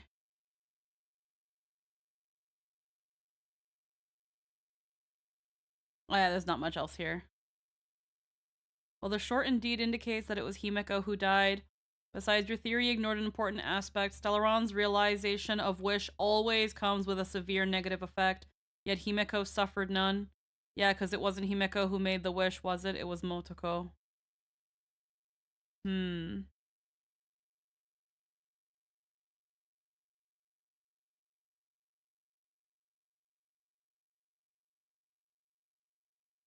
But someone then points out that that short is a dream that Himeko / potentially Motoko is having. Considering the fact that the animated short is Himiko's dream, it can't be fully trusted. And it doesn't look like it's the complete version. The one posted early, it seems Hoyo is holding the full version for the update. For sure, I am of the mind that Hoyo's will be messing with the traumatized Impact veterans who lost everything when Final Lesson dropped all those years ago. Mommy Himiko carrying OG Himiko into the Express tears holes into this video's theory. Granted, Hoyo left out what exactly happened inside the Express after both Himikos boarded. One carrying the what appeared to be the lifeless body of the other. Perhaps OG Himiko rests inside our Himiko's room and is the reason why it's been locked and inaccessible all this time. However, I do acknowledge that one of the few things that could sustain an Imagine Himiko far, far away from Planetcradia and the influence of the Phantom Moon would be a Stellaron. Stellarons are immensely powerful wish-granting things, and an Imagine needs one thing above all else to exist, which is wish power. In any case, I'm severely hoping that Hoyo is going to pull a fast one and let us keep our beloved redhead by our sides this time around as we explore the universe again. I do think we're going to eventually side with the Destruction, but for the right reasons, where I feel most current followers of Destruction are arriving at the right answer for the wrong reasons. Yeah.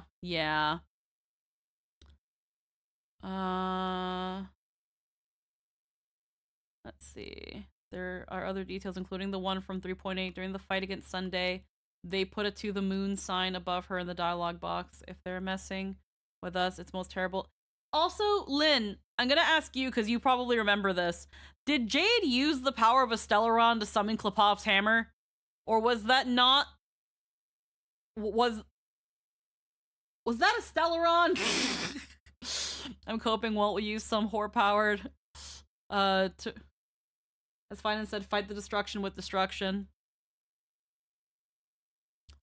I think it's also worth noting that weathering seems to be a variant of entropy loss.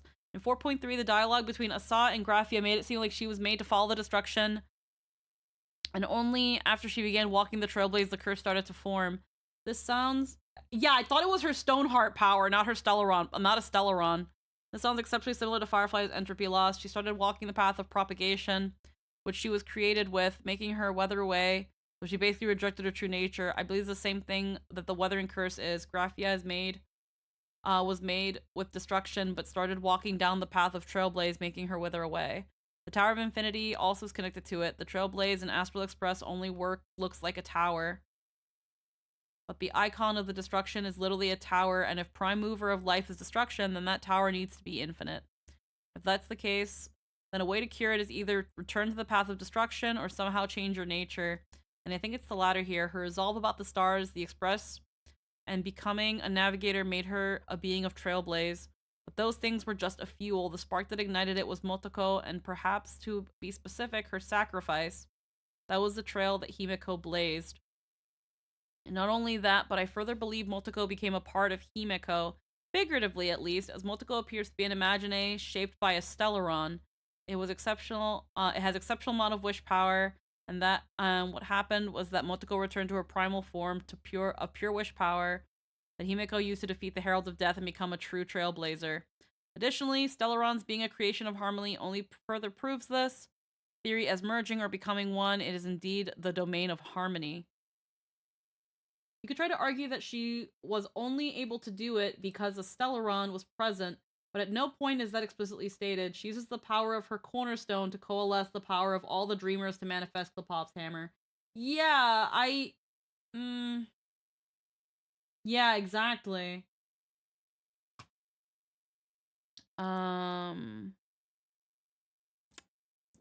Here comes the title Nova. It's stated that they use that special symbol between it and the name because from Latin it means new, but it also in English means a star suddenly increases its light output tremendously and then fades away to its former obscurity. It's pretty on point for Himiko as it's a term for stars, but it can also be an allegory for what happened to Motoko. Himiko stood in Motoko's flames that burned so bright, and then all of it extinguished as Himiko inherited her flames. Also, Nightglow hits so hard here. The choice of music was diabolical. Yeah. I also noticed in the animated short near the end there, it was Himiko herself turning into this version of her. Like, this is This is Himeko. Can I bring this up? Oh, it's because this is in widescreen. Let my body be the torch that... Like, she's turning into this version of Himeko. Because they've kind of combined. Yeah, it's them combining into one entity. Yeah. Go forward. Starblazer, set forth. And then when they run out of wish power, Leave it to me. that's when you see the golden form. That's when you see the golden form. And this could be Motoko instead of Himeko. Leave it to me. The reason it shows us this is because, remember, before it became the Himeko in the painting, it originally just looked like a golden silhouette in her shape. So this could be Motoko as well. No, no.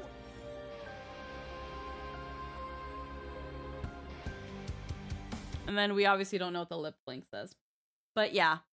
So, okay.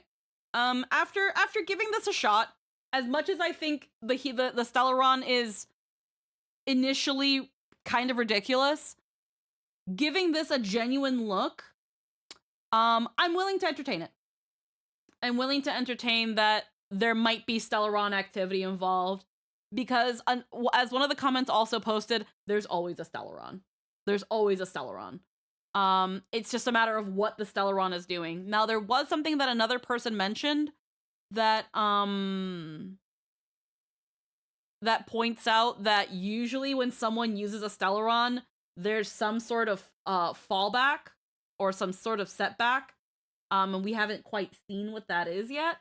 And they try to fake you out by making it look like young Himeko, but it's a golden shadow that looks like she did before taking... Yeah, I just pointed that out, that it's the gold silhouette, which based on the previous video, that gold silhouette was Motoko before she took the form of the idealized Himeko in the portrait. So it could be a fake out, but it's actually Motoko, because by this point they've combined. They're in control of one body, but this is Motoko giving her the Imagine body. Okay. I'm willing to entertain this theory, but it might be a different explanation. And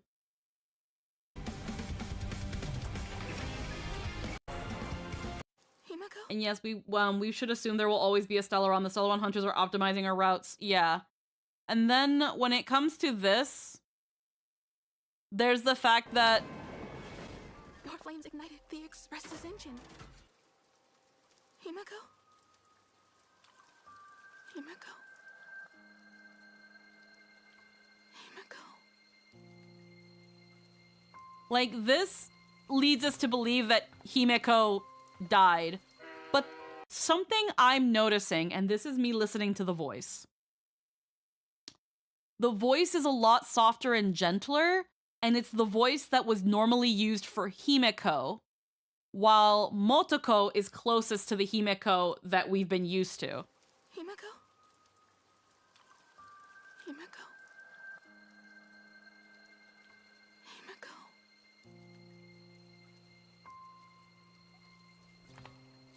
If I can go back.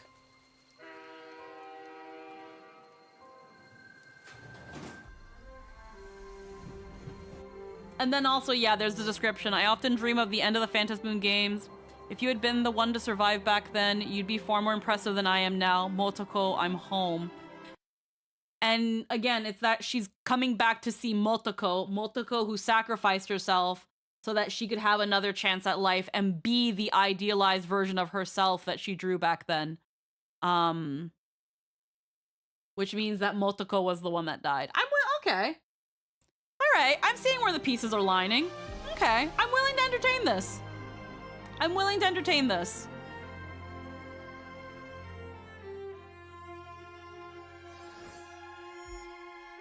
If she were here right now, she'd probably make the same choice I've made. If she were here right now, she'd probably make the same choice I made. Also, there aren't actually anything saying Stellarons have to have catastrophic consequences. They aren't essentially monkey's paws. The darkness inside humanity is what gives Stellarons their reputations. Okay. Okay. Alright. They respond to wishes, and not many people are selfless. Yeah. Okay. I'm looking forward to seeing where this goes. I still think Himiko's dying. Unfortunately, I still think Himiko's gonna die. Based on some of the lines from the trailer, I'd be very interested to see how they how they reverse Uno on us and don't kill her if they do choose that. But I think we're unfortunately going to lose our Goyle here. I think we're gonna lose her. But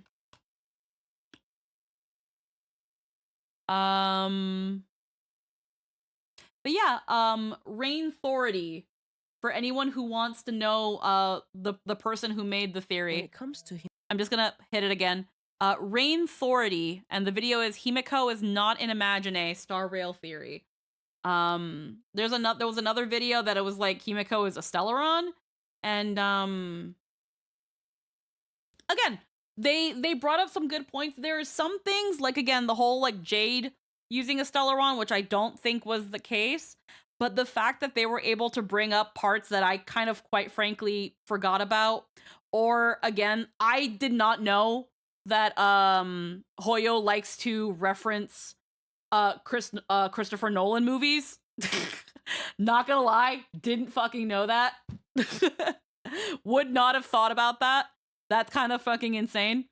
I kind of expected them to say the whole like Asat Pramat claims. Every time he claims something, it's not quite right.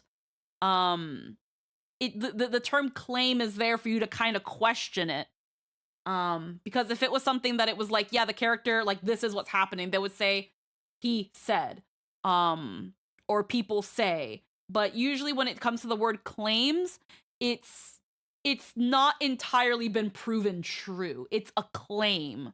It's not a fact, you know?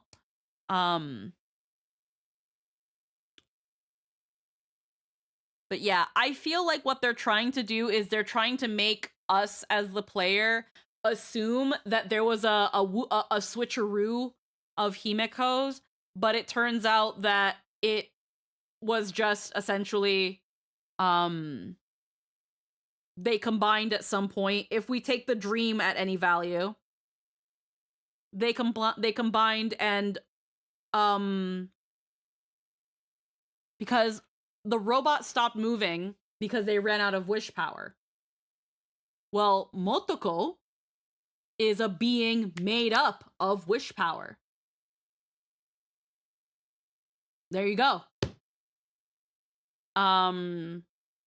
Motoko being made of wish power could be that little bit they need to finish off the Herald of Death. And because they're already sharing a body, they're essentially combined, it's just, well, someone's got to be in that body, and it's got to be you, so you can have it. But yeah, we'll have to see where this goes.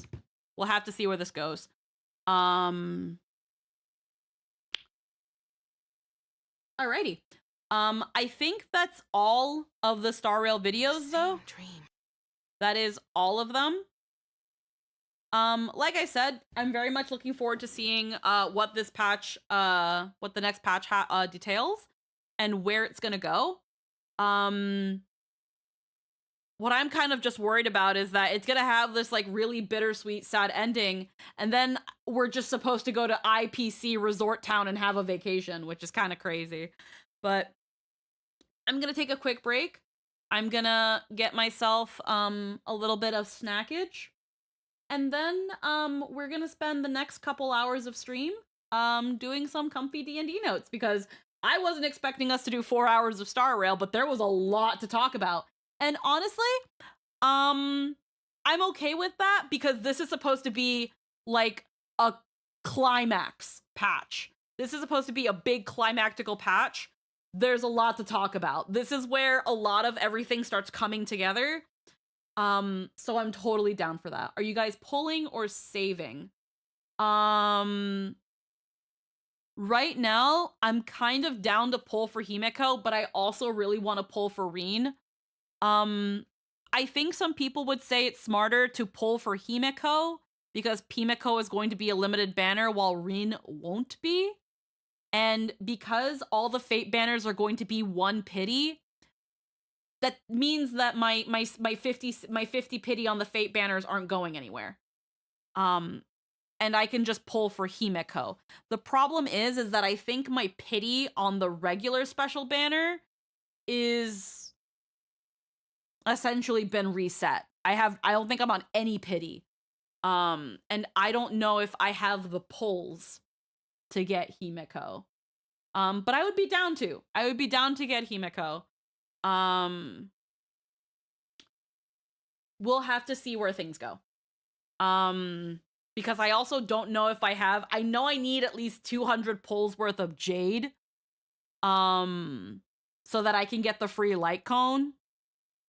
And I don't think I have 200 pulls. I don't think I have 200 pulls. Let's look really quick. I'm gonna turn on Star Whale.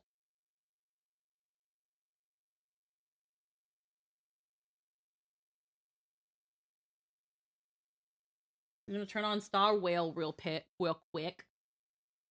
I don't know how many pulls I have.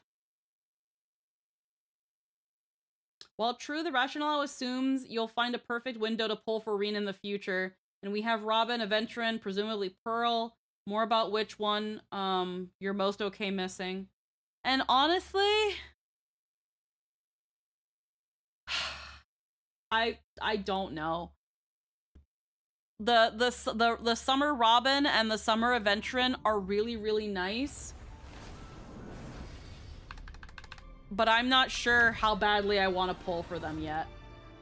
Robin is Remembrance, so it feels like trying to bring Remembrance back. And then, what was Aventurin?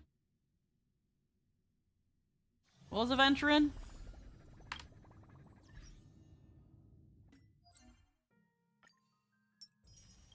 Elation? Yeah. Get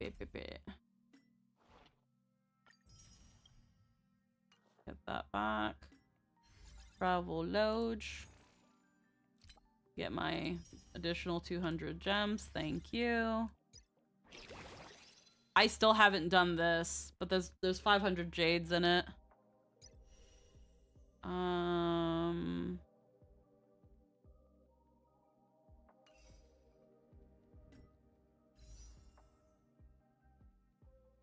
I do not have enough pulls. I absolutely do not. I do not have enough pulls.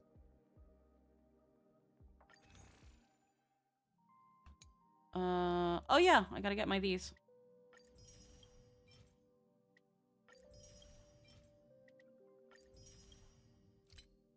Stellar purchase. Coño, fuck off. Okay, let's just convert these ahead of time. I've got 63 pulls. I do not have 200 pulls. I know that the patch will probably give us 90 some pulls. So I'll have to find a way to get 50 pulls somehow. I do have my dust, so there's that. If I really want to reach into that. We'll have the entire patch to get the Gilgamesh light cone. I can't even say the Gilgamesh light cone for free because you're spending 200 pulls to get it. And again, I've just not been logging in. I've not been doing my dailies. I've barely done my weeklies. I have been doing my not travel log, it is guide. I have been doing my these, but only really can go so far in these. This is gonna refresh in a week. And then I already recently did these. Yeah, so... we'll have to... Have you knocked out the events? The only one I haven't knocked out is this one, is the Wispe Museum. Yeah, so conventional memoir. I didn't do Cosmicon, because I fucking hate Cosmicon. So the gems went down. I still haven't done Ethereum Wars, so that's just sitting there. I should probably do that.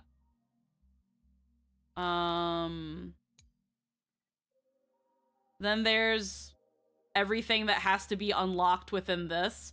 So essentially all the sim unis.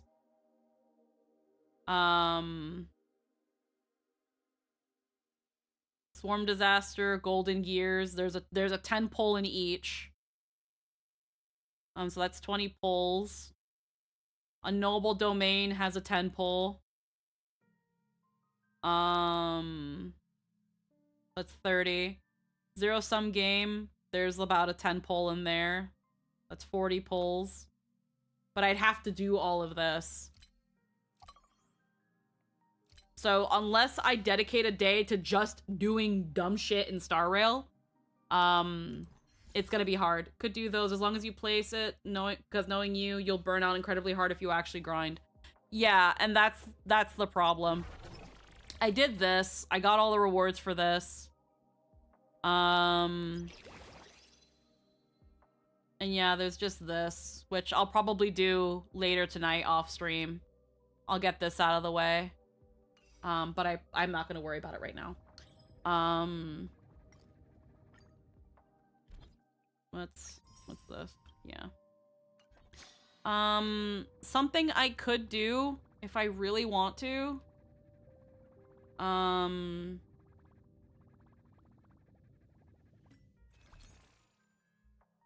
Is I can consider getting a supply pass. And within that time, collect Jade. Because it'll give you about a 10 pull and a half of Jade. How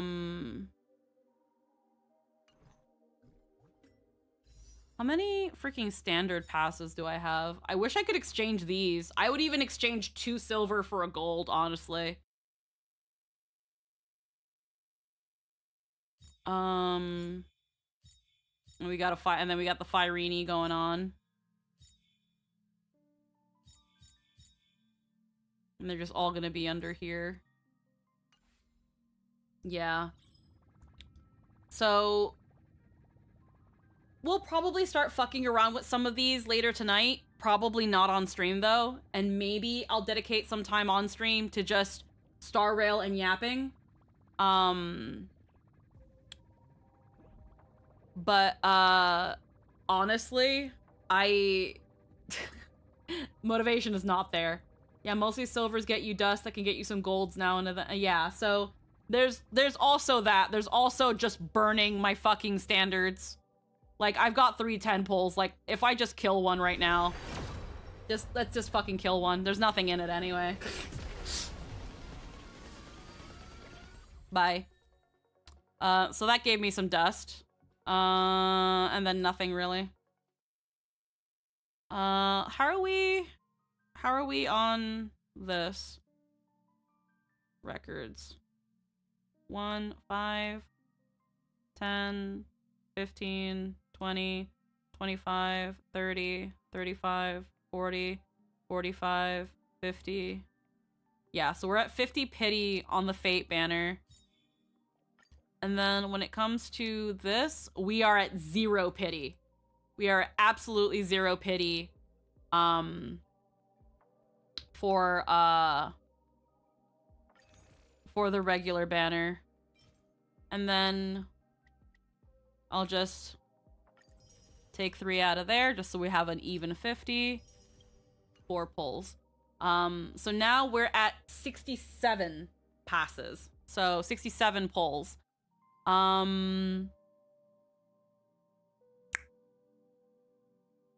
Yeah, so we're gonna I'm gonna have to just take the time to log in, do my dailies. I guess just be active more. Because again, I've not been playing the game. I really haven't.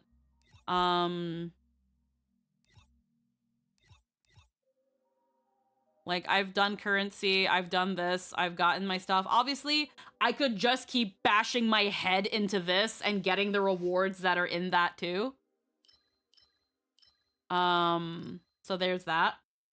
But I don't know. But yeah, I'm gonna be right back.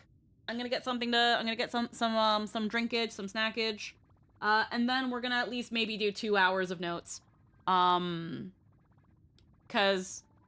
we've been on Star Rail for a long time. And again, there was a lot to talk about.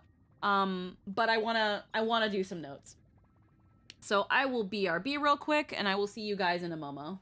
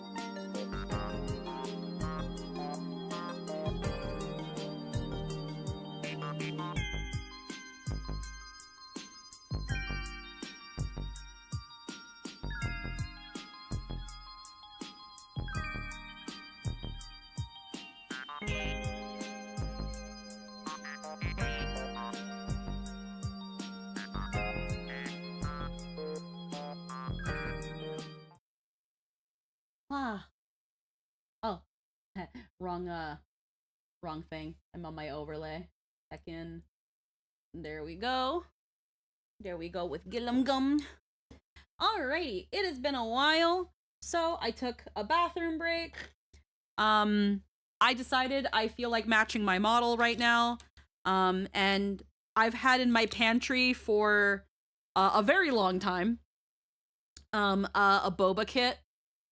And so I made a boba kit so I can match my model. I've got some peanuts.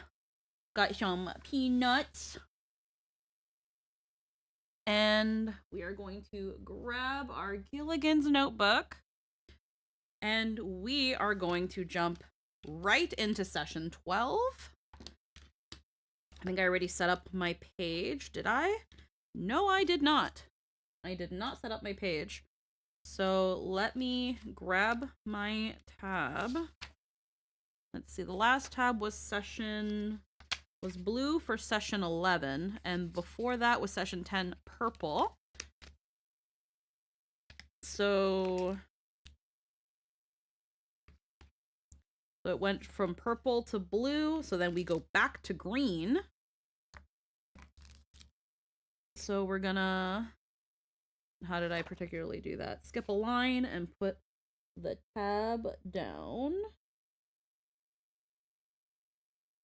Right there. I'm gonna have this going while we start making our way through. We go at 25 to 50 speed.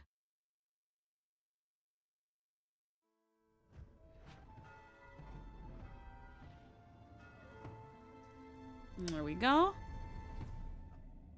There it is. What up? Fucking Crush 40 music comes back on. Fucking game starts. Fucking I'm a knight of the wind. Our music. All right, so hi, welcome back to Not 19. It's us. It's currently September. We're into September now. We can do this. The first Saturday, kind of. I think technically. Do you remember? Okay. Of September. Do you remember version 1.5 of Blender? Nice. Yeah. Alrighty. And it's us, and we're back, and we missed the I week. wipe my glasses only for it to still be dirty. so you all know, that week was well taken off because I got a bunch of capybara videos, and that is far more important than us doing whatever we do here. What? 5 a blender. Nice. And alright. it's us, and we're back, and we missed a week because of stuff. It was worth missing a week for everyone, just so you all know, just so that week was well taken off because I got a bunch of capybara videos, and that is far more important than us doing whatever we do here. You're right. You're right. Heck yeah, Anna sent me so many videos of capybaras. I pet so many capybaras. Oh, I love them. My favorite video was the one where someone asked you what you were doing. You're like, I have a friend that really likes cappies, so I'm taking a lot of videos. The only video I didn't get because they're at the other side, and by the time we did see them, it was getting late. Was this is 10-year-old one called Leonardo the Capybara. Scream. Yeah, no. Leonardo the Capybara. Session 12. I told Logan, I was like, freaking. He cares about the environment. It's so close. It's just like, freaking find a way to visit here. We'll take you to the kangaroo farm. You'll pet freaking capybaras. You need to do that, Logan. You need that in your life. The end so of many. Titanic, but instead of Leonardo DiCaprio hanging off the fucking door floating in the water, it's a capybara. No, Rose has to get in the water. Yeah, no, I agree. She has to get in the water because the capybara needs to live. Just capybara casually sitting on the door, blowing the whistle to get rescued. Romeo and Juliet with a capybara. Oh fuck yeah, dude. Fuck yeah. That was like instant really Romeo and Juliet too. Hell yeah. All right. Capybara with a gun. Alrighty. My people, the time has come for us to begin game. Alrighty. Start game, to get into Gilligan's Grave, session 12. I'm going to roll a die, and then someone's going to tell me what they remember happening last time, Actually, and then I'm going to give my own little let line of me- what happened last time. And it looks like it's going to be Just remembered I can Anna. put myself. Thank God. Right here's fine. Mhm. Give me a sec. Alright. So I get that. I know we ended up coming into this tower thing, and we met this really angry gnome. And I gnome. He's like a dwarf. He is a dwarf. Yeah, He's you're very good. angry. He's very angry. And like he's been living in like the lower parts, and he's been like, everybody keeps freaking coming down, all these filthy outsiders trying to take our jobs and genocide our race. And I don't trust you guys. Get out of my hole. And we're like, but we were sent to this hole to explore the hole. And he was like, get out, but we didn't get out because we have a job to do. I don't remember much else. We fought things. Go. Hell yeah. You guys were traveling and you were accosted by Cag Undershock, a Duragar who the rest of his tribe, his pod, his little dudes had been taken also by the cult, and he's been ambushing and killing any cultists who have been walking around as he's been finding them. You guys reasoned with him, didn't kill him. Good job, you guys. Good use of charm person. You did it. You solved it with diplomacy. And then he joined you in heading towards the Latch Temple. He revealed to you guys that about 200 years ago, his people had lived in an underground society of Duragar that got preyed upon by a mental parasite that once it got bored with them, just wrecked their home city underground and split them up into different tribes. He went with you guys to the Latch Temple. You guys found the Latch Temple where the court has made their home, where you guys have been looking for. You stormed in, you got into the main room, as well as took out archers on 2 of the balconies that are about 30 feet up. And as you guys entered into the main room and fought them, you leveled. Good job. Everyone's level 5 now. Combat's about to feel way different because everyone's going to get to roll twice instead of once. And that is basically where we left off. And we're coming back into it. With that, I'm going to switch us over to this. And then I'm going to switch the music real quick. All right, my little chili babies. Are we all chili babies? You're all chili babies today. Any Even good fully chili's got a cheapy? little bit of pepper. Yes. And a dash of tomato. You're swelly cheapy. Swelly cheapy chili babies. I need a shirt with that on it. Yep, agreed. I have no idea what the image would be, but yep. No, just the text, like Brat. Hell yeah. So, Oh, you fuck guys, yeah. just to bring us right. Also, fun fact, I don't know, I hope they fix this, but my issues last game, where I couldn't see the distance. Only thing on about the- these the boba kits- targeting heckin' Only thing about these that boba only kits happens if you're in 3D camera mode. If you're in 2D, is the that distance is just you off, have to warm it up, which is irritating. and no matter how much ice you put, it's never cool enough. You can look whatever you want. The reason I like 3D is for the purposes of the camera is that you can see all of the tokens, like you can see them all standing up. And then on top of that, you have to heat it up in the microwave. Again, it's preference. It's whatever you like. I like Full disclosure, I've been GMing. On top of that, you have to warm it up so that the boba can like expand. But I digress. This is me digressing. I'm digressing. My gresses die. So, you guys, you are currently, most of you are in the central antechamber, which is mostly shrouded in darkness, except for 4 pillars on the edges of the room, which I will point to on the map. They're these guys. You see the four pillars equidistant on the sides of the room? Boom. Boom, these guys. Equidistant. Yeah. They're mostly equidistant. They are bilaterally equidistant because on each side they mirror each other. Oh, Bilaterally. Oh. You snapped with that one. I hope you're impressed because I might have used it wrong. Yeah. These 4 pillars on Okay. each edge of the room. These pillars have reliefs carved into them, which I described before, which have faint lights coming from within them. There are recesses and holes that are carved into them from which light is escaping. There are 4 paths that split off from this room. Technically 5, but I'll get to that in a sec. 2 near the entrance, which you guys went up one of them, an incline that leads up to the balcony. There's a mirroring one on the other side of the room, and then there is a set of steps that goes up to an elevated section of the room, beyond which there are 2 other paths in the corners of the room, and one central long hallway that continues down into what you can see to be darkness.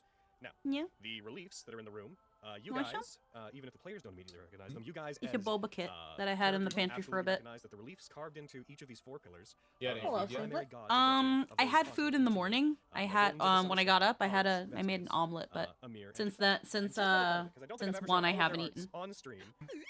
Yeah, let's do it. I know they're in the I mean, we have the ribs. Hold on. We don't have anything to go with them, but we could probably make rice or something. Carved into them. Ahar. I should have had these prepared, but I didn't, because I was a silly little man. Alright, I gotta go back to those. Yeah, we can do the ribs. And then yeah, we can probably do it with a side of rice. Yeah. Just something simple.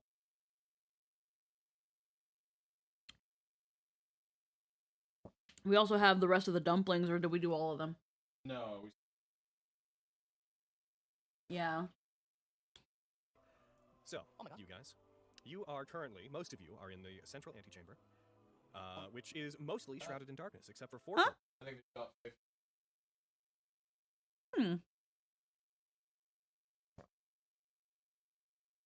That's not bad for a quick meal one day. I almost choked on a boba. It was like on the precipice of going into my into my fucking throat. pillars on the edges of the room, which I will point to on the map. They're these guys. You see the four pillars equidistant on the sides of the room? Ba-boom. Ba-boom, these guys. Equidistant. Yeah. They are. They're mostly equidistant. They are bilaterally equidistant because on each side they mirror each other. Bilaterally. You snapped with that one. I hope you're impressed because I might have used it wrong. These 4 pillars on Ooh. each edge of the room. These pillars have reliefs carved into them, which I described before. Your arm's stinging. Which have faint lights coming from within them. There are recesses and holes that are carved into them from which light is escaping. There are 4 paths that split off from this room. Technically 5, but I'll get to that in a sec. 2 near the entrance, which you guys went up one of them, an incline that leads up to the balcony. There's a mirroring one on the other side of the room. And then there is a set of steps that goes up to an elevated section of the room, beyond which there are 2 other paths in the corners of the room, and one central long hallway that continues down into what you can see to be darkness. Now, the reliefs that are in the room, you guys, even if the players don't immediately recognize them, you guys as characters would absolutely recognize that the reliefs carved into each of these 4 pillars are of the primary gods of Retia, of the continent in which you live, the Eidolons of the Summer Sky, Haros, Vestius, Amir, and DeQuint. And just for the fun of it, because I don't think I've ever shown all of their arts on stream. Yeah, let's do it. 'Cause I know they're in the guide. Hold on. I can get the names of the gods this time. The 4 individuals that you see carved into them. Actually, no, wait, he got a picture of the pillars, didn't he? Because I was a silly little man. Silly little man. Silly little Billy. You know what else makes you? Oh, no, okay, never mind. What's that? Okay, so just to start for this, I'm just gonna put session start.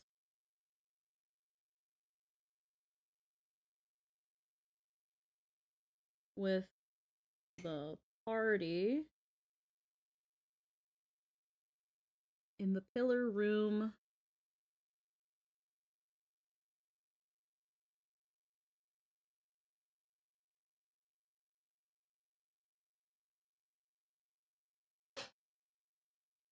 Of the temple. There are 4 pillars.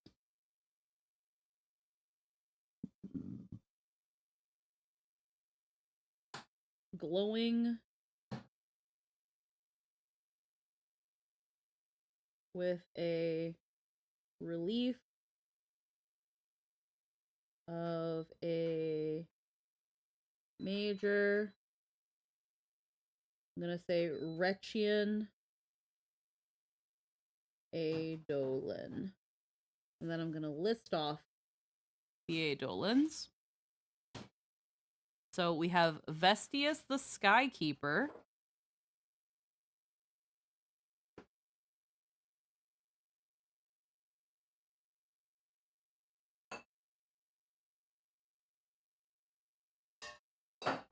One of my new spells isn't on my sheet. Well, maybe you should have brought that up when we were leveling you. I wasn't in Fantasy Grounds when we were leveling maybe you should have been in we were Fantasy in Grounds when we were Call. leveling you. You didn't tell me to get into Fantasy Grounds when we were leveling. Oh, I see. I have to tell you to do everything, do I? Yeah. You're god of this world, Logan. We were in the real world at that time. But we were talking about this world. I'm blaming God. Fiery blue half orc. Okay. A lot of people do. Yup. A lot of people do. Oh. Sherpan's orc, baby! Arrows! Okay. Oh. No, I'm not gonna say it. What? No, what are you gonna say? He reminds me of Ryder from Fate Zero. Let's see. Amir the Wise Forest.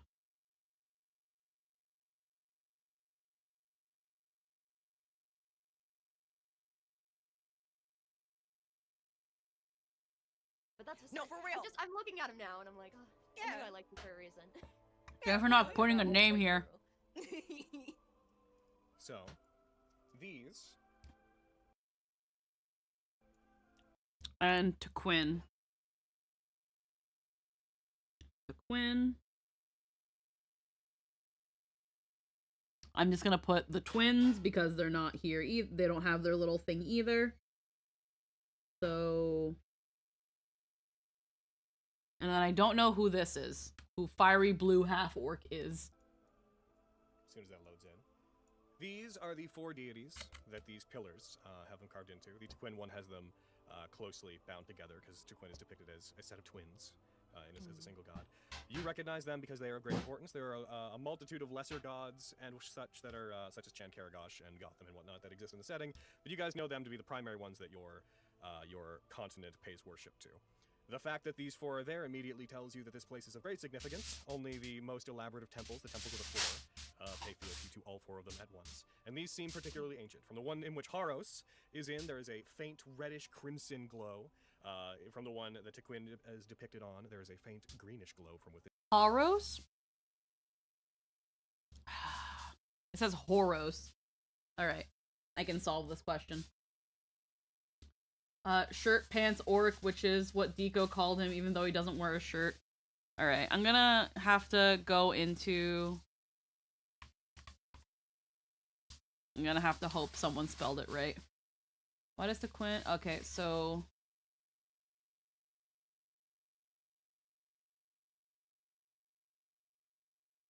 Alright, so his name is Haros. Haros. But I don't know what he is a god of.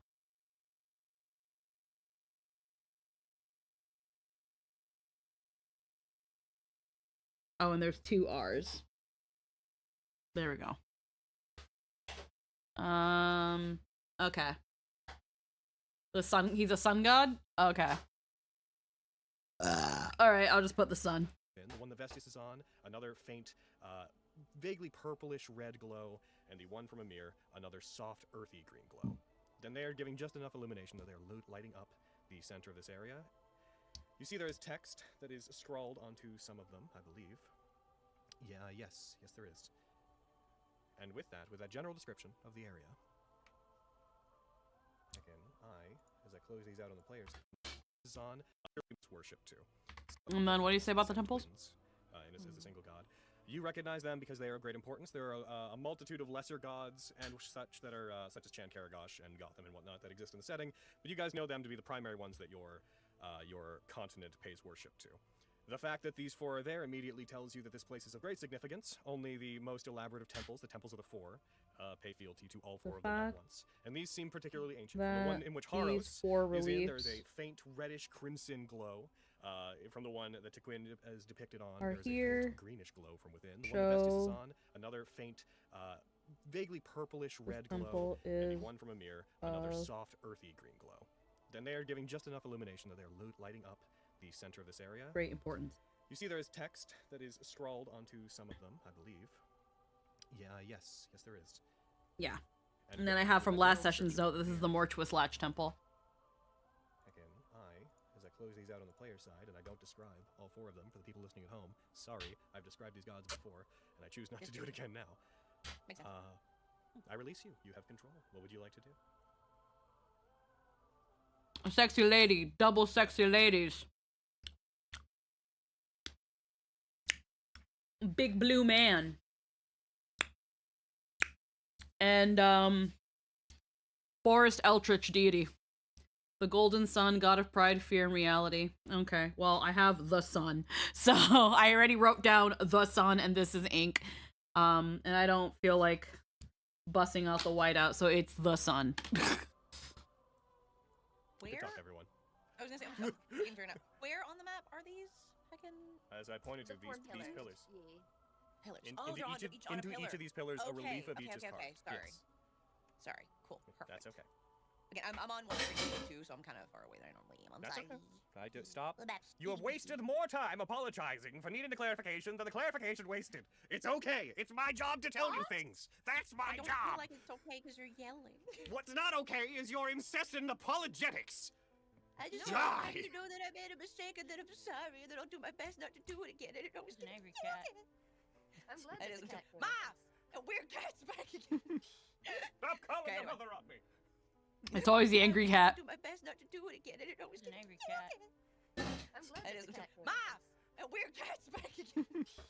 Stop calling Okay, your anyway. mother on me. I've done nothing wrong. She said, and Lilia didn't even remember in her recap that I told everybody that my mom died. And Yeah, you saw some weird shit. Fuck. You heard voices and saw weird shit. There you go, I said it. Yep, I told you that my There you go. mom died, Lilia. That was a huge thing for me. Fuck. Oh, I'm sorry. Well, maybe you should have told the recap. That makes sense. She was visiting the fam. The extended fam, but the fam. Yeah, okay. Rub it in my face that you have a fam or whatever. It's fine. I found that one. A very loving family and a mother who's alive. Oh God! I found that one. A very loving family and a mother who's alive. Oh God! Oh my God, Lilia, what the fuck? Don't fucking test me. I'll fuck you up, kid. Anyway, serious God shit. Okay, so these Reality pillars are reasserts going. itself. Yeah, fuck, Yes. sorry. Was there anything inscribed? I mean, Yes. in the I mean, Ooh, I was expecting it. Can we read it? yeah, I read. Yeah. So written in common, so Pepper. Lori is a reason abortion should be allowed after the 40th You trimester. see that inscribed in lines of text around circling around above and below the reliefs on each one of them, is written the phrase, the little paragraph. As the nights hold up the summer sky, so shall we hold down the mists below. The Colindrite temple stands as tribute. I will throw this text into the chat in a sec, by the way. Thank you. Offered by I'm not. We hold down the mists below. The Colindrite temple stands as tribute. I will throw this text into the chat in a sec, by the way. Thank you. Offered Jesus by Christ.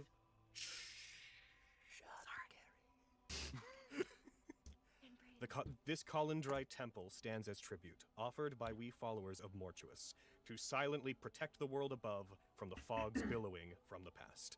Even if the bastions built by the other gods should fail, we will stand resolute, and our victorious roar shall be cast down agony's throat.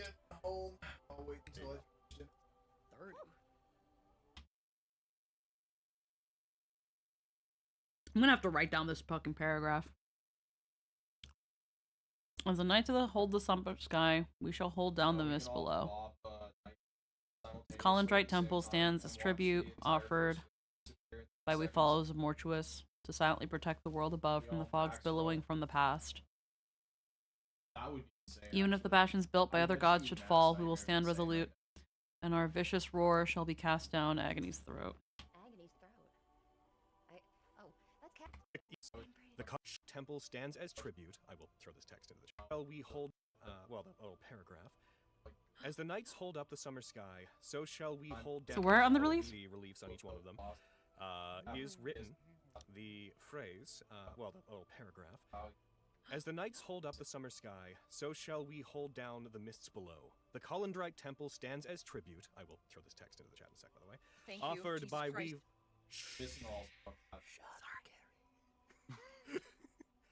This column What is right sending temple kids stands off as to tribute war if offered not a by the late-term followers of abortion? to silently protect the world above from the fogs billowing from the past. Even if the bastions built by the other gods should fail, we will stand resolute, and our victorious roar shall be cast down agony's throat. Here you go. Okay, I'm not sure if I'm going to be able to fit that within the lines, but I'm going to try. So as the nights hold up the summer sky, let's write this in our somewhat bolder pen and then do our best. As the nights hold up the summer sky.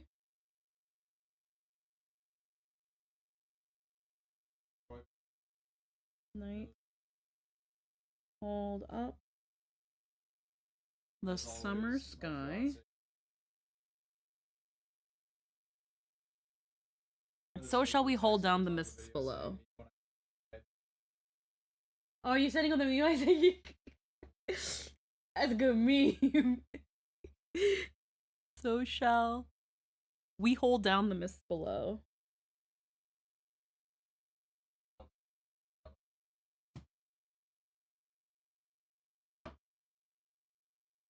You like the meme I sent you? It had me dying for a while.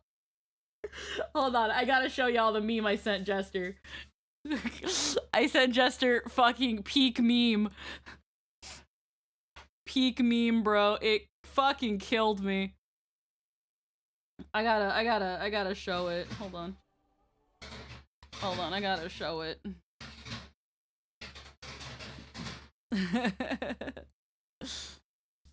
Hold on. I fucking it's me when I fucking get you. Something's in my ass. Something's in my ass. Something's in my ass. Something's in my ass. I'm sorry. I had to. That was so okay. Yeah. Anyhow, back to this. I'm sorry. I had to show that. All right. This Colindrite temple stands as tribute. So this Colindrite temple stands as tribute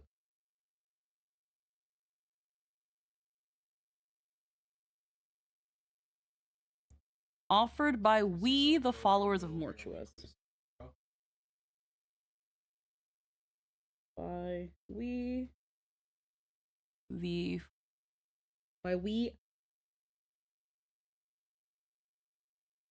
followers of Mortuus. Mortuos.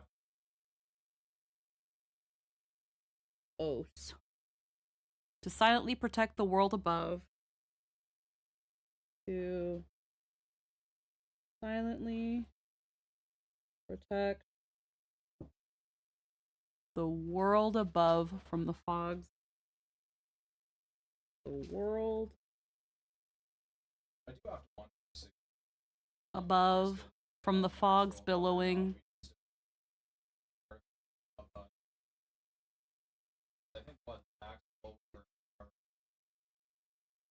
Billowing from the past. It might be higher.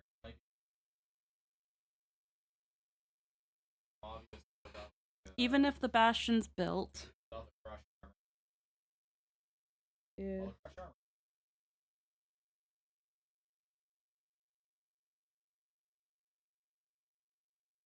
by the other gods.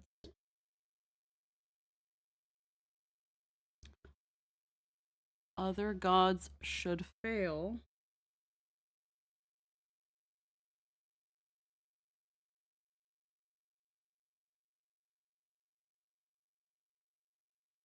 We will stand resolute. We will stand resolute. And our victorious roar. Our victorious roar shall be cast down agony's throat. shall be cast down Agony's throat. All right, that fit all there.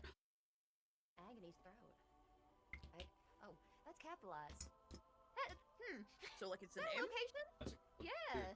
What did you say? Agony's Who's throat. Agony?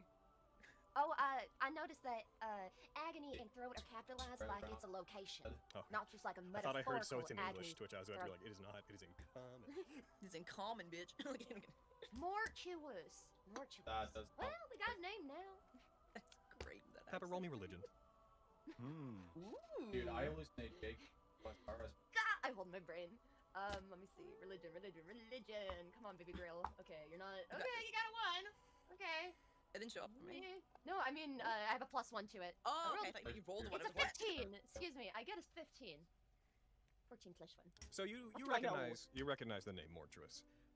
Mortuous is a lesser deity. Mortuous the Challenger is a dragonkin god of effectively a god of gladiators. They are a once usurper of the gods who failed to do so, who was granted a position among the lesser deities, who is very well known as someone that is prayed to in times of combat. They're a bit of a kind of a god of war, but not in a destructive sense, in a fair Spartan kind of sense. I was about to say, I love that game. Mortuous. They are Kratos. Oh. Oh, don't. I'm not playing Maxine. I'm not playing. Okay. How's that? Where are you? Huh. Oh my god. Mortuous. Yeah, that's one of them. Hi, Aggie. You get scarred? Does What? come to you? Sorry. Mm. It's coughing a little bit. I don't know. Something came over me when I looked at this. Nice Yeah, gamer pillars, though. Nice gamer pillows. Yeah. Nice gamer pillars, though. Damn. They have blasphemy. I don't know. I'm not a player. It should be. It should be, honestly. Well, Lana wouldn't care if you gamble. They're a duty. Nice. Latch Key Temple of Mortuous. Well, that's what we're standing in. Right, but what's this fog billowing from the past bit, though? Like, I've read stories, like, you know, books and stuff about people who they like come from the future and they're like, I have to save you to save like the future. But how does something come from the past? That's like what we do all the time, isn't it? Maybe it's like ancient? Damn. No Something idea that here. Proceeds like a very, very old, like, mist of sorts. Okay.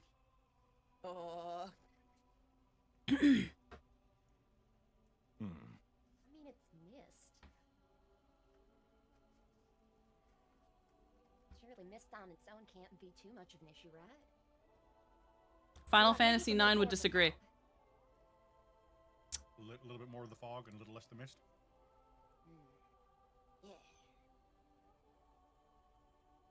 Is there any other writing? Is that on all of the? Yep, plaques identical or the- identical writing on all of them. It's not on plaques. It's like on text that rings around the pillar. But Oh, yeah, cool. it's identical Just on each of running them. fingers on it. Ooh, Oh. texture. They were fucking wrong, weren't they? Oh. Well, I mean, like, the followers of Mortuous. what Victorious Like horror, there's Hollywood. nobody here except for kicks one of the corpses. These guys. Yeah, that's true. Well, it definitely looks like combat went down. No. Well, no. I Oh. mean, Other other than than ours. ours. Sorry. Yeah, we yes. killed some people. Yeah. Who killed this man? Looks down at I Tabasco did. I crying know on a I corpse. did. That's not what I meant. Magnifying glass. Fucking I mean, clearly it was Eldritch drinking. Blast cultist in the background turns to camera. I can't believe Mortuous has done this. No, bastards. That's not even The what followers I of meant. Mortuous. You know, you'd look good with one Would of that those be little Kag's silly people? hats that one character, what's his name? I can't remember. What? Yeah, he's like he's named after a building or something.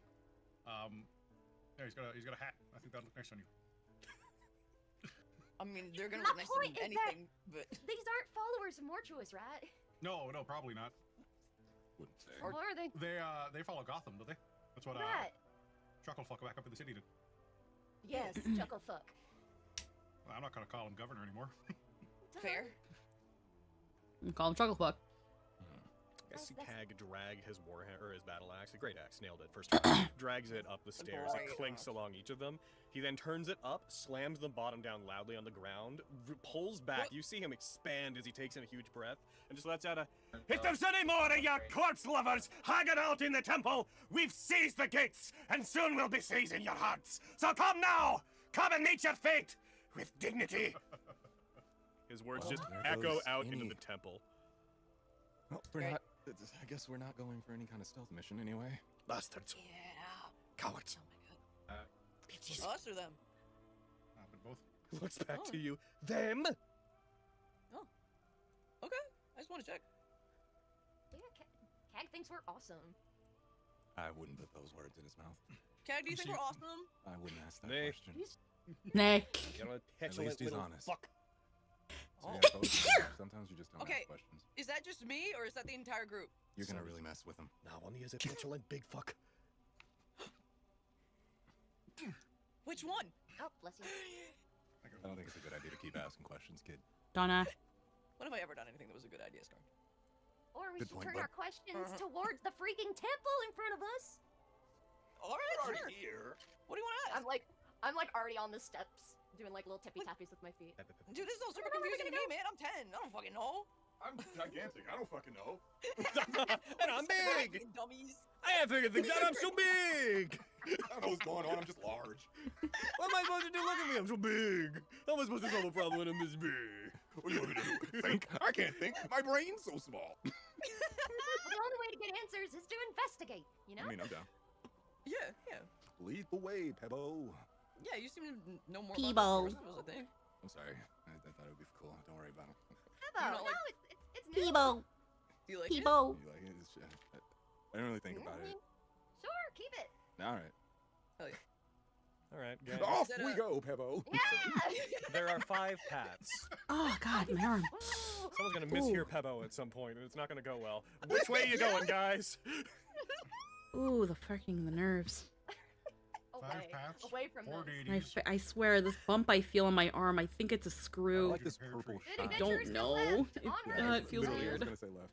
Maybe this one? the Logan, you said each of them are glowing That was in the color, right? moonbeam. If I remember right. That's the moonbeam. Wait, hold on. That's the That's moonbeam? Lilia's moonbeam. Can we go maybe this way? Because I see there's a tiny door. I want to know what's behind that tiny door. Well, there's no door. There's just a path. Oh, there's. Oh! Oh man, it feels so weird. I It's found like, the path. I found it. I found the path. All right, I don't so got that Pepper has two decided to bumps. go up this way. Does oh, everyone that's else go weird. with Oh, that's weird. It's weird. It's weird. Pepper's going that way. I'm gonna follow Pepper. it? Okay. Yeah. Follow that. Evo. I'm gonna take a second and just trail behind, but can I look at a couple of these other paths? Is Yeah. there any? These guys have been living in this place, but I don't know how like used it is. Is there any disturbance and like dust or anything that might have accumulated on the floor on either of the other paths? It is worth reminding you that they stated that they only found this place Yeah. like the same night you invaded the mansion, so they haven't been like here a long time. Perfect. That said, works to my advantage here. there is some mildew and because of like the water and like the waterfalls outside. There's a faint mist that pours in, so there is like a stickiness to the ground in here when you step, a very light squishiness to it. There are fresh footsteps in it that you can see. There are trails of dirt that have been tracked in from the outside, but they seem to just basically go just about everywhere. They don't linger in any certain place. Yeah, I just want to see if it looked more or less well traveled through, but if it's kind of the same, then I'll just follow after everyone else. Okay. So, as you guys move forward, Pepper, I'm gonna move Tabasco with you because he's got a torch. Yes. Yes, he does. And he's. As you doing a guys just super walk snip off past for- Cag, Cag just looks by you as you guys are going down, just like, where are you going? Oh, like that way? Around. Why that way? Why are we going there? I'm pretty sure they're that way. They're probably hiding after you yelled at them. Yeah. Oh, Cowards, right? perhaps I should try to go the other way. What if it loops around? I can pincer them. I can get them. No, you go that way. I'm going to explore down here. You see him run down a hallway, and then a Alright, second up later, here. he pops up again up here. Oh! It loops! Oh. Oh, it just leads to a hole! What about up here? What join his blood? Come this way. What is this? Why is this here? All right, so as you guys step in there, let's see. As you step into that area, there appears to be a large hexagonal, effectively pillar, just walls going from the base of the ground up to the ceiling, that circle around it. Cag, as you ask that, he like disappears behind it and then pops back in up here. Oh. Hey, the fuck is this? What? Why? Why this? And not but a door on it? Got no way inside of it. Just a big wall. For no reason. This is terrible construction. For why? Whoever built this place has no respect for material efficiency. Does it look Maybe like it's the low wall berry. goes- What's above us? He just looks at the ceiling. I mean, we're underground, so like everything is above. I know we're under the. Shut up. I don't know what's going on, man. Oh yeah, maybe the wee child is right. You want Maybe me this to- pillar is holding up the entire surface. That's definitely what I meant. That was a good singer. That was a good singer. Damn. I kind of go over here and like, is it like low enough for me to like try and like touch? It is from the ground right up to the ceiling. Okay, yeah, I want to like, knock. Look at that, we're just try and hear exploring if the it's temple. hollow. Roll me an investigate. Roll me two things. Roll me a Figure out if strength it is a check low and then building wall. roll me a strength check and then an investigation check. Okay. By the way, Man, at this I point you could do notice put a there is wall a down on this bad you do boy. notice there is a path heading north from this point. This is strength. This is strength. Ooh! Oh, Nice. bam, bam, bam, bam, bam, Nice, let's nice, go! nice. And investigation, you say? Help me out. Honestly, roll it again, because roll with advantage. Do it, definitely, with that 3. Yeah, please, please. You knock it hard enough that, go ahead, roll me again. Roll it again. With advantage. No, this will be to account for advantage. Oh, we'll just use the... Oh, well, never mind. We'll use I the pressed first the button. I just... Okay, so, you rolled a 3 and a 3. Let's go! I told you I was too stupid. I'm just large, guys. So, as you knock on it, but you did knock on it really hard. As you knock on this wall, you do hear this dull, hollow ring from inside. Well, not ring, but you do hear like a very, very light, hollow reverberation from inside. Okay. Well, knowing my investigation check, I don't know what that means. It's hollow. Looks back. Okay. You know anything, Cag?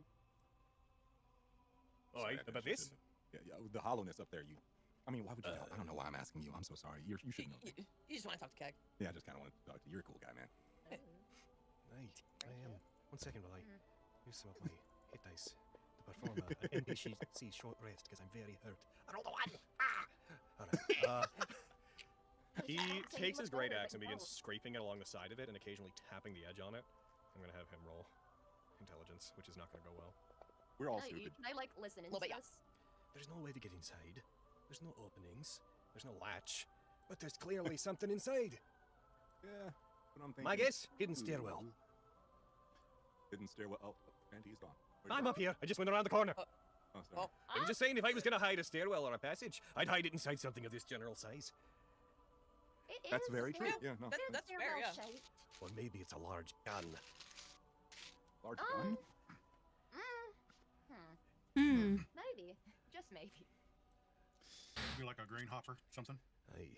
A garbage pit. Garbage pit. Move stuff quickly from up to below or below to up. Right. Huh.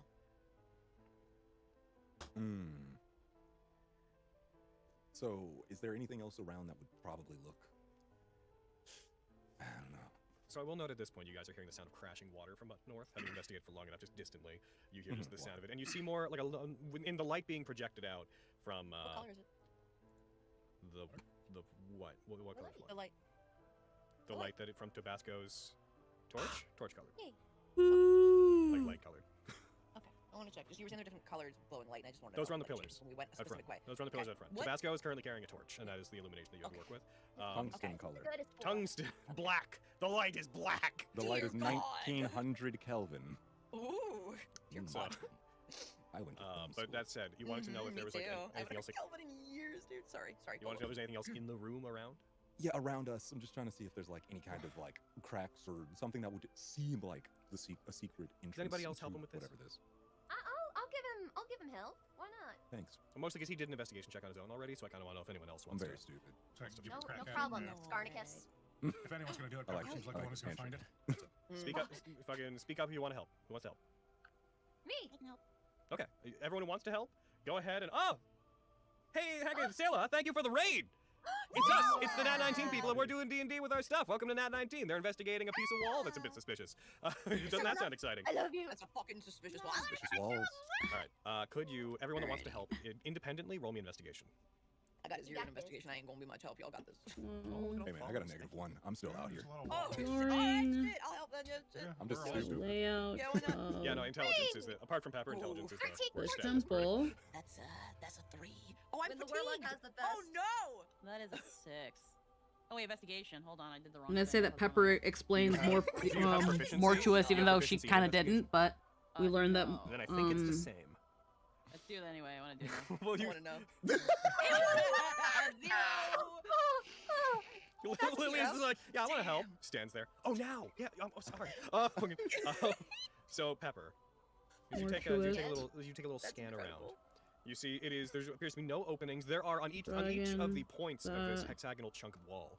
On each of them, there does appear to be like a pillar built into it, like a little support beam made of stone. And you do notice as you run your hands along them that at the edge of each, there do appear to be very fine seams, but they don't seem to be. They're not wide enough to look through. They're maybe like a couple of millimeters at best. It's just to show that this definitely opens. But becoming a lesser god of war. Its construction is odd. But however, the walls that you're seeing, they definitely securely fit into the top and bottom into the floor and the ceiling. And they don't look like they have any hinges to swing or anything. So if it does open, the mechanism by which it opens seems is not understood by you at this moment. Or any rooms. Interesting. I'm just I will playing note with the because scene. as you walk around in. Because Tabasco Falls, he projects just enough light that you do see down at the end of this long hallway that's behind you, this long barren hallway. At the very end, you see light just barely catching on what looks like a room that is bereft of anything except for a large waterfall-like torrent of water just pouring down into what appears to be a large basin. Hi, Spicy. At the end. That looks like nice. Hold on. He projects just enough light that you do see down at the end of this long hallway that is behind you, this long barren hallway. At the very end, you see light just barely catching on what looks like a room that is bereft of anything except for a large How we doing? We're doing waterfall-like okay. torrent Thank of water you. just pouring down into what appears to be a large basin or fountain at the end. That looks like nice crisp water. My gosh. Delicious crisp water. Would it be like a sluice gate then? What's that? We use dams for some parts of the pits. Oh. You can see them around, but Oh, yeah, no, sluice gates control the height of the water, so if that waterfall over there overflows, maybe this might be to stop it from flowing into the rest of the temple proper. Right, It's just but a guess, I don't know. Why would you want seams on something that transports water? Why would it close? Yeah, that's I'm curious. I don't know, safety perhaps. Skirt. I'm starting What to you kiss need? though. Well, I don't see any hinges on this thing, so I gotta. Pepper finds a Think about it like small waterfall and basin. Would that be the best way to put it? Bereft of anything except for a large waterfall-like torrent of water just pouring down into what appears to be a large basin or fountain at the end. waterfall, like nice crisp water. torrent Delicious crisp water. pouring into a What's that? Basin. We use dams for some parts. And that's where Saun explained to us in session 8 how the might be to stop it from flowing into the rest of the temple proper. Right, It's just but a guess. I don't know. Why would you want seams on something that transports water? how the latch Why would it tuples close? work. Yeah, that's I'm curious. I don't know, safety perhaps. Skirt. I'm Using the flow of water to cast protective influence, filter away insidious things, and take it deeper underground. How does it open? You know Think what about I'm it like saying? a door to like a large gate, or again, like I was talking about, like certain dams. You don't open It it could go like a further door. down. It goes up and down, perhaps. Like instead of maybe a stairwell, maybe like a ladder. Do you reckon you could like try to push? I'll help you. It's a lot of stone, Pepper. But you want me to push the Perhaps I'm ambitious. Perhaps I'm being ambitious. Oh. Yeah, I'm doing okay, Spicy. How are you? Okay. Oh, well, I guess we should go check out the waterfall for Yeah, now. let's check out that waterfall. Yeah, I want to see what's going on. Confounded devices switch or something. I'm definitely like looking at the walls a little crazed for like Are you a okay? hidden button. I'm not putting on rocks then. Would I put it closer to the floor or higher? I guess if they're all medium-sized creatures, that means that. Do you think they think still like in you? That is a fair point, young Lori. Wow, the kid actually said something smart. Desmond, aren't Damn, you proud? Scorn! Hey! Oh, well, that's nice. So, That's just as a nice. point of curiosity, because some of you are fatigued, do you guys want to have taken a short rest while doing this little investigation? Yeah, I mean, Lori looks. I mean, I could keep going. I'm fucked up. How dare You don't. I'm When I say fucked this, up, you guys guys. can independently choose not to if you want to. Like, if one person's like, "I'm good," they can like sit out the short rest and keep their short rest for later. It's true. Cool. Okay, I'm gonna hit. So, Nah, do short rest. everyone is short resting. Good call. Yeah. Yeah. Okay. If anyone is not short resting, say so right now. Good. All All right, everybody, do hit dice. Skarn, please hit the button. That button that says like regain short, again, focus points on a short rest. It should be labeled pretty clearly in your stuff. Everybody, tick off one of your short rests, and you are good to do whatever you want to do. Also, use hit dice if you Nice want little ditty, man. I'm definitely using it dice and pulled up. You said the button. It's in. Oh, come on, I'm also buddy. doing, It's in the I'm actions doing tab. Song of Rest. I'm gonna do Song of Rest, so y'all If don't you, gotta if you Dash. see under powers, short rest, focus point restore. Short rest. Yeah, Careful right with now we're that. just Okay. taking D&D Hit the button notes beside that. for a little bit. Oh, it's the blue. Okay, it's the blue. All right. On which tab? The main tab? On Your only, little eyes. only he had that one. The thing I was just talking about is the focus point thing, but everybody take off a short rest. Yeah, where's that again? I always forget. Resources It's at the top of your action. Actions. Thank you. Appreciate. Anytime, Clementine. And my there strong it words and is. stones endurances are long rest abilities, so they don't do that. Yep, it's true. It's true. You said the truth. Wah, man. wah, wah. God freaking dang it! So group, so fam, what are we doing, everybody? What's going on? What's happening? What's doing a little thing? What's going on here? Mentally, I hug Cag, but I know I can't do that outside. I'm doing I've I'm gonna got do it. Song of Rest. I'm gonna do Song of Rest. Oh, you go ahead and target everybody and use your Song of Rest. Yeah. And I'll give everyone back. Everyone who used hit dice, which I think was everybody. Mm-hmm. For everybody playing at home, we do some things weird. We have our own sub-rule set called 5.19, which you can find in the book that we kickstarted, which you can find at a link that should be below the player. Heckin, because I know a bunch of people just jumped in. Heckin, Hayden can tell you all about it. Scylla can tell you all about it. They also run this stuff with us. And quick short rests, but a limited number per long rest is a part of the system and how it goes. Listen, Baldur's Gate had some good Yo! ideas. Y'all are welcome! Wow! Oh my Nice. god! Let's go! You drink yourself? Ooh, his health. What? Yeah? Okay. Yeah? Just making sure. What? Yeah, no, I The did. realest yeah, I don't- what ever. Yeah, dude. Young boy. Oh. What? Oh, you forgot me! I have one wound. That fucking sucks. Damn it. One. One singular wound. You have So a close you have a to me. long Oh, scar rub down some your dirt arm. in it. Yeah, dude. I got like a little boo boo. I got a little scratch. Oh, come on. Get a little spitting grime in it. Yeah, ugh. Oh, Don't pay attention to her. oh, Don't pay attention to her. That's not good. I know survivability. That's It's literally. really the best hard you not can. to pay attention to her. I know. Very, very Don't hard. worry about it. You'll figure this Okay. out. Okay. Puberty is crazy. So it's crazy. So I shouldn't put dirt in this Do scratch not on my put hand. dirt in the Okay. scratch. What I'm saying is it'll be fine. Okay, thank you. I appreciate You know that. first aid. Desmond taught you that, right? I mean, you're Yeah, good I at also this, I alright? You also know have what you're healing doing. magic. Like, Exactly. You'll be fine. Yeah. Okay, cool. Yeah. Cool. I also have like a hot spell, but for some reason I can't find it in my spell. Oh my book. god, why have you not added it to your sheet on your fucking own? I don't know how. You go to spells and then you look it up. You just drag it on your sheet. You just start Oh, screaming thanks, at God man. in a moment. Oh my god. Yeah, dude. Do it yourself. Oh my good lord. I'm 10. I can't. I'll kill you. There, it's on your sheet. I did. Oh, you did it just as I was doing it, huh? No, I didn't. I didn't. I literally haven't done anything. You And it was there, cause it's there twice now. What the fuck? I don't know what the fuck, Harry. Backflip, momentum build, flying kick, dead. All right, Lori's out of the game. I was killed by God coming down to fucking smite. Remember that old fucking picture of me doing the flying kick from high school? That into your face. Yeah. Damn. Old one. Yeah. That's an oldie. I love that one. Okay. So what do we do? We have So fun here. fucking We have a video Justin game. can see it. We have a We have a video game to well, play. we've been talking about going up this way for a little bit, so I'm gonna start meandering over there. All right, who's all heading up the hall? Wallowing. I'm gonna waddle with him. Everyone's waddling. Hello. Waddle, waddle. Hello. Okay. Waddle, waddle, waddle. Lilia, Lawrence, you guys are going up there too? Now we waddled away. Waddle, waddle, waddle. Now we waddled away. I'm a fan of staying together. Okay, y'all stay Till the together. very next day. Bum, bum, So bum, everybody roll me bum, perception. bada, bum. Uh-oh.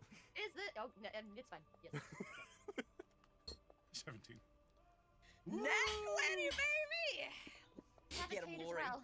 Wow. for a 21. We're all Guys, I'm stupid, gonna ruin but we this. got peepers, baby.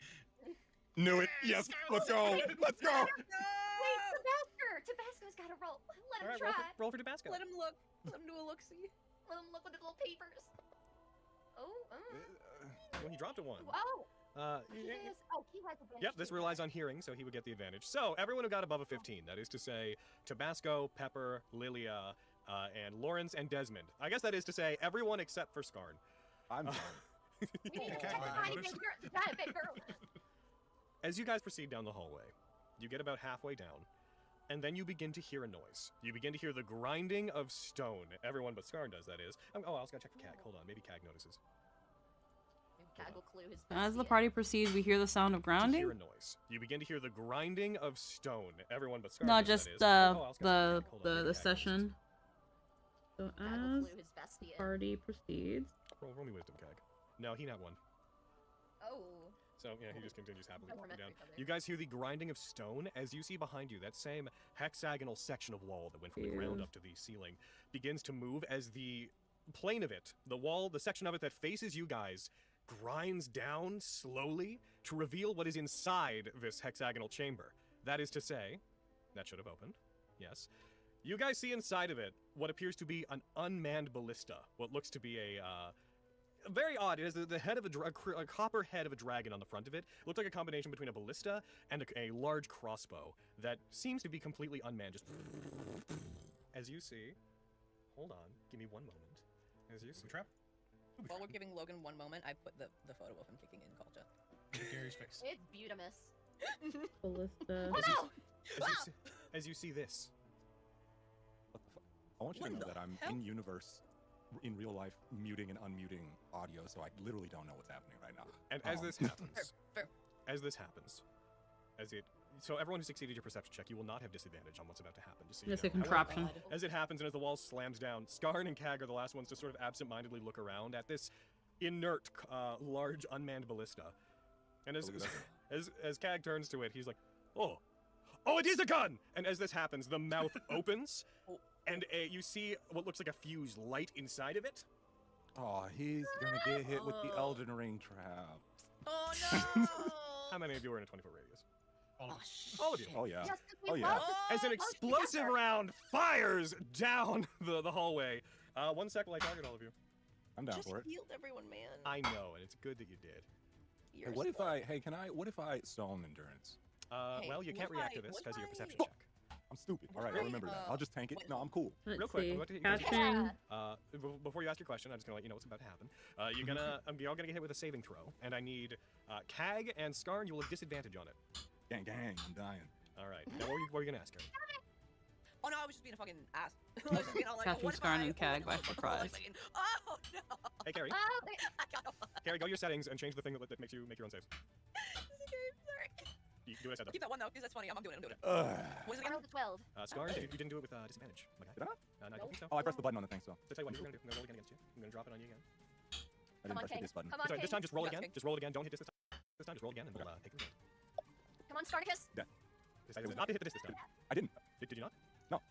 Oh, it had this time. Statuses and stuff. It said this on the thing that time. Did it have this before? Wait, No. hold on. That's weird. The first time it didn't have this. The That's second so time it said this.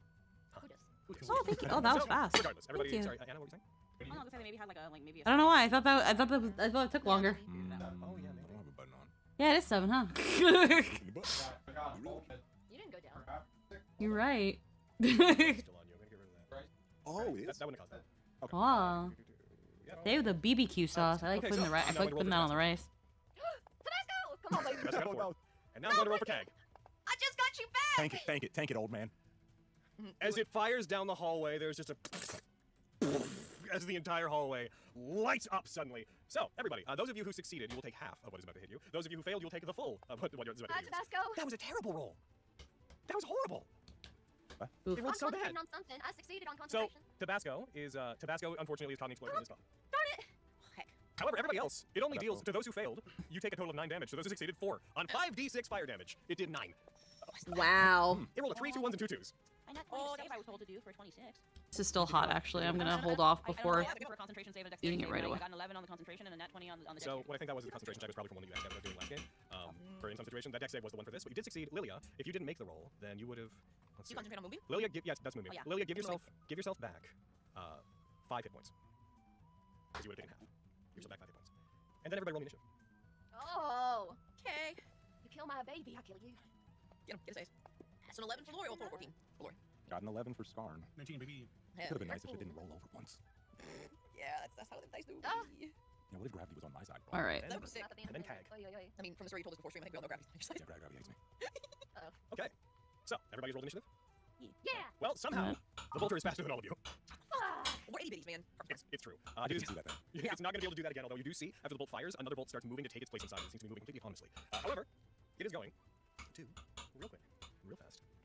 Okay, it takes us about How range on this? 40 minutes in game to kill this ballista. Sorry, that's really happy. As it fires a harpoon towards Lily. What do you hear? So we're just gonna. To myself. I thought it might be because when Tabasco died, the torch effect on Tabasco vanished. I thought Star might have disadvantage because he rolled the second one while blind. But A, he has dark vision, and B, he was when Tabasco was hit. Yeah. Put that bitch up to 2.3 because it's combat. I'm gonna start.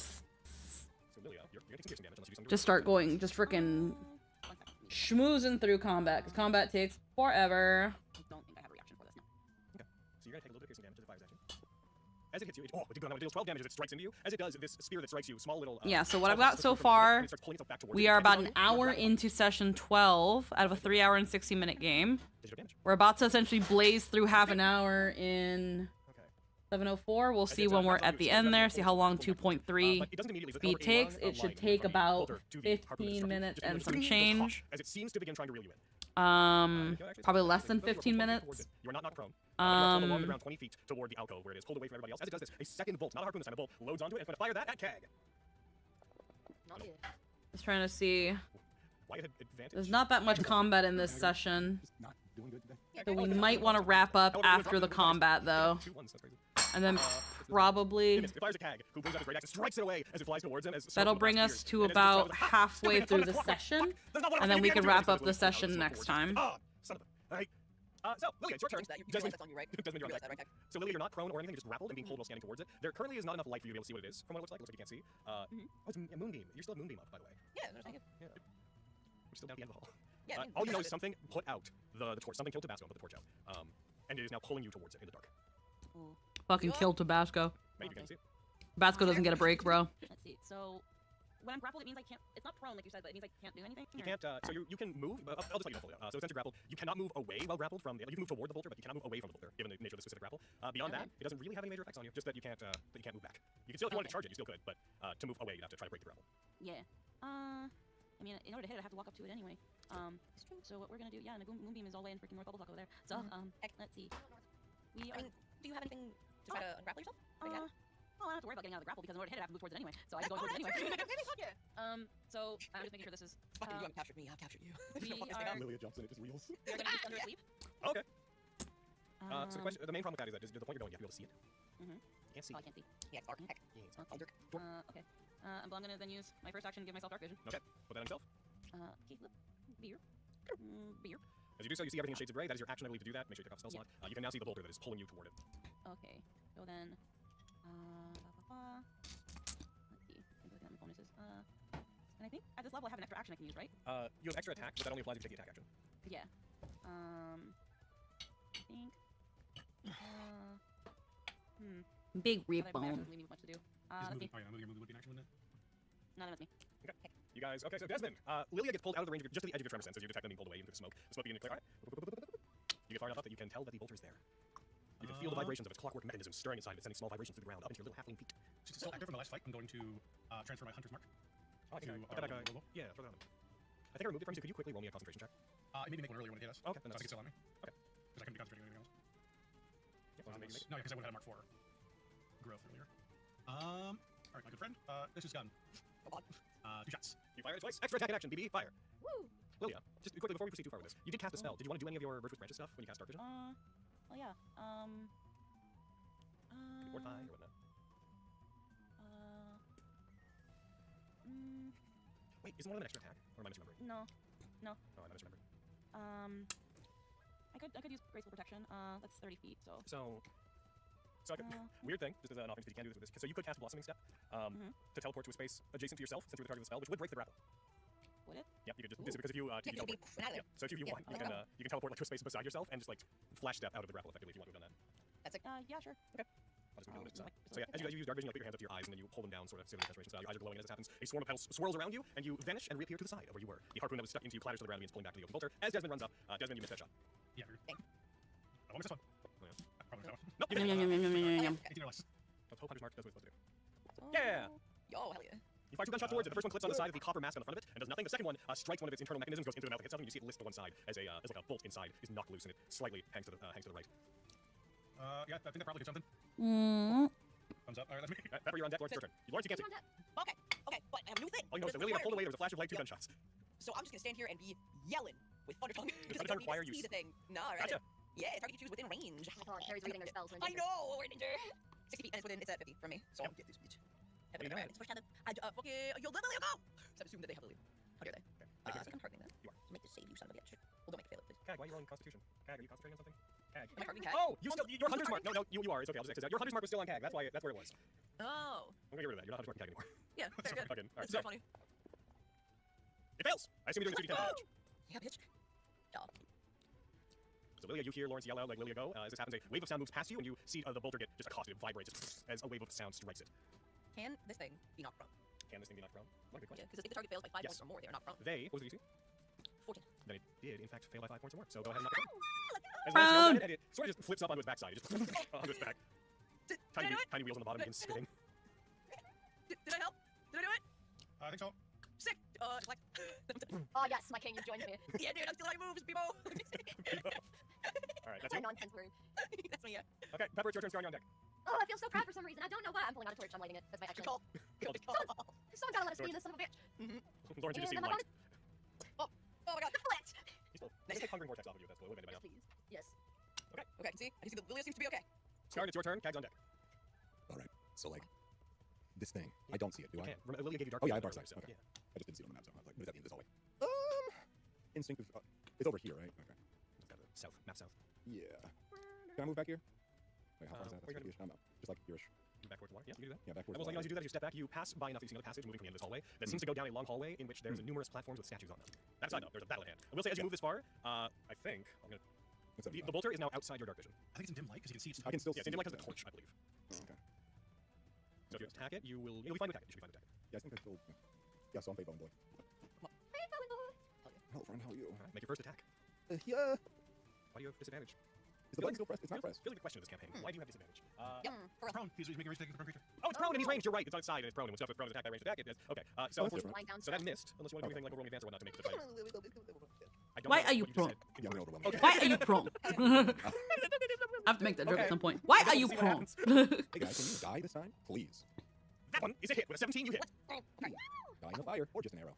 Or Okay. arrow. You deal 9 points of damage, and now your second attack. That's right. Holy shit. Let's go. Level 5, 2 attacks. Oh my god. The whitest girl crying. Like, oh my god. Oh my god. Doing the little fingers flayed out, shaking their hands. Like, Anyway. that's what you give off. That's justice. That's what you give off. You give off big white girl energy. Thank you. I'm very baby Please girl. find me a positive character. That misses. 11 misses. Love my gingivitis. That's Sorry. Can Justice. I wait? Fucking Yeah. can I inspire anything up? Does it work? Does it count for attacks? What's the text say? Let me see. When a creature within 30 feet of you fails an attack roll, ability check, or saving throw, you can use your reaction to have them roll a die equal to your bardic inspiration. Okay. And add it to the result. If you want to use that. Okay, so click off use with Fire Instinct, but not your bardic yet. Scarn, please roll me a d8. 1, 2, 3, 4, 5, 6, 7, 8. I failed. I still Was miss. it alright? Yeah. There was a chance. So your bardic isn't used up, Lawrence, but But it'll he's work. inspiring. Yeah. Cool. Alright. Yeah, James. Come on. Cag's gonna go. He's gonna. Oh, you. Did he take the thunder? I didn't. I don't think I detargeted him when we did Thunder Tongue. Whoops. So I'm just gonna go back. He's gonna rush forward. He's a dwarf, so he's only gonna get 25 feet as he rushes past Desmond, and then as he's running, pulls a hand axe out with each arm and just throws one, throws the other overhead, almost as if he does to run under them in an arc as he does so. Hand axe. Wah! He hits with a 22 with advantage. Oh, because it kind of melee, so sorry, actually, we're gonna go around, so we got 14 still hits. I'm gonna have him roll another one. He's gonna roll another one to save time. He's rolling real well.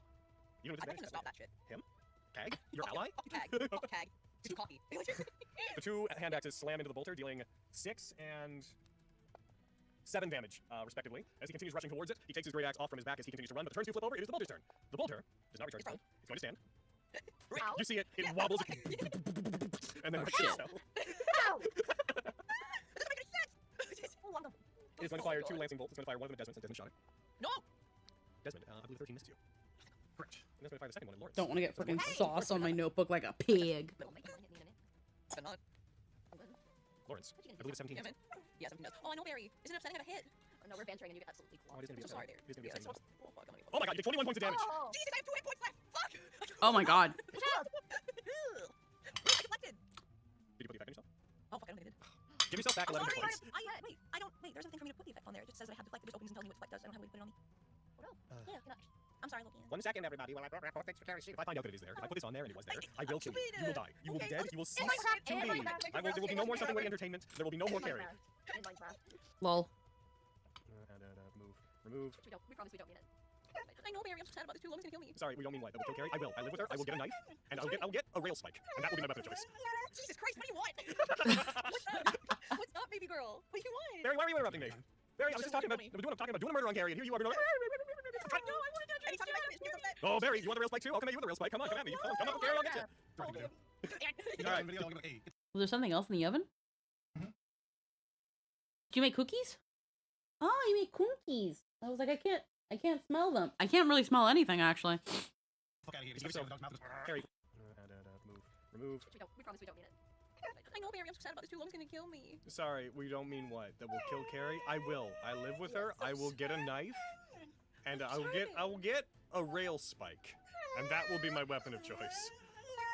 Jesus Christ! What do you want? What's up, baby girl? What do you want? Barry, why are you interrupting me? Barry, I was just talking about doing a murder on Carrie, and here you are. No, I want to touch you. Oh, Barry, you want the rail spike too? I'll come at you with the rail spike. Come on, come at me. Come up, Carrie, I'll get you. All right. Hey, get the fuck out of here. Give yourself. Carrie, remember when I said give yourself back 11 hit points? Did I say that, or did I fly right into being naughty? I did say that? Okay, Carrie, remember when I said that? Okay, I'm trying to fix it. I'm trying to do something. Scroll up. Set your hit points, 13. I'm trying. I'm clicking on the window. It's not even anything. I know, Barry. I'm stressed too. Hold control and scroll up. Yeah, hold scroll up. You're at 0. Okay, awesome. Oh my god. All right, that's the Boulder's turn. Lily, it's your turn. What the hell did I say? Carrie, remember when I said give yourself back 11 hit points? Did I say that, or did I fly right into being mad at you? I did say that? Okay. Carrie, remember when I said that? Okay. Okay. I'm trying to fix it. I'm trying to fix it. Give yourself 11 It's hits. not letting me edit it. I probably have to do something instead. Just scroll up. That's what I'm trying. Just set your hit points to 13. I'm trying. I'm clicking on the window. It's not letting me do anything. I know, Barry. I'm stressed too. You hold control and scroll up. Yeah, hold control and scroll up on it. You're at 0. Ah, okay. Now I'm dead. I scrolled down. Oh my god. Oh. Okay. All right. That's the Boulder's turn. I see what I said. Now I'm dead. I scrolled down. Oh my. You're at 0. Ah, okay. Now I'm dead. I scrolled down. Oh my god. All right. That's the Boulder's turn. Lilia, it's your turn. Desmond, you're on deck. Lilia's speaking a different language just now.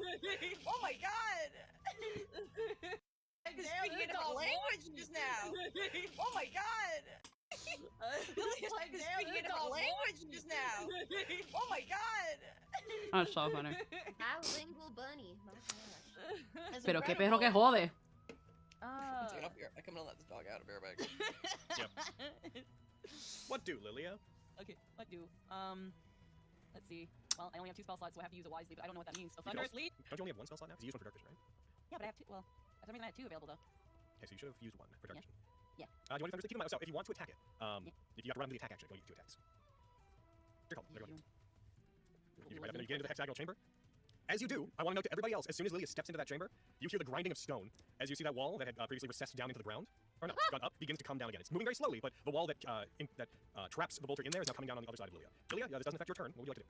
You want to go to attack that move there. Enjoy your lyric. So I want to use Thunder Sleep. Also, yeah, I said que perro que jode, You run up to it and then you Thunder which Sleep. is like Is that how it works? essentially, damn, this dog whiny. Yeah. So then. Because for the dog to have been like, like that, that tells me 2 things. 1, the dog really wants fucking attention. Or 2, that dog got a shit. That dog's gotta take a shit. Because my dog would get like that. Lebby would walk up to you if he had to go to the bathroom. As it blasts it, it takes And those he, 6 damage and 6 in place as you teleport over to the other side of it. That is a spell. If you were within access, he would paw at you and cry. And he'd be like very incessant and annoying about it. But usually our first guess would be that he has to go to the bathroom, because normally he would always be a pretty chill dog, very playful and would want attention, but he had other ways of showing he wanted attention. If he wanted to play with you, he'd bring you a toy. Or he would like come at you with like little jumpies. If he wanted you to pet him, he would like rub his face against you and try to like get your hand on his head. But whenever he needed to go to the bathroom, he would paw and cry. And that's how we would know, and we would ask him, beep beep, and he would immediately run towards the door. And that's how we knew he needed to go to the bathroom. And that was something that I kind of taught him, because he only knew how to go to the bathroom outside. He didn't go inside. And there'd be times where he would kind of like have this funny walk, like he needed to use the potty. So then when I was like, you want to, like, I was like, come outside, and I just like, I pointed at the door like, beep beep, and then I would, go outside, and then he would go to the bathroom, and I'd be like, oh, okay, you need to go pee pee, because that was another thing too. My dog Levy, he peed like a girl. He didn't he peed like a girl. He would squat, and so he didn't do the lift leg pee pee that most male dogs did. He would squat. So because I wasn't sure if he was peeing or pooping, I'd be like, oh, you gotta go pee pee. Okay, pee pee. And I guess he just learned that bathroom meant pee pee, which going outside means pee pee. So whenever he would need to go and cry, we would like pee pee, and he'd run towards the door to be like, yes, I need to go. And that's how he knew, and he was such a good dog. That was a lot of dice. He never had an accident in the house. Why do I have improved critical? Why do you have improved? Oh no, that just what just happened? I did really quick. Hold on. Where's your Eldritch Blast? Why does your Eldritch Blast say 2d10 force? I don't know. It shouldn't. Let him do 2d10 force. No. But that's what it says. So we're gonna take. I'll be generous. We'll take the improved critical just maxes out the first die. So we're gonna take 12 off of that. And leave you with the 10 and the 7. So far, it's been 14 minutes. All right, but you did hit it. You shot it. You hit it with an Eldritch Blast. It shudders. Go ahead and make your second attack. I rolled 15. Yeah, it's a miss. Yeah? Huh? Misses? Well, the audio's been circulating on TikTok from Gravity Falls. Oh. You get to zone with water. Yeah. I get. And I cast a fuck on myself. Bring it back here, like, oh, baby. Just so you know, deflect lasts to the end of your next turn. So I guess no. I guess it's fair to cast it when you cast it. Never mind. Don't know what's going on. Go ahead. So Scar, you're up. Let's go. I have a bonus action. Oh, actually, hold on, Carrie. What? We rewind back to you. We missed your turn because you weren't here. Carrie, take a turn. I'm so sorry. Okay. Okay, let's see what this spell looks like. Not very bad. I should probably go potion. That's probably Probably have him. I'm just Yeah. It's impossible to replicate. That's part of the hilarity of that is the fact that there's multiple of him doing it at once, so it's a layered. Yeah. Target me. Drink potion. That's your That's pretty bonus solid. action. Yeah, 9 hit points. Pretty fucking solid, bitch. Okay. Untarget me. Untarget. Untarget me. Untarget. Untarget my butt. That's my bonus action. You're right. So I can't fuck it. Okay. Do I have to see if a vicious mockery target that can hear you? Can this thing hear me? Probably. Which makes I yelled at it and it fucking fell. So. Yeah, the way it sounds. That's what we do it, You're right. Thank you for correcting me, God. Let's find out if you can hear me. You're a bitch. Okay, wait, Can you hear me? Wait, smash the I'm mirror. pretty No, I'm pretty sure I know what's happening here. Okay, make a save. Doing it. Come on, make a save. We're gonna make a little save. It's the way you roll it. It fails. Let's go. Die. You're the best, Gary. Dice. I got you, baby. It takes 3 damage and also disadvantage on its next attack. Yes. Fuck yeah, bitch. All right, Scar. Spartacus. Yes. What do? Oh, no. That guy dead? No, he's still alive. Yeah, What the fuck? no, He's still that bold. little failure thing on him from save money. I'll go get that. I can go that far? Hey, Scar. No, that was 25 feet, so you can go. Yeah, sorry, let me get there. Hey, Scar. Hey, hang on. Attack? Die. Guy. What's up? You should have this now because it's standing, right? Yeah, no. Yeah. So, What do you ask me if you have? I have ammo for my people left. Are you sure? I have like 2. You're in town. No, you just weren't counting from last time. Yeah, because your long you still had. Yeah, you're good. I think it's every time you fire it 3 times, so the ammo's been picking down 3 times every time. Oh, okay, I was like, yeah, you're good. Alright, well, this guy's gotta get hurt. 27. That's a hit. That 27 is. Hurt yourself, sir. Disadvantage. 5 to 11. Alright, takes 11 damage. Arrow strikes into it. You hear it. You can hear the gears inside this clockwork automaton grinding. You can hear it just trying to turn and move and aim, and it's just like. It is not doing well. Nice. Can I do that again? Yeah, 2 attacks. Sick. Die in a fire, guy. Never mind. 14? 14 doesn't hit. Alright. Unless someone stings you with inspiration. It is really close. Oh, yeah, I'll give it to him. Roll a d8. Hey, what if I failed again? Here's the thing about that. You were 100 AC. You couldn't fail. Oh, Roll that's damage. God. All Guess what? right. Not this part, though. Yeah. Because it went through. And it only 1 hit point. Start. How's it die? Hell yeah. Alright, so I aim very closely. I'm just like, and I see one hole right when I'm going by numbers. I'm like 1, 2, 1, 2, and as I hit 1 at last time, I aim and I shoot right into the gears between one small place, and my arrow's head hits right between 2 gears, and it just stops moving completely. You hear a crunching noise as the arrow feeds into it. Initially, it pulls it in and cracks the shaft of the arrow as it goes in, but then the arrowhead lodged into those gears stops it, and as it loads another harpoon, then a small fuse lights. You see it aim down the hallway towards you, and then the fuse just harmlessly as the whole thing stops moving. Lilia, I need a dexterity saving throw from you. No, you are. Gotta get out of there. That thing gonna blow up. That's 17 for 23. The wall continues to close down, Lilia, but you do feel that if you chose to try to like combat roll out of that alcove, you could get out before it seals you in. Yeah.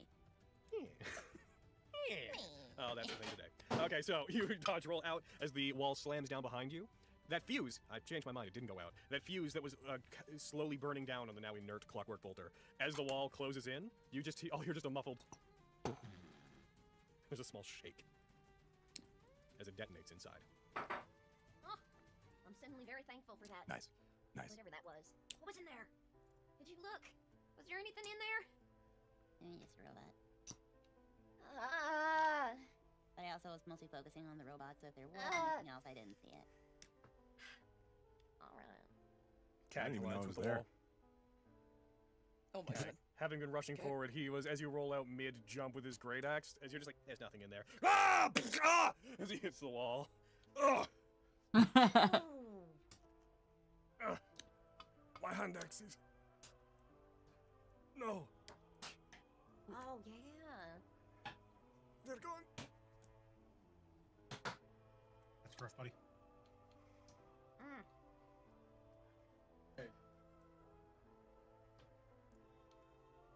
So, that's done. Sound off, everyone okay? Yep, feeling good. Okay, that's Feeling what good, I'm feeling looking peppy. for, alright.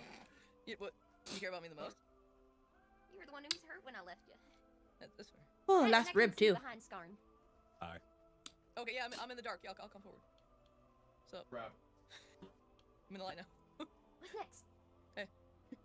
So Evan, are you back okay? over there, I did see a big opening with a bunch of statues in that back room. No idea what it is?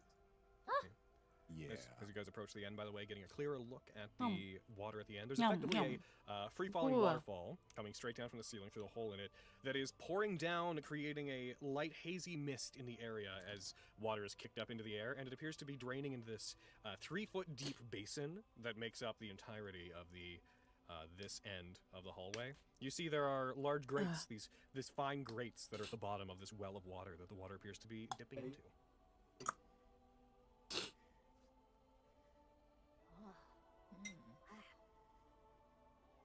Does the water look clean and like fresh? It's moving. It's water. Fair enough. Fill up my water skins.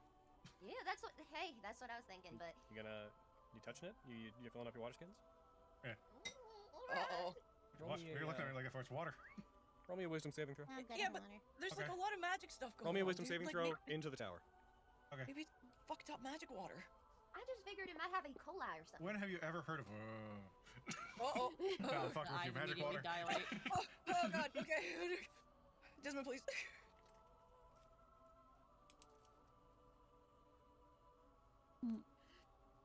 Cool. You're a monster. What? Just pause when He's you're not. pregnant to be doing a week. Jeez. Is It's water. What's happening? Sorry. it just water? Is it magic water? Is it bad water? Is it poison I don't water? know. What's going on with the water? It's just water. I didn't touch the shit. What are you talking about? What's happening? Water, water, water. Water. Pepper will stick her hand into the water and flick Desmond. Water, water, water. Hey, Pepper, roll a wisdom saving throw. The rage virus. Fuck, Into the tower, by the way. Into the tower. I know. Wisdom save. Yep. Okay. Water, water, water. No, yes, sir. Water, water, water. I make good decisions. I'm gonna I the water. never make bad decisions. Chugga chugga water. Fine. All right. Well, if y'all are gonna be terrified of water, then let's keep going. Dude, I'm terrified of everything down here. There's ghosts in a crystal lake and zombies and Don't burn before Desmond, alright? I'm not touching any of this shit.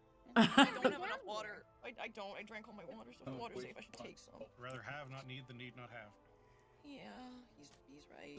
I'm gonna take You some. shouldn't take more than what you need from nature. No, I'm not gonna. I'm just gonna fill my water skins. I'm gonna drink a little bit and fill my water skins. Lawrence, Oh shit, yeah, God. roll me a charisma saving throw into the tower. Charisma saving throw. Yeah, roll me that Riz. I mean, I got pretty good riz. Like, I'm a little riz Riz boy. the water. I can see how this goes. Lawrence reaches and just disappears. Now, do I not have this loaded in? Shit. Ah, the water of death, delightful. Hold on. I'm grabbing something. Water, water, water. Water, water, water. Zongi. Water and water and water, water, water and water Son of a and. bitch. Eat that, you loser. Really? No. Really? Not even a little bit. I mean, I I thought you could do that. You're cool. As you are beginning, as you reach towards it, you begin filling up the water from you begin filling your water skin from this Water source and of water and water, Yes, water, the water and water and water, Valorans, water, you water and water. very briefly catch a figure, that very lithe figure, that is Life, yeah. reflected in the water. As you look up towards it, a feminine figure that you see reflected in the very laminar flow of water coming from up above. And as you instinctively turn to try to look to see where the reflection's coming from, as you see this white-skinned individual feminine figure that is reflected in it, and you turn back to see where they should be in the space around you, they are not there. Cool. And as you look back, instinctively, there's no longer a reflection of them. Water and water and water, water, water and water and water, water, water and water You guys and saw a weird water. reflection just now? Oh yeah? Yeah, in the water. Water And I was and gone. water and Why not? water That's the and weird water temple and water. water, water, water, water, Weird temple water. water. When you touch the weird temple Water water, weird and temple water lady show up and in your weird water temple water. and water, Yes, what was water, temple lady? water and water Water. and water. Have you heard water and water and water? It's incredible. You've never heard? No, I definitely. It was either a weird I was gonna say, there's no way I haven't shown you water and water and water. You couldn't tell. I couldn't tell. Happened too fast. Have you heard too fast. Pingus and Pingus and Pingus? Yeah, it was based on water and water and water. Probably not. Yes, it was. No, they didn't specifically say that in the YouTube video. Idiot. If they go water and water and water, water, water No, and no, water. they just took the Pingus and sampled it as a sound pawn, and then replaced every single synth and beat with Pingus. Oh, then I've heard some semblance of it. I don't even think it's on YouTube anymore. Talk me of temples Yeah. with weird temple ladies. I mean, hey, weird temple ladies show up everywhere. Do they? I suppose that's true. They don't. Okay. Oh, I'm full. I mean, I've been around weird temples though. One weird temple. Between that boba Should I take this as and a all sign them that I should and pour these this water and back in? these little ribs. I don't know, free country. Supermarket ribs are not as big as like Not really. ribs you would get at a restaurant. But for $10, I'm not complaining. For $10 a rack, and it's already seasoned and cooked. You should drink this water. It has magical healing properties. I choose to believe he's wrong on account of our version of it's funny. Listen, if you're scared, kid, you don't need it. We gotta get like Lilia said, we don't need the extra water. I don't have any water left. I drank all the water in my water skin. You never refilled it the entire way we came here? I guess we could retroactively say that I did, but my 2 things were checked off. You only have 2 water skins? Yeah. Oh no. I'm a little boy. Yes, he's the only one that had 2 water skins. You know, Lori would be the fucking kid where you take your kids on, you like they beg you to go with them to take you with to take them with you on like a hike, and you're like, okay, okay, Lori, I'm gonna buy you 1 water bottle from the grocery store. This is gonna be an hour-long hike, so you have to make this water bottle last, or else you're gonna be uncomfortable. And you know, the entire hike up and down is an hour, so you're not gonna be able to go pee right away either. And he'll be like, okay, and by the time you even get to the fucking trail, the water's already fucking gone. Like, you literally left the fucking convenience store, got in the car, and drove the 3 minutes to get to the fucking hiking trail, and he's already drank the water. So now you look at him and you're like, uh-huh. And then you're walking up the trail and you're halfway through the trail upwards, and he complains about how he's thirsty. Can he have a little bit of your water? And it's like, well, where's your water? And he's like, I drank it. And it was like, well, didn't I tell you to ration out your water? But I was thirsty. And it's like, well, that doesn't mean you chug your fucking water. It means you take your time drinking it. Like, you just drank it, so it hasn't like hit your stomach, and it hasn't processed that you drank water. You're just thirsty now. And he's like, yeah, but can I have some of your water? And because he's a little kid, you don't want to be an absolute asshole, so you let him have some of your water. And then he takes like 3 big gulps, and now your water is halfway gone. And then you guys start going down the hike. You start making to the other hike of the hill, the other half of the hike. You're at the point where you want to be, and you're like taking some time to like, you know, really soak it in. You're getting in that fresh air. You're getting in that view. I gotta pee. And it's like, yeah, you drink a water bottle and a half. Of course you have to fucking pee. It's a half an hour down the fucking mountain. Fuck you mean you gotta pee? You ain't going wee-wee on the fucking woods. I'm talking about a hike. Scenario? I'm being a butthole. There's a child in the D&D group, and the party's chastising him because he drank all his fucking water. Now I'm like, you would be the kid that would drink his water bottle before we even get to the fucking hiking point, and then while we're at the mountain would complain that you gotta fucking pee, as well as drink half of your water because you don't want to be an asshole and not give it to him because he's a kid. And then by the time you get to the top and you want to take a breather and admire the hiking point you're at, he's like, I gotta pee, can we go down now? I really gotta pee. But he won't pee in the woods. To anyone who says this is too specific, I've dealt with this exact scenario at least 5 times.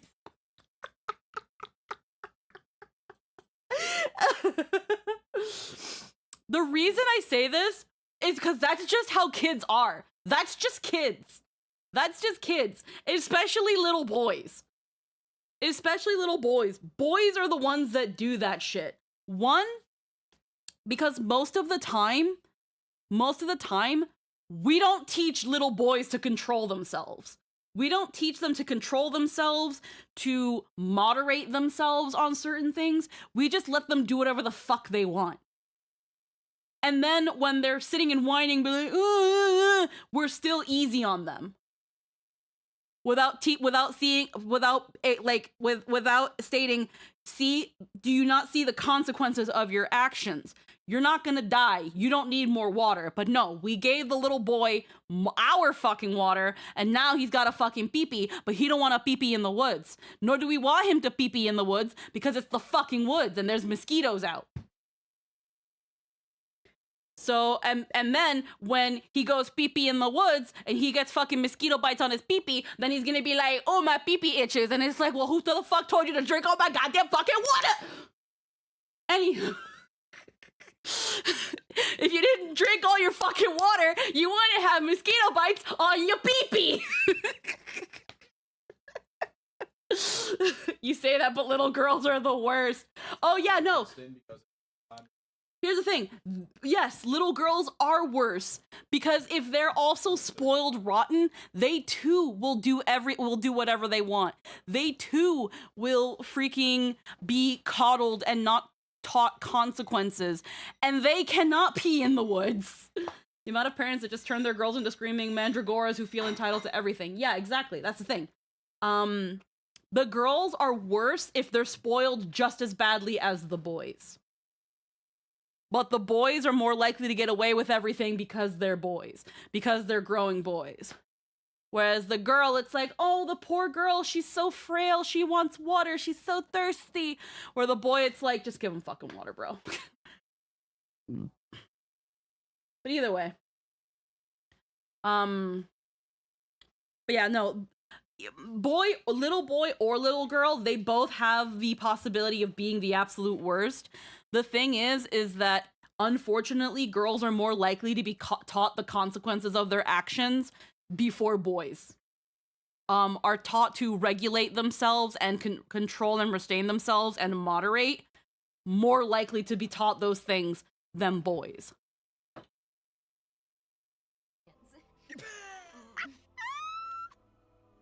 But yeah, no, essentially all this to say that Lori would be the one complaining about having mosquito bites in his booty because he had to pee in the woods because he drank everybody's fucking water. I shouldn't take this water. I'm not gonna take it.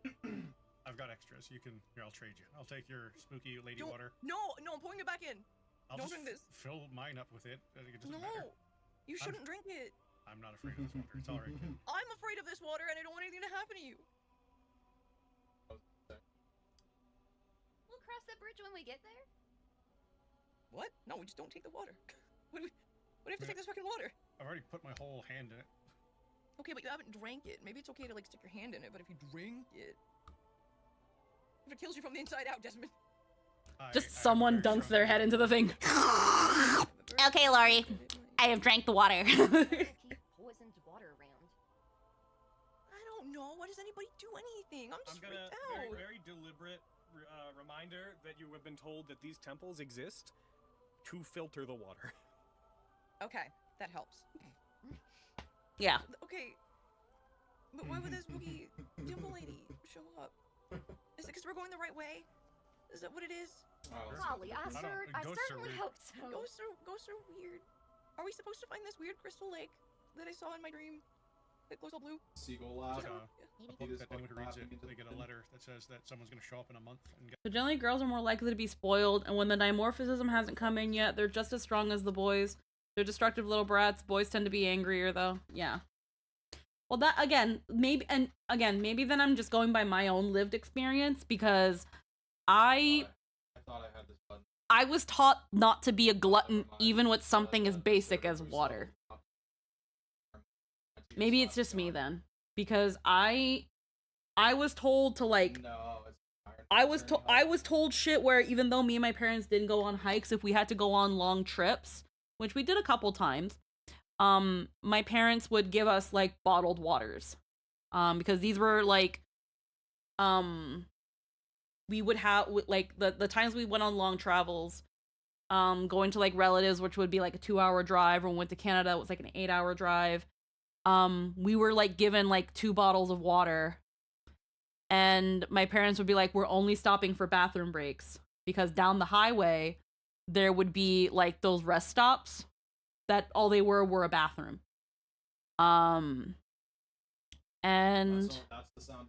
or like we would go to you would go to some places that would have like a gas station, or like a place that had like a bathroom, like a convenience store, but we wouldn't be allowed to get anything. It would just be use the bathroom and go. So my mom was like, don't drink all your water. So there is a selection bias. It's also worth noting that my experience is based on dealing with the kind of kids who have parents that will actually put them in childcare. Yeah, so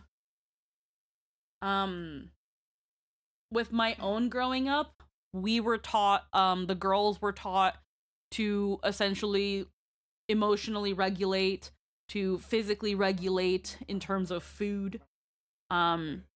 And the boys can run around and eat everything and do whatever they want because they're boys. So it could just be my lived experience then. But my mom would be like, if you drink all your water and have to pee later, don't complain the rest of the trip that you don't have water and that you're thirsty, because we don't have any more to give you. That's just what my parents do. They would essentially just fill up a basket with like treats and water bottles, and we only had a certain amount. Something that I've kind of passed on myself in a way, not the water bottle thing, mind you. Not the limited water bottle thing, mind you. I have a swell bottle that can hold about a wine bottle's worth of water, and like another one that's a canteen, because when I used to work at the cafe, someone left their like those canteen water bottles that hold like freaking half a gallon and like stay cold for like 2 days. So in the times that we've driven all the way to Vancouver, I'll take those water bottles and I'll fill them halfway to 3/4 of the way with cold water, and then I'll put ice in there. And I swear, we would leave that bitch in the car, and we go in the car and it's still cold. Like, it was crazy. Those bottles are still good. We always make a point of bringing a swell bottle. And I always pick up beef, like a bag or 2 of beef jerky and some Cliff Bars. And that'll be like our snackage, so that we don't have to stop halfway to like a restaurant or anything. So I'll do like a little $30 budget, and that'll be trip snacks. And then usually on the way back, if we have any leftover snacks, then I'll spend half of I'll throw in an additional half worth of a snack budget to just get more snacks for the way back, or we just get a good breakfast before we leave. And then the rest of the snacks are kind of inconsequential. I've never dealt with Latino families. I'm not familiar with that side. No, that's totally understandable. That's totally understandable. In my sort of case, again, there was always like the family that I grew up with was very kind of traditional. So they had this whole idea of like girls have to be this way and boys have to be, or boys can be this way, girls have to be this way, essentially. And that was that sort of thing that doesn't really give you many options on how you can be when you're a girl. Because with a girl, it's you have to be small, you have to be pretty, you have to be quiet, essentially. But yeah, it's you have to be small, you have to be pretty, and you have to be quiet. That's actually the easiest way I can put it. That's actually that's unfortunately the best way I can put it. When it comes to Latino families, the ideal woman is small, pretty, and quiet. Boys can be whatever they want to be. They can be aggressive, they can be demanding, they can be headstrong, because those are all considered as manly things. But when a woman is these things, it's considered she's considered just she's too much. Ella demasiado, ella está loca. She's crazy, she's too much. So so like if my brother drank most of his water and like his little not allowance of snacks, because the snacks themselves were kind of for everybody, but if my brother ate a lot of snacks, which he wasn't a big eater, he always ate like a bird, but if he ever did, my mom would be like, well, he's a growing boy, so he can have more snacks. Where with me, she was like, you can't eat that many snacks, you'll get fat. And then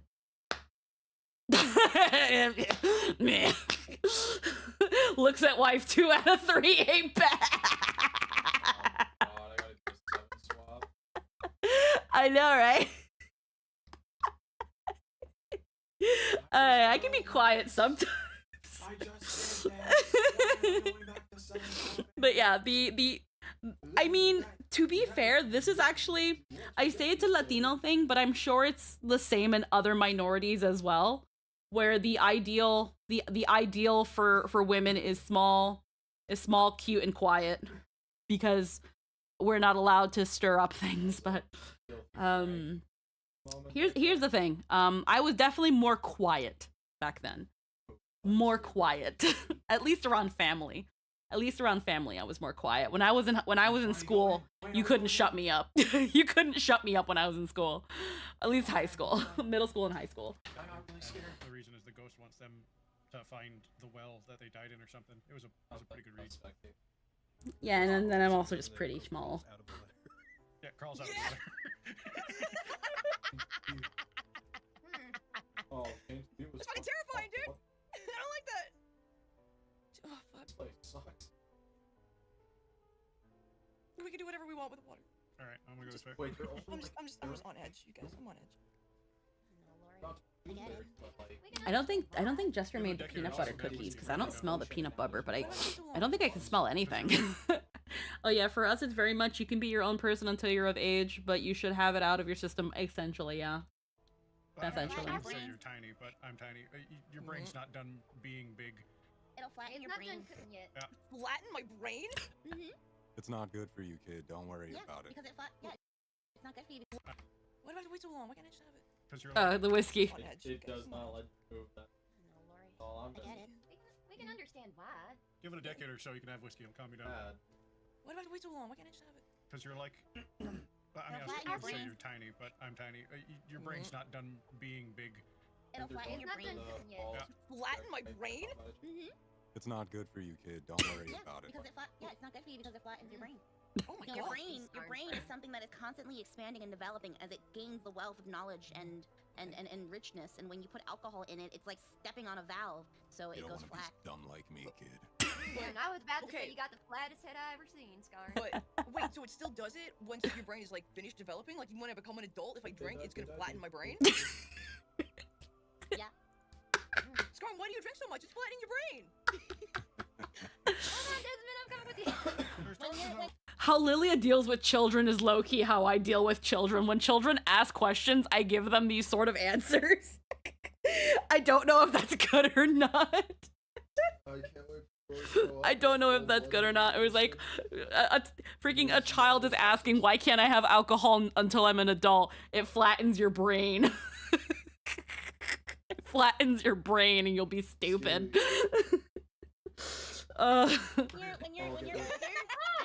When you're older, it's easier to fight the brain flattening because you just keep doing adult things and then your brain evens out. But if you're young and full of whimsy and wonder and you drink alcohol, then it soaks up all of that potential and it flattens your brain. Skarn, is that where all your whimsy and wonder went?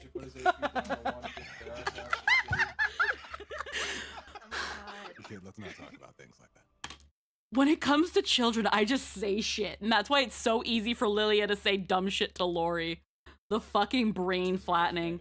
I'm gonna use that one day. If my nephew or my niece asks about drinking early, I'm gonna be like, it flattens your brain. It flattens your brain. I was like, well, why do adults drink it? Because when you're an adult, your brain is already done and you're constantly doing adult things, so it keeps the engines working, so you can never really get a truly flat brain. But when you're a kid, your brain is still soft and squishy and malleable, and alcohol flattens your brain and takes away your whimsy and wonder. Yeah, it's not good for you because it flattens your brain.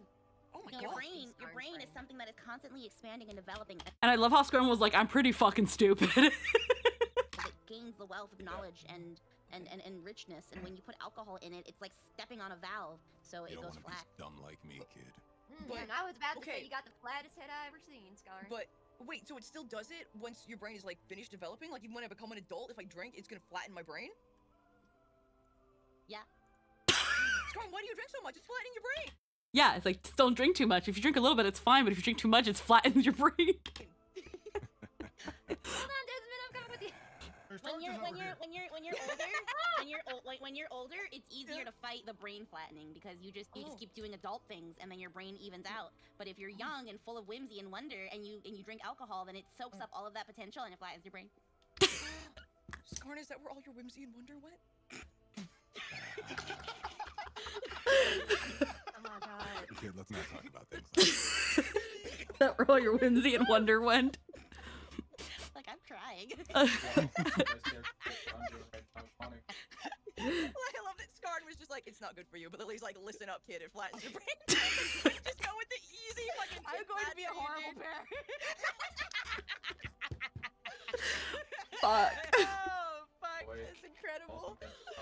I'm gonna be a horrible parent, bro. It's not good for you, but Lily's like, listen up, kid, it flattens your brain. Couldn't just go with the easy fucking. I'm going to be a horrible parent. Oh, fuck, that's incredible. No, I 100% believe her. Yep, it'll flatten my brain. I'm gonna be good. Apple juice for Lori's.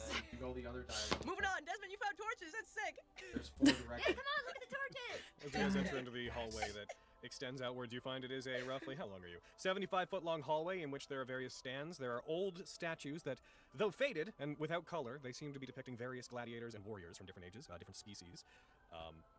But where are we now? Moving on, Desmond, you found torches. That's sick. Yeah, come on, look at the torches. As you guys enter into the hallway that extends outwards, you find it is a roughly, how long are you? 75-foot long hallway in which there are various stands. There are old statues that, though faded and without color, they seem to be depicting various gladiators and warriors from different ages, different species. As you pass down the hallway, you see at the end of it, assuming that Pepper goes far enough, and the torch illuminates the hallway. Kag is sort of pulling up the back with his great axe up. He keeps looking behind him now. Every time you guys go down any passage, he quickly looks back and hey, walls remain where they're supposed to be. Very good, very good. Logan, how long has it been since we've encountered Kag? Like our initial conversation with him? Earlier How much today. time elapsed? Yeah, it's like Less a couple than hours. a day. Like 6 hours, I think. Okay. All right. I just wanted to check. Good to know. He's not still charmed. Charmed anymore. No, you Yeah. cast the other. Damn it. Or no, the charm person is concentration, is it? It's not. He was still charmed then, I suppose. Sorry? There's durations an hour. Sorry, Just reiterate, because we were going on about the water for a bit too. I did not touch the water. Who else did not touch the water? Oh, fuck yeah, we are. Everybody. I ain't touching the water. Yeah. As you guys see down this hallway, there's a passage that leads down to the south. At the end of it, there's currently basically just on the edge of your vision. However, as Desmond pointed out, there is a large open stone door, framed for a door, that seems to open up into a room that you see is illuminated. You see that there are what look to be fire pots. Illuminated. On the edges of it. I'll move Lori out there so he can.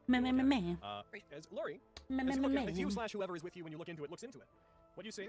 A large chamber, the ceiling of which is about 30 feet high, with elevated edges spanning the sides of it like large steps, descending down in increments of 10 feet. So there's like 10 feet up, and then a platform that surrounds the room, then 10 feet up from that, there's another one. Each is lined with empty fire pots, which, as you guys look into it, seem to ceremoniously light one at a time. Only a few were on when you were looking in, but they begin to light as if reacting to somebody coming close to the room. And then in the far side of the room, there appears to be a very large platform on which a massive, like 10-foot wide fire pot lights up dramatically. Its light reflecting off various chains that are tied from the ground, spanning up to the ceiling. The purpose of these chains, you couldn't discern, but there's just webs of chains connected down from around these fire pots that move up, obscuring most of the ceiling above you. And in the center of the room, there appears to be something of a dais, an elevated platform that is just barely in darkness. I'm gonna move some of you guys in here so you can see the room. Oh, yeah. Get me in there. Get me in there. Oh, you get in here, bro. Damn. I'm squishing in. Yeah. And finally, the final thing that you all notice, up on the elevated 20-foot elevated platform, just in front of that fire pot, there seems to be sitting the ethereal shadowy form of what looks like a wolf, sitting very comfortably, looking down into the room. Puppy! No, go no, pet it. It's a danger puppy. Aww. Side of That's not before. That's fair. You're right. Wait, okay, wait. That that's a ghost and you're all seeing it? I don't know if it's I see it. Alright, Yeah. okay, the big Yeah, black. all you see it. It's plain to see. Okay. Okay. Okay. I don't know necessarily like the context of what I'm seeing, but It I'm is. seeing the I'll wolf. put a little circle up there. It is Wolf. up there. Hi, puppy. Hi, puppy. What it do, pup? You won't be our friend? I don't know about that. He seems like maybe a guardian spirit. Oh. Just with the way he's positioned in this room and the kind of vague ritualistic nature of anything, would I know anything about this kind of? I assume it's sort of undead. Roll me religion. Would I have my ranger's bonuses onto that? I'll say yes because you're trying to weigh it against your knowledge of undead. Thank you. And that just I think is 6, right? Favorite die. My favorite die just go up. Your favorite die? I think it might have. So. What's your what rolls your favorite bonus that you get? On checks and whatnot. So let's see. That should still be. No, 36 is very bad. +1. Roll big or low. Yeah, you're right. Oh goodness. Alright, so +1 on religion. That's good because I'm not. Make me sad. Oh no. My pen nib. I don't push down on the nib that bad. And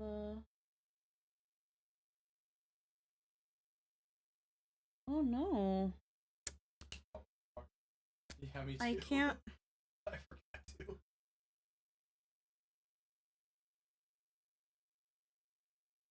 I don't like that. I don't like that.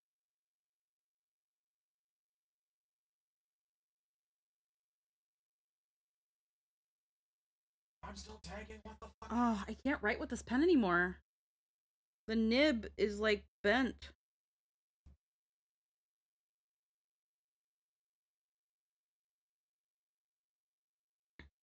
Hold on. Oh dear.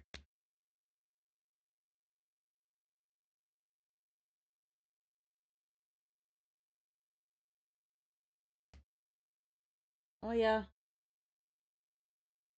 Oh no. Oh, the nib of my pen broke. Oh no. Okay, I need another pen. My .1 pen nib broke. Interesting.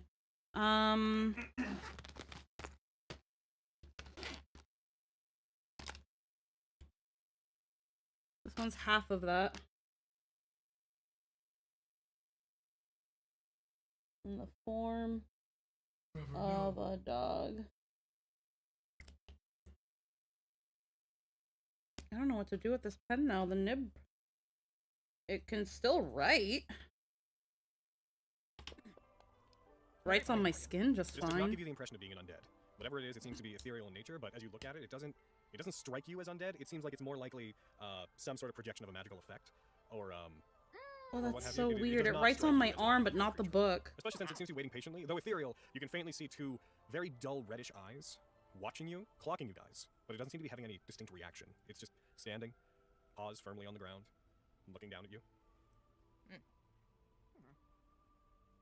It might be like illusionary magic, depending on what type of illusion. Oh, that's so weird. Purpose might be here. I think it's because of like how skin is, but it writes on my hand fine, but not.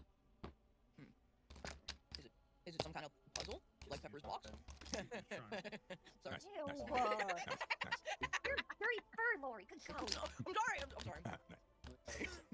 Oh, this is a brush, so I can't use that. Well, if it were magic, it might be something where it's prompted, or like it has a message, like the spell magic speak. I think magic. I have a feeling it cares about, if I had to guess, the center of the room there. That's what I was thinking too. It seems too ornate to not be important. Yeah. Should Maybe one of us gotta- stand there? I'll do it. Desmond, no. I'll do it. Shut up, kid. What? What? I'll do it. Self-sacrificing my ass. What exactly are you doing? I'm used to talking to these things. This is part of what I do. Yes, the pigment, I don't know, this is the new, but pigment this is marker on under it. the purview. It's in the folder, the nice This is manila envelope on my desk. Dude, tell me this is in the handbook? Bullshit. Yeah, well, you know, it's still under my list of duties. We might have to bring something on, right? Duties. Desmond, no!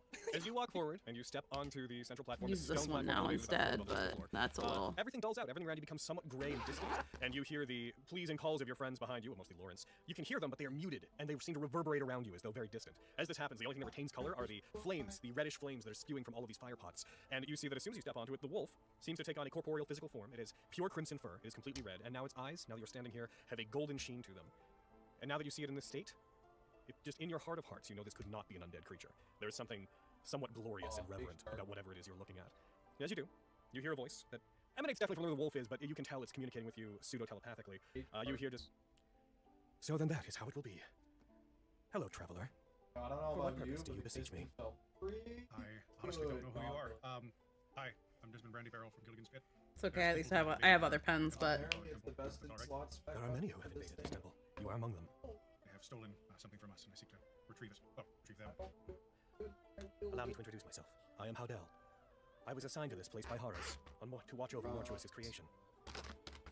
So long as this place fulfills its purpose, I am to remain stationed here, so I took no action against the previous intruders, just as I will take no action against you. However, if you have a plea, I would be happy to hear it, and to offer guidance. I guess I do. I think the pits are in danger, and I want to know how to help them and save the people that have been taken. I do not know anything of your pits, I'm afraid. For eons I have remained sequestered here. Could you describe what is happening? Gray and distant, and you hear the pleas and calls of your friends behind you, mostly Lawrence. You can hear them, but they are muted, and they seem to reverberate around you as though very distant. As this happens, the only thing that retains color are the flames, the reddish flames that are spewing from all of these firepots. And you see that as soon as you step onto it, the wolf seems to take on a corporeal physical form. It is pure crimson fur, it is completely red, and now its eyes, now that you're standing here, have a golden sheen to them. And now that you see it in this state, just in your heart of hearts, you know this could not be an undead creature. There is something somewhat glorious and reverent about whatever it is you're looking at. As you do, you hear a voice that emanates definitely from where the wolf is, but you can tell it's communicating with you pseudo-telepathically. You hear just... So then that is how it will be. Hello, traveler. For what purpose do you beseech me?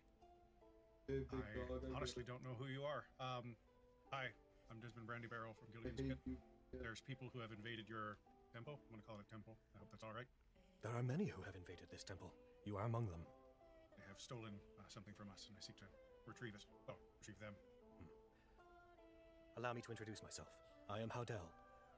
I was assigned to this place by Horus Howdell. to watch over Mortuous's creation. So long as this place fulfills its purpose, I am to remain stationed here, so I took no action against the previous intruders, just as I will take no action against you. However, if you have a plea, I would be happy to hear it, and to offer guidance. I guess I do. I think the pits are in danger, and I want to know how to help them and save the people that have been taken. I do not know anything of your pits, I'm afraid. For eons I have remained sequestered here. Could you describe what is happening?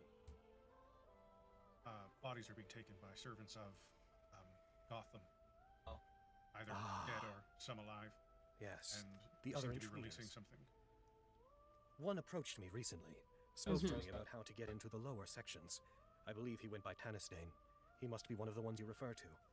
Currently they are below, in the Colindrite chamber. I am aware that they are fiddling with the mechanisms of this temple, but they have not directly threatened it just yet, so I am unable to take action. Are they enemies of yours, young halfling? Howdell, They're enemies of the I'm pits, gonna so say Then I would consider familiar it a favor to myself, of Horus, and Horus. Mortuus, if you would go into the lower chambers and put a stop to whatever it is they're doing. This temple must remain in operation. It is important. I mean to. I assume we'll find our way down. The way down is hidden within the central chamber on this floor of the temple. There are two methods by which you might enter. I suppose I leave it to you to decide which. Unfortunately, as part of my role here, I am only here to offer guidance and to judge those who enter and remind them that this place must remain in existence, that the waters that it filters here are important to the longevity of the world around us. But I get ahead of myself. The water over in the other room. Is that water particularly safe? Temple. That depends on the contamination in the area outside. But offers. Assuming that all three of the latch temples are still working properly, they should be able to filter out the mists and carry it in the waters equally, without posing any particular threat. But if one of the latch temples were to not be operating the way it should, then it would cause an issue. The other two temples would have to work harder. The concentration of mists carried within the waters would increase. And yes, the waters here may become more dangerous. But the waters flowing from this floor down to the bottom, they are concentrated as they go. They are at their most raw and harmless here. The further you go into this place, the more dangerous the waters will be, as the mists are filtered off and concentrated, and then sent on their way into the earth below. Tannistain. Is there any precautions we should take about these mists as we descend deeper? Avoid them. Do not touch them. Makes sense. Ignore any whispers in your ear, any forms that seek to enter in the corner of your eyes. Will be as the mists are filtered off and concentrated, and then sent on their way into the earth below. Is there any precautions we should take about these mists as we descend deeper? Avoid them. Do not touch them. Makes sense. Ignore any whispers in your ear, any forms that seek to enter in the corner of your eyes. There are insidious things, things that creep into the minds of mortals. Things that mean only to curiously take account of what the world is, and don't seem to realize the damage that they are causing. To enter in the corner of your eyes. There are insidious things, things that creep into the minds of mortals. Things that mean only to curiously take account of what the world is, and don't seem to realize the damage that they are causing. I do not know the full breadth of the situation. My station is only to observe this place. But I do know. A union of gods were brought together to build these temples, so that that threat might be diminished. One can only imagine that they thought it important. Should you wish, I will tell you the two methods by which you might descend. Please, if you would. You may enter by faith, by performing the function of this temple, by presenting its purpose in the central chamber of this floor, or you may enter by blood. This temple was built by the followings of Mortuus the Challenger, and so an option lays bare before you. Prove your might, and you may pass forward. I am not permitted to give you instructions on how to activate the central chamber, but I do leave the choice up to you. By faith, I assume we must... or by might. I assume the might and blood path would be judged by you then. Okay. It would be. Yeah, I'll start using this pen from now on. I'm sad I broke my pen nib. Because these are inking pens, so they have like weird nibs. They have like little noodle nibs. This one fucking broke, bro. Said when he left. Gonna have to fucking snatch another one. To see what the temple offered. And they only come in sets of 4. I don't need 4 inking pens. God damn it. What happened? I did not care to speak to him. He said when he left that he wished to test the waters to see what the temple offered. And he found his way down. He was clever. All right. One moment. You see the wolf close their eyes. As this happens, all of the lights in this place go out. By the way, those of you who are not on that pedestal, you are hearing all this, but you are hearing it again. Everything that the wolf says, that Haudel says, you hear it as if it's distant and reverbing. But as this occurs, as he seems to close his yellowish eyes, all of the fire pots go out at once. And then they begin to reignite, each of them with a purplish hue to the flames. And Desmond, instead of Desmond standing in the middle, when the flames reignite, you see there's a much larger figure, this ethereal form of a much larger figure, wearing a black cloak over their body. They have layers upon layers of cloth covering them. They have skin that is covered in a light layer of fur. They stand almost 10 feet tall, this individual. Black hair pulled up into a bun on the top of their head, long pointed ears on the side. They have a very large jaw, cracked face as though they had suffered trauma, dry skin around their eyes and mouth, and what appears to be a metal brace on their jaw, and a skull-like iron mask on the front of, just hanging on their chest. You guys see an illusory representation of, as soon as it wants to load. I may have forgotten to lower the resolution on the image, so it may take... I think you might have, because it's giant. Oh, there. Oh my god. Pigment marker. Oh, there we go. Fuck. Good lord. I'm feeling threatened, Logan. You're feeling threatened? He's pointing that weapon right at me. He's gonna get you. Oh my god, he's gonna fucking get me. Scary. Scary. As you see the shadowy figure of this individual, and you hear Haudel's voice, behold, the leader of those who came here, Tannistain. Though you don't see the individual moving, you do hear a low voice resonating through the chamber, echoing, that you can tell is being projected back from the past. As you just hear, enough of your tricks! I don't need you to reach the bottom. I'm capable of doing it myself. This place, it will serve as a altar to the return of Gotham. One god shall pass this world to another. But I will leave you in peace, Haudel. One might say I will free you, in fact, from your service here. Touch my fuck back. And as this happens, All the lights flicker and disappear, and it returns to being Desmond on the dais in front of you. Arrogant prick.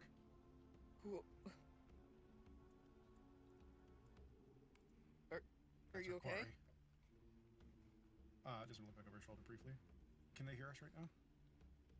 The ones who had come before. No, the ones with us now. Yes. Although, if you wish, I could sequester us further. Please. Are y'all gonna go in? I can. On the outside, all of the torches vanish, leaving the chamber in complete darkness. Even those of you with dark vision seem to be lost in a pitch black void. This also happens in the more ethereal version of the realm that you are within, Desmond. All the fire pots go out, leaving only the stand that you are on illuminated, and the fire pot and with the wolf behind it illuminated, as you seem to be cut off from all of them. Do you, Aaron, want to say stuff privately, or do you care if people leave? It's up to you. I don't think it's. I just didn't want them to hear. Whether or not the players know is secondary to me. We'll leave you guys here then. We'll leave you guys here. They can no longer hear or see us. What do you wish to say? You said that people come to beseech your aid. What exactly does that look like? Well, there haven't been any here in eons upon eons. It's only been in the last at least several thousand years. It's only been the two groups who showed up just now, and the occasional explorers who come in not knowing what they're looking at. I am sorry if it disappoints, but to beseech my aid means only to ask me questions about the temple. I am here to offer guidance and to relay the importance of this place. I see. I'd hope you might have been able to help one of us.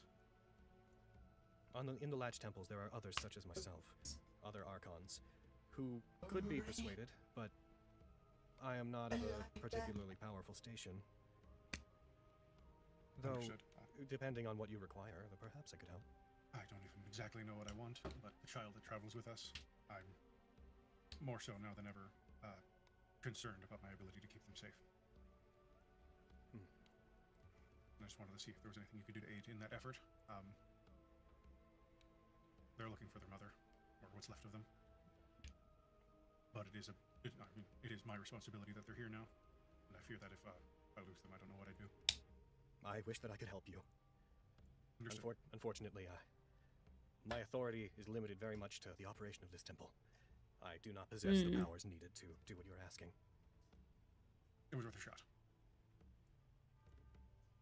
To the others of you, the lights all return. You can see again. The pitch black void that you were briefly banished to is gone. Thank you, Howdell. What the fuck was that? I'll have What an the answer. hell just happened? If we don't figure out how things work, I'll have an answer about which trial we'd like to go through. The trial of faith? You may succeed by attempting the temple in front of you. The means to complete it are out there, and you already have all the information that I'm able to give you. Should you wish to attempt to pass by blood, return here and tell me. Thank you. Just turn around and walk back to the others. As you step off, all the lights change back, color returns to the world, and the wolf returns to looking ethereal and distant.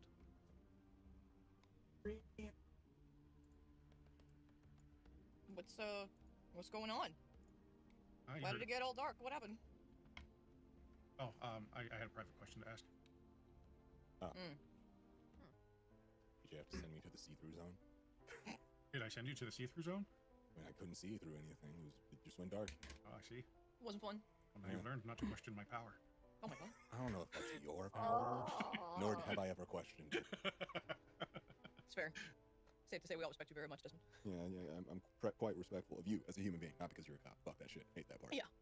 Wait, I mean, no, I respect cops. I want to be one. Yeah. I'm just a guy. You're a great guy. Oh, I can probably fix my pen. So what are we doing? Well, I mean, I know you heard Yes. the general gist of it.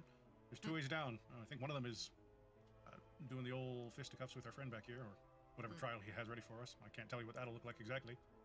Or we have to perform the function of the temple, which is laid out behind us. I don't want to bend it. Puzzle or I don't want to bend it. I don't want to bend the nib. I don't want to break it. That's a good question, gang. What do you want to do? I think we could solve. I think we could turn the key of this temple, this latchkey temple. You know What are the consequences for if we mess up either way? Well, the trial of blood or power probably means either getting severely injured or killed. And the puzzle, as far as I understand, there is no consequence whatsoever for not being able to do it, other than having to do the other one. And other than having a lot of fun figuring it out. Okay, the puzzle seems like a better call to me. Yeah. Let's put this one together. Yeah. I mean, if Tannistane can do it, we probably can. Yeah. Yeah. For sure. Smarter than that guy. Did you even see that guy? I don't like him. I mean, I didn't like him before conceptually and kind of just on principle because he kidnapped one of our governors. But also, I don't know, he just seems like a big old jerk. I don't understand how he was as popular as he was. Oh, I did get the thrall. That was mine. He did have good Apparently he hair. was I'll give him that. a big softie, according to everyone we've talked to. Oh. But this seemed How come to he was sound such a like that prick at all. to you? He wasn't talking to me. Oh, yeah. He's just How come he was such a prick just now? Yeah. No, I got it. Changed. People are willing to do terrible things for their goal, whatever his might be. Oh. Bringing back this Gotham. Well, shall we check out the other path then? See what the we've lost Cag. Where the fuck did Cat go? I know, I'm still out here. I'm looking at the statues. We're doing a different thing now, I Cat. don't recognize a single fucking one of them. Why? Pokes his head in. Did something happen? Oh, we have a new thing going on now, bud. All right. We're gonna do more Where are these exploring, fucking you know? cultists? How do you feel about puzzles? Downstairs. I fucking hate puzzles. This might not be your game, my man. Okay, alright. Point me towards cultists and my lost brethren. Now that I have a heart, I should Puzzle I'll do do is solving the puzzle of how hard to hit them to cave in their head with my great axe. Because we can't tell him that there were two options. We can't tell him that we could have done the puzzle or the fight. He has to think that we could only do Fine. this puzzle. We'll do the other thing, and then he can have a happy surprise if we give up. You think these are gonna That's come to fair, life? that's These statues, I mean. I was right Stone smack. They might. You keep an eye on them. I was right about the gun. That's true, he was. You were right about the gun. You did do that. You did do that. So I might be right about these too. If I was gonna build a big old, he's just like walking back and forth in front of the door looking at them. I was going to build a trap. I would have a small army of statues that come to life and beat the tar out of whoever tries to get into their most sacred of chambers. Which Yeah, you're it'd be really in, cool if I I could believe. fix the nib. So I guess stay in there forever so these don't come to life. No, this nib's not sayable. Ah! Hey, I'll solve your puzzle. Be right back. He wanders off. Alright, now that he's gone, Pepper, you seem excited about this whole figuring all that out business. I mean, the place is supposed to purify water, so I guess we have to do that. But, you know, you're the clever one of the bunch, so why don't you take the lead on this one? Huh? Oh, was that all directed at me? Yes. Yeah, you said. So I started Oh with no! Pepper. Oh! Yeah. I didn't hear my name. All right. Oh, I see. Sure. I love Okay. some. All right. I don't think yeah. she's the smart one amongst the bunch. Maybe we should do this as a unit. Hey. Wait, you said you did Okay, it. they tell us of a puzzle and warn us. I was thinking about how to solve this thing, and he made a big point about the purifying water bit. Let's go I'm trying to do it as a unit anyway. Scar and Lilia, thoughts? I get that. I get that. Yep. Pepper, you have the floor. Well, water has to be dirty to be filtered out first, right? Apparently it's going to be at its clean. I mean, you heard it. Right. Maybe we should get the floor plan of the place first. We haven't finished exploring just yet. Yeah, well, there's an entire side we've left out. That might color in, you know, some. I got it cooking up there. I know what we're gonna have to do, for sure. But you know, just to get a bit more context. Why is this place so wet? All right, before he gets back here. Yeah. The latch temples all have to do with the water. A lot of liquid, a lot of like mist. Not gonna write down the puzzle. The puzzle itself doesn't matter. I'm sad. Checking my fucking pan nib. Do we have any magic to like purify water or? I doubt that'll be our major solution. Okay, let's check the other rooms first. Okay. Yeah. All right. I'm gonna start heading off towards the eastern room. Yep. Yep. We go. All right. Wee. I follow the leader. The leader. All right. If we're walking side by side, that means we're both the leader, right? No. Shut up. You don't get to choose that. All right. As you guys walk back out and you head towards the I might have to keep this because of the fact that like the ink was still in here. God damn it. Large crashing pillar of water, a similar reservoir, similar basin. Cag is not in this room by the time you get there. He appears to have moved on from it and gone somewhere else. But as you guys enter into it, you see that there's basically not anything in here except for another similar water basin, another torrent of water. And it's just a dead end? I'm gonna start using my I know other there's another pen, path there. Keeps not going back towards what looks to be my the entrance. fucking pigment pens. And then there's only one unexplored path. They're not meant for There's a light actual misty writing, fog but they that they leads to write the water so that good stretches though. out. One that, unlike the other one, small tendrils of the mist seem to move around kind of But unnaturally. honestly, Yeah. I was able to write Within it, there a seems to be an sixth of a outflow, this strange notebook with bulge of it. liquid that shifts and moves within it as if against the flow of But the water. honestly, it lasted a long time. That's a lot of writing. So that's the tainted water. Now this place is all filtering out. Filtering in, actually. Filtering in to filter. Yeah. Right. Pushes But Uh, it underground and then separates the mist from the liquid. Huh. Mm-hmm. Okay. We got clean water. We got bad water. 2 parts of the puzzle. Do you know that water is technically lava? What the fuck? Yeah, because ice is a monomineralic rock. Coming Some dude to told me that in the army. doggy. Name was Hank. Huh. Is Hank a trustworthy source of information? Oh, he wasn't a great soldier. He was pretty green, but he was he's a smart fellow. Aaron. Cool, I trust you. Moving on. Water's lava, fuck you. Shaking my head. Can we go to the front, please? You want to And keep moving? take that. Yeah. As you guys continue on into the next room, still no CAG. He's quick, you know, he's a fast little guy. Yeah, he's fast. Yeah. As he continues on, you pass into a room. This long chamber that extends forwards ends in a massive statue of a silver-scaled dragonkin with an imposing presence, who you guys, those of you who made the religion check earlier, recognize to be Mortuous, a depiction of Mortuous. I'm going to get you guys a picture. Hold on. Pepper points. Mortuous. That's what Pepper's affection meter is called, pepper points. Fuck yeah, dude. This massive statue that stands roughly 15, 18 feet tall depicts this Yes, very that. silver dragonkin, silver-scaled dragonkin. They stand roughly about 20 feet tall, almost reaching the ceiling. Arms crossed, imposing form. A plaque stands before them, and though as soon as you guys step in and stop to look at it, you cannot tell where it's coming from. But as if surrounded by, as if a coliseum were in the distance, you hear the faint, ethereal sounds of crowds cheering and weapons clattering against each other. There you go. Stab, murder, death. There's a cool metal grating that is rusted and coated in ancient bloodstains that covers a large amount of the floor in this room. People would stop playing.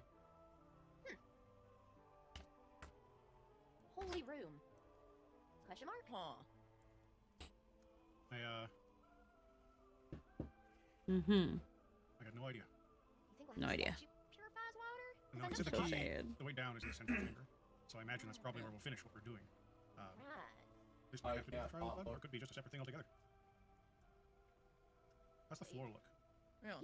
It is covered in a cool metal grate that has ancient bloodstains and rust on it. I imagine a lot of happy things happen in this room. That bench, on the other hand, There is a quite stone bench. uncomfortable. Or, yeah.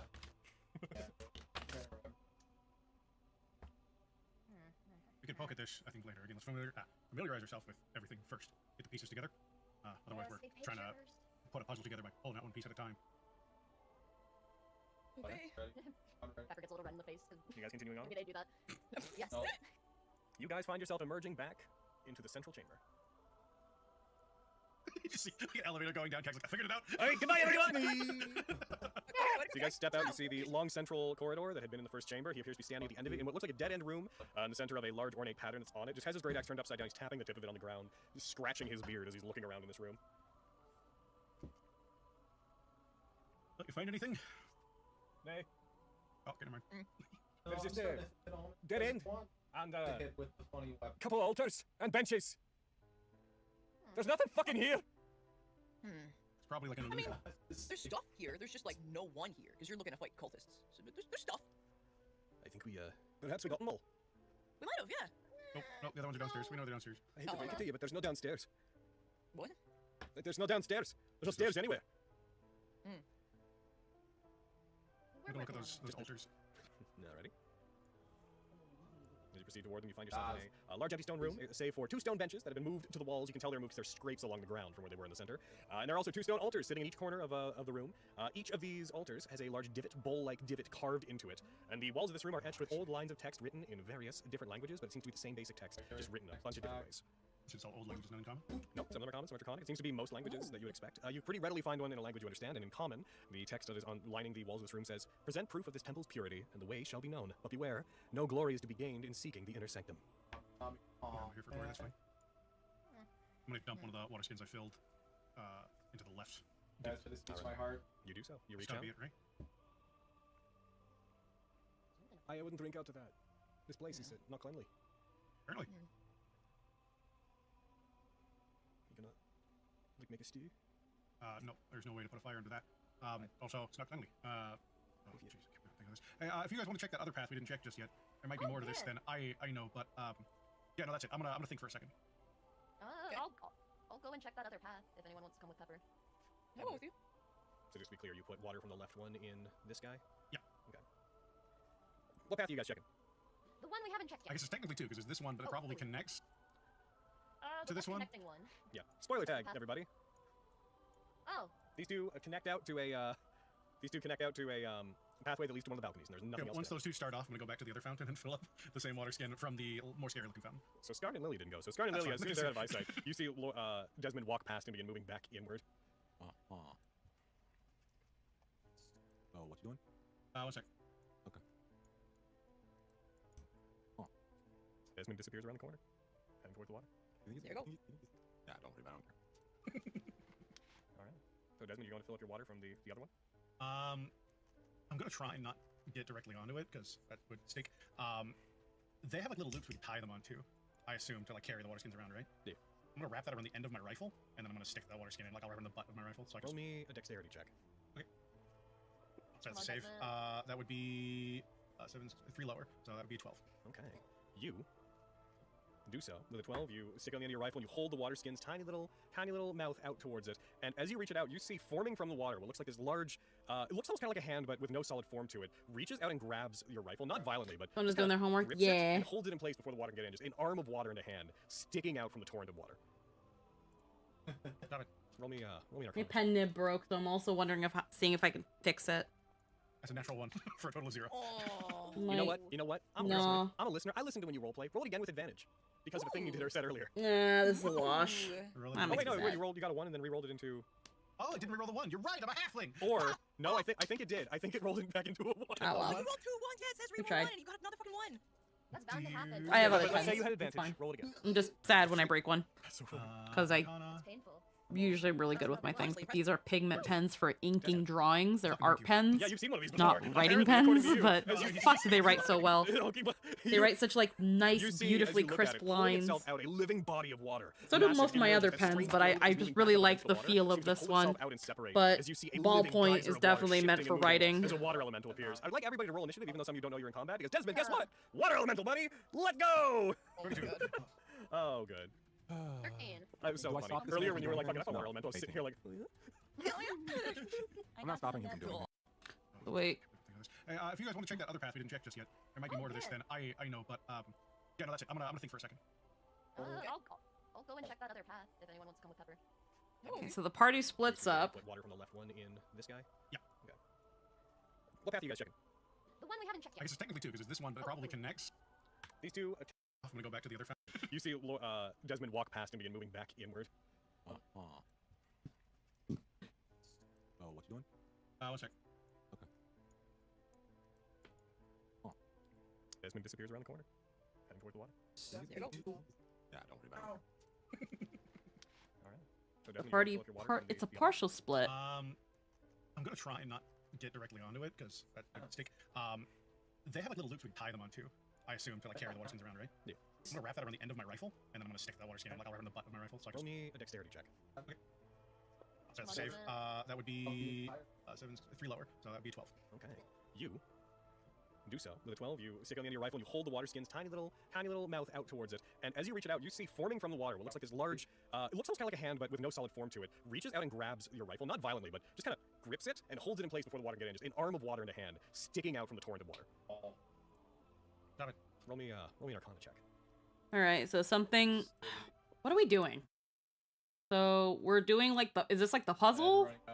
Not anything in here except for another similar water base, another torrent of water. And it's just a dead end? I know there's another path that keeps going back towards what looks to be the entrance to the place. Yeah, we connect in, and then there's only one unexplored path after that, right? There is a light wisping fog that is being produced by the water that is crashing down. One that, unlike the other one, small tendrils of the mist seem to move around kind of somewhat unnaturally. You know, that water's bad. Yeah. You said what I was And thinking. within it, there seems to be an odd flow, this strange bulge of liquid that shifts and moves within it, as if against the flow of the water. You start watching this again? Yeah, we're on session 12, but we're almost done. So that's the tainted water. Now this place is all filtering out. Filtering in, actually. Right. This is a monomineralic rock. You want to And move take it? that. He's quick, you know. Forward ends in a massive, a depiction of Mortuous. I'm gonna get you guys a picture. For points. Yeah, so we find. Crossed, imposing form. A plaque stands before. There is a stone bench. You just see like an elevator go. Okay, I'll just. And the walls of this room are etched with old lines of text written in various different languages, but it seems to be the same basic text, just written a bunch of different ways.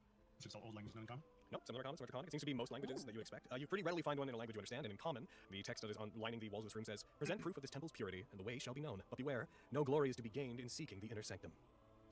Yeah, I'm here for glory, that's fine. I'm gonna dump one of the water skins I filled Okay, so the puzzle asks for You do so. You reach out. proof of the walls water's seem to be purity. Most languages that you expect. You pretty readily find one in a language you understand, and in common, the text that is on lining the walls of this room says, "Present proof of this temple's purity, and the way shall be known." But of the room, each of these altars has a large divot, bowl-like divot carved into it, and the walls of this room are etched with old lines of text written in various different languages, but it seems to be the same basic text, just written a bunch of different ways. So it's all old languages, none in common? No, some of them are common, some are draconic. It seems to be most languages that you expect. You pretty readily find one in a language you understand, and in common, the text that is on lining the walls of this room says, "Present proof of this temple's purity, and the way shall be known. But beware, no glory is to be gained in seeking the inner sanctum." Yeah, I'm not here for glory, that's fine. I'm gonna dump one of the water skins I filled into the left divot. All right. You do so. You That's reach gotta out. be it, right? I wouldn't drink out to that. This place is not cleanly. Apparently. Do it right now. You gonna like make a stew? No, there's no way to put a fire into that. Also, it's not friendly. Hey, if you guys want to check that other path we didn't check just yet, there might be more to this than I know, but yeah, no, that's it. I'm gonna think for a second. I'll go and check that other path if anyone wants to come with Pepper. I'll go with you. So just to be clear, you put water from the left one in this guy? Guys got. Okay. What path are you guys checking? Wait. The one we haven't checked I yet. guess it's technically two, because there's this one, but it probably connects. And that's where we find. That's where he runs into the water elemental. I was so funny. Earlier when you were like, fucking, that's a water elemental, I was sitting here like... I'm not stopping him to do it, it makes it more interesting. This man's in the biggest denial. Desmond. Boring. Fittingly. Your turn is first. Go my gun, you fucking dick. I'm gonna draw my revolver and shoot it twice in the chest. In the I'm gonna Hunter's Mark it first. Okay, you move your Hunter's Mark to it, so please apply that to it and go ahead. Yeah, it's okay, I can still have it. Yeah, we can probably finish off the session and that'll be it for today. That hits. Go. It's supposed to be trial of knowledge, not trial of blood. You fire your bullet into it, you deal 13 points of damage. As you shoot it, chunks of it do get blown off, but then quickly begin reforming. 17 hits. You do find it appears to be resisting the straight damage from the gun. I'm not trying to, this is obviously not a thing I can do because I'm an action for it, but in the meantime, it's trying to just stuff the water skin into the water elemental. We'll just say the fucking skin. It's just a fun thing you're doing. So, Skarn, it's your turn. Pepper, you're next. Skarn, you hear two gunshots come from the direction where he went. Eyeball. Skarny doodly. Skarny boy.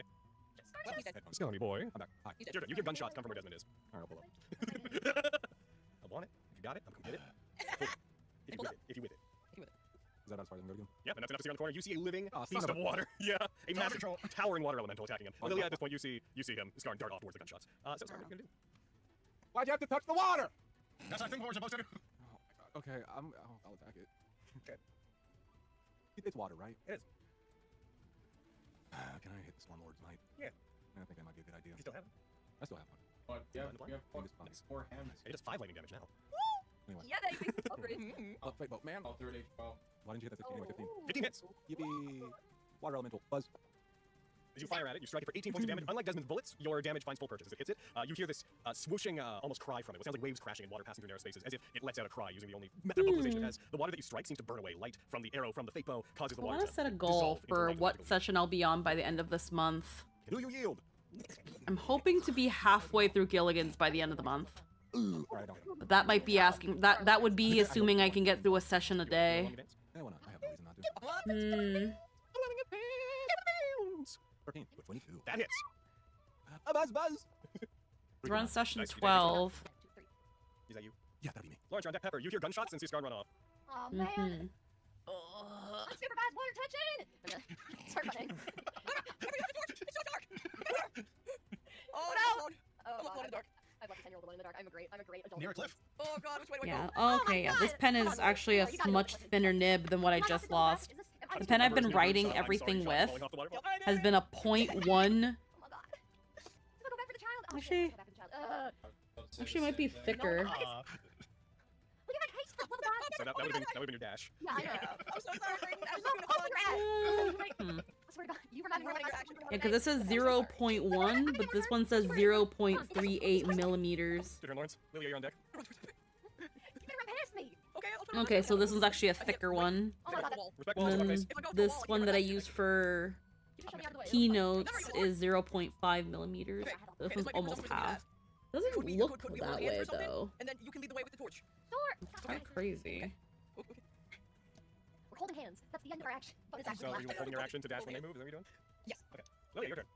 I think it's also because it's a ballpoint, so it can be a little thinner. I don't know. Lily, go help Desmond. Very Luke, what are you teaching him? You gotta help Desmond. No, it's Lilia, it's cupped hands, I swear. Holding up cupped hands, treasure. Don't just show me that uncensored goddamn gross. Oh my god, it's not even lace, Lilia, it's cupped. It's friendship hand holding, I swear. I'll listen with you, but alright. As you rush off, Lilia, as you rush off, leaving Lawrence yelling behind you, you get 25 feet later, you get to where there, and you see Skarn is camping with his bow firing around the corner at something.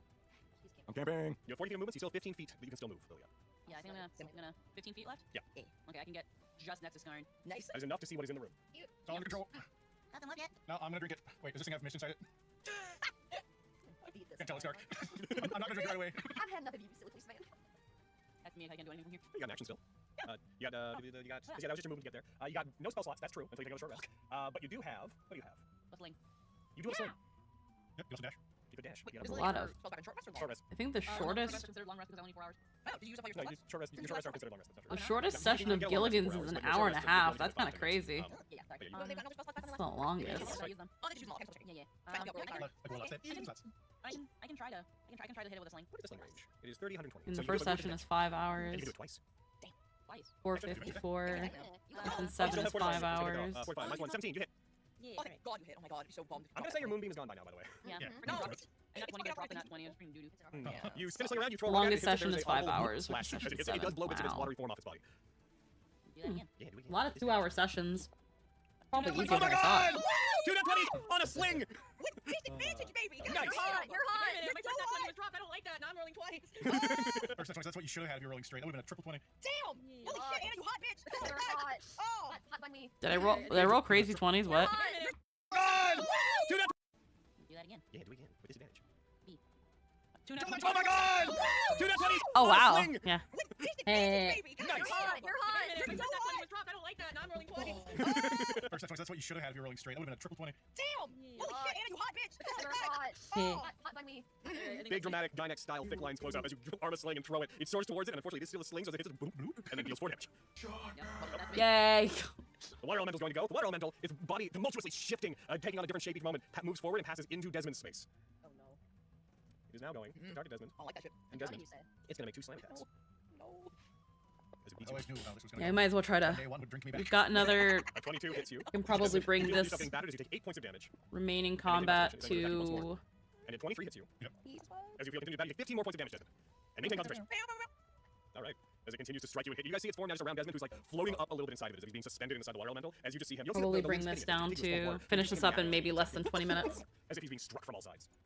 Cag continues to try to figure out this puzzle. He's not certain what's going on in that room. He's just sitting there. As the gunshots ring and everyone runs off, he's just stroking his beard, looking at the full bowl of water, and then at the other one, he's like, aye. So there's 2 bowls of water, and there's 2 torrents of water in the temple, and there's 2 benches. And he moves over and starts dragging a bench over towards one of the altars. Desmond's your turn. Not looking great in my current situation. I think you mean. I'm going to quick heal, bonus action. Gotcha. 11, not bad. Oh, wait, hold on. Dark vision, no, never mind. Go ahead, what are you gonna do? Am I grappled while I'm inside it? Like, am I No, you can restricted move. at all? You can move free. I'm gonna get out of it. Okay.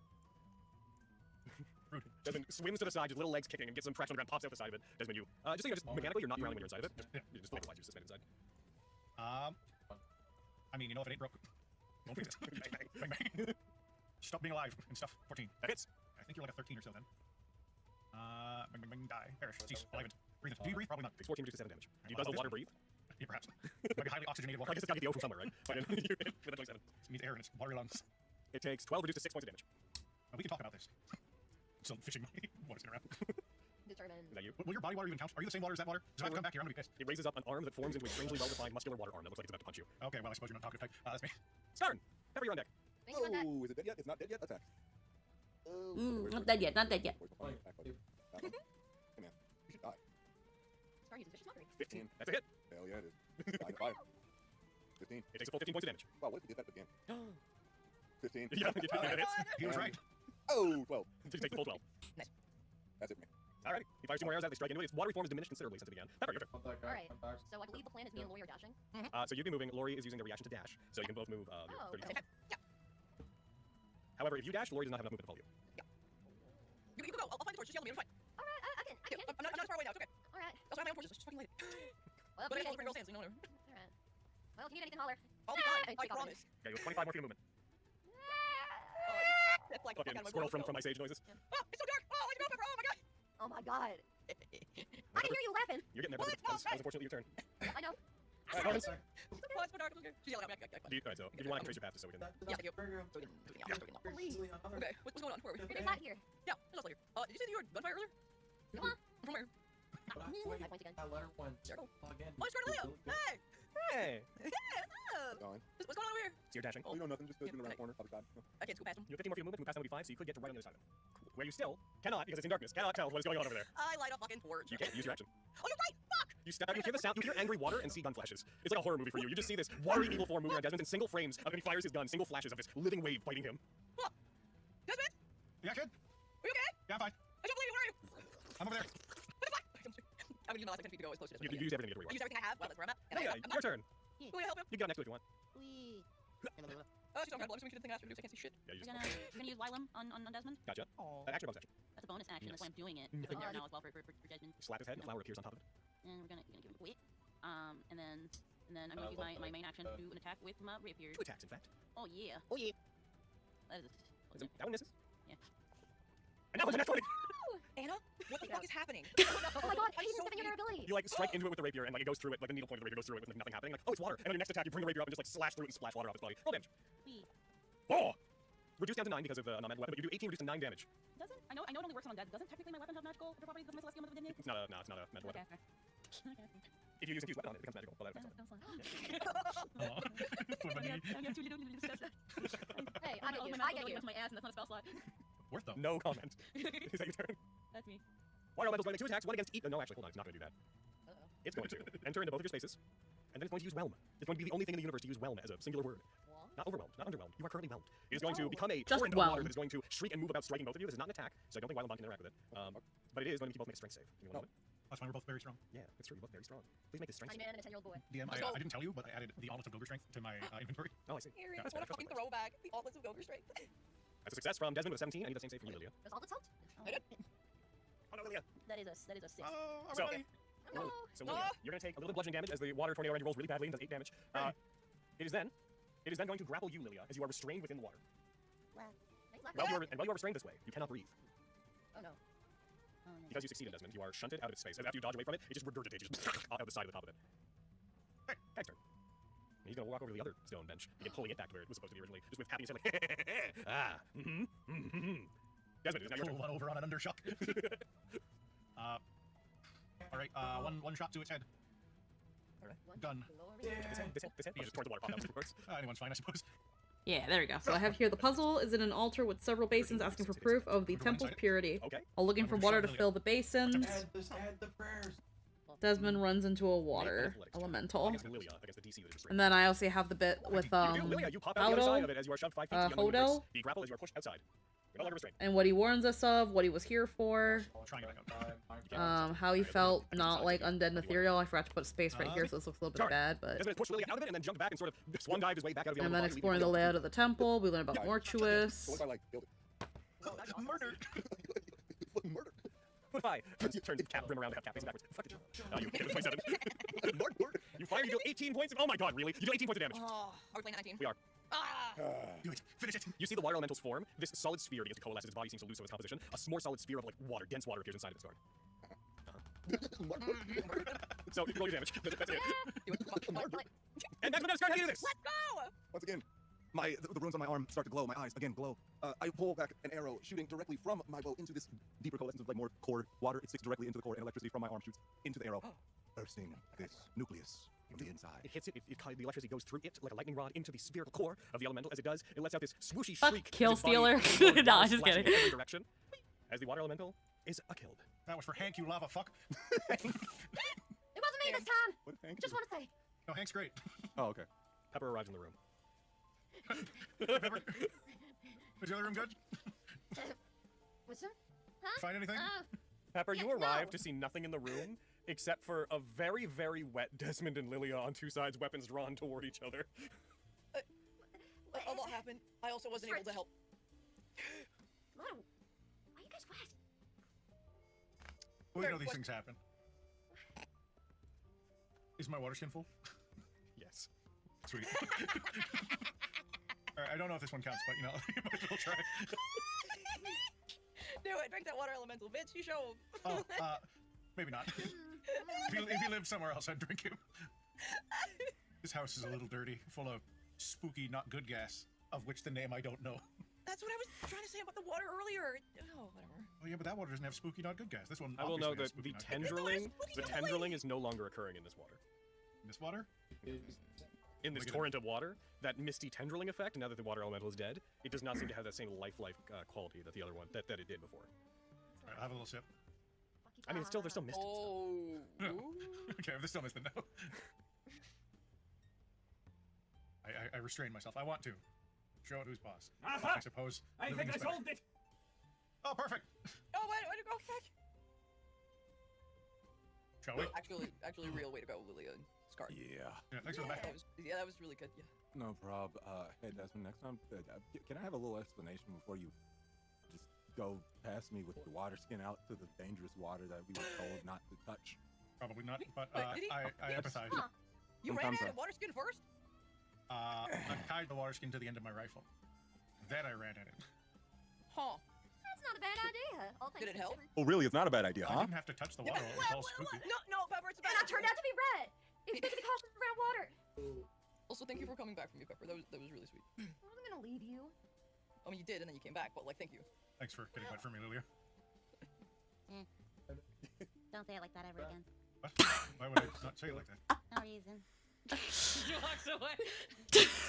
Thanks for getting wet for me, Lilia. Came back, but, like, thank you. Fuck. Thanks for getting wet for me, Lilia. Don't say it like that ever again. Why would I not say it like that? No reason. She walks away. Don't worry about it. That's probably all I did. Lilia's This man is such a virgin. in her feels today, man.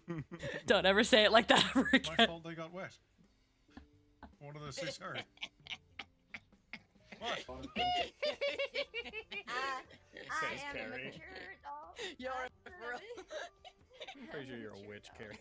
Oh, I'm for sure a witch, dude. You guys return to the main Why are room. you all walking away?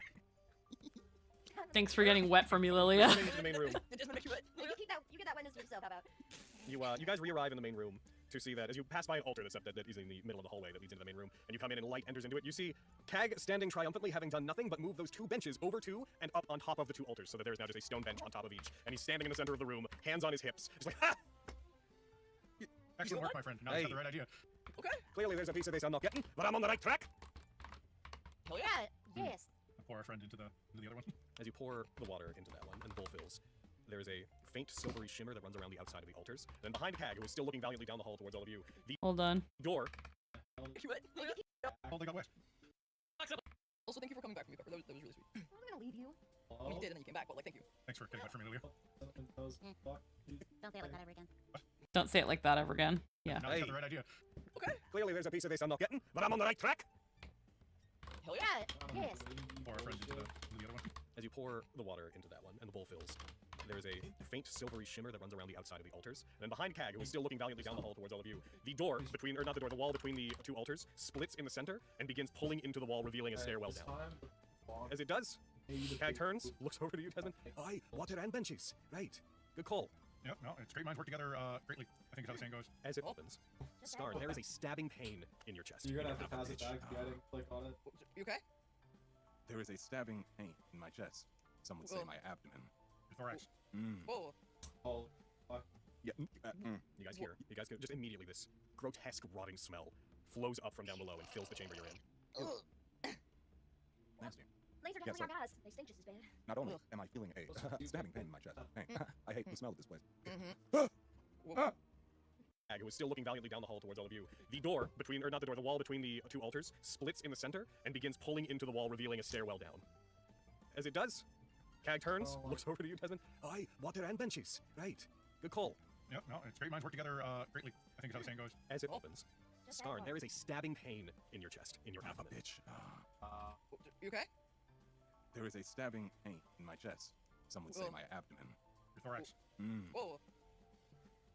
Yeah. You guys hear? You guys just immediately this grotesque rotting smell flows up from down below and fills the chamber you're in. Nasty. Laser Yes, definitely sir. aren't us. They stink just as bad. Not only am I feeling a stabbing pain in my chest, I hate the smell of this place. Whoa. I I'm hate so it. stimulated. Yep. What the fuck is this? What the fuck is? Hag? our way down. It's our way in. I don't like it down there. My body's Provided telling me you're ready. no. Looks to me like these cunts have set up downstairs. Yeah. Don't I know can feel what it. terrible In my chest. necromantic magic they think they're doing. Necromantic magic. What do you mean by that? They're necromancers. Yeah, they were Yeah. Gotham. Oh, I'm just really in pain and Why thought. is he in pain? What's going on? I don't know. Are you alright? Is it wee wee for death causing you to double over? It's not just that. No, it's not the smell. Oh god, my chest. Are you sure it's not the smell? No, it's not Take the him smell. No. I mean, we're kind Hey, of fucked up. Give me a take him in. I mean, I look. Hold on. He pulls out like a water skin and a bottle. He walks over to one of the altars and been scooping water Desmond put into it into another water skin, and as he empties the bowl, the wall closes. I don't even need a minute. Can take a wee little break if that's what you want. where's the water? What did you do to the water, huh? It'll look like I'm about to pass out. No, I'm good. No, I'm chilling. No, I'm fine. You're Don't in worry about pain. it. It's a medical condition. I have a You wouldn't- feeling that once we get down there, I'm counting. Yeah, I feel that. I feel that. you're that. basically ready and at full strength when we do. No, I'm at full strength. Trust me on that. No. That's fine. I'm not. I can It's use more of a my mental Yeah, I'm thing. also not. I messed up. All right, short rest. Yeah. Short rest. Yep. Yep, we flop on the ground. Or Our last one before we gotta take a long. We could take the night. Yeah. The door won't open I unless mean- they come for us, and if we're taking watches, we can wake each other up pretty quick. And I did a thing. We'll feel safe. Yeah. Yeah, I learned a new thing. I was reading a book and I learned a new thing. I'm gonna do my tiny hut. He casts Tiny Hut. He creates a spherical, gets you all in the center, creates a spherical barrier in which you all can be safe. Where, like, wow, it's exactly the size of that thing in the I center. think it's gotta be around that. Yeah. Hell yeah, that's As you perfect. guys all tuck in to attempt to take a long rest. Yay. It's true. You have a pretty strong indication that if they try to come up from there, an entire wall is going to open. So, Don't worry, this is how you make sure your brain doesn't get flat. By keeping people safe. By using it. Oh, okay. Yeah, girls love when you use your brain. Oh my. Hank used to say that. Oh, okay. The green Hank guy you were talking about? Yeah. In the army? Okay.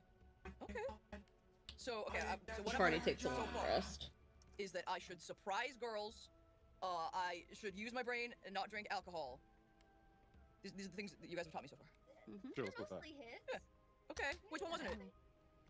Depends on how you surprise anybody, really. Mm. It's like surprise, was the I brought you candy versus surprise, I jumped out of a closet. say you're Yeah, advised, like that- you're that advised to one's do the this most by someone confusing named Hank. Oh no, he's an old war buddy of mine. Yeah, we was talking about him earlier. Oh, I see. Yeah. I even He's pretty smart.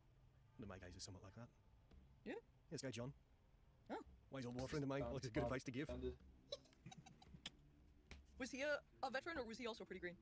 No, he was. I mean, good old John Verde. He was pretty Oh, wow.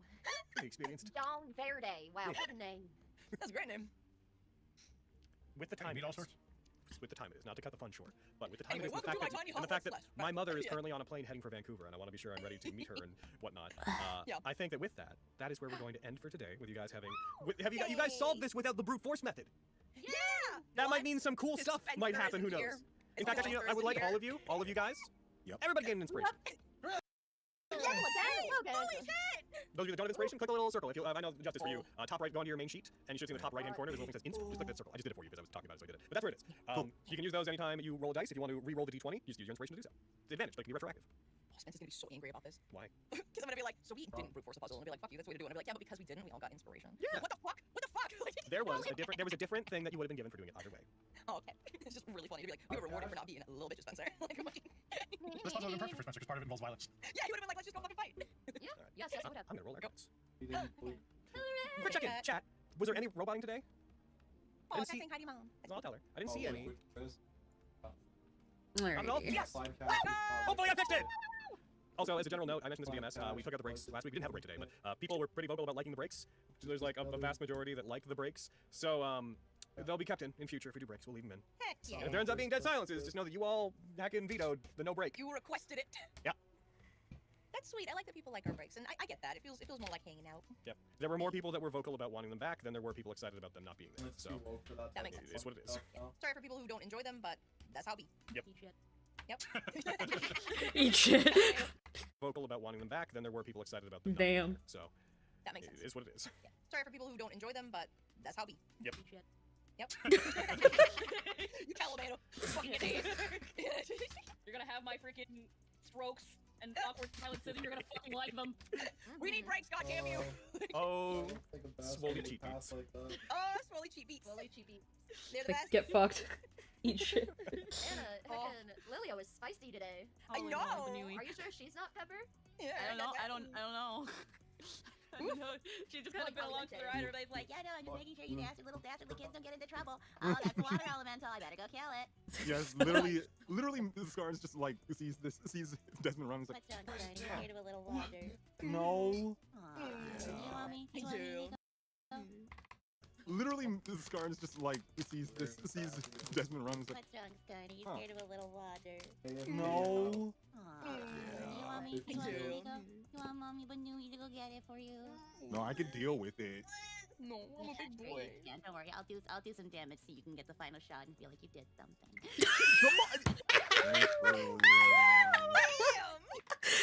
Oh. No, I'm a big boy. Yeah, don't worry. I'll do some damage so you can get the final shot and feel like you did something. Fuck, I was brutal. Okay.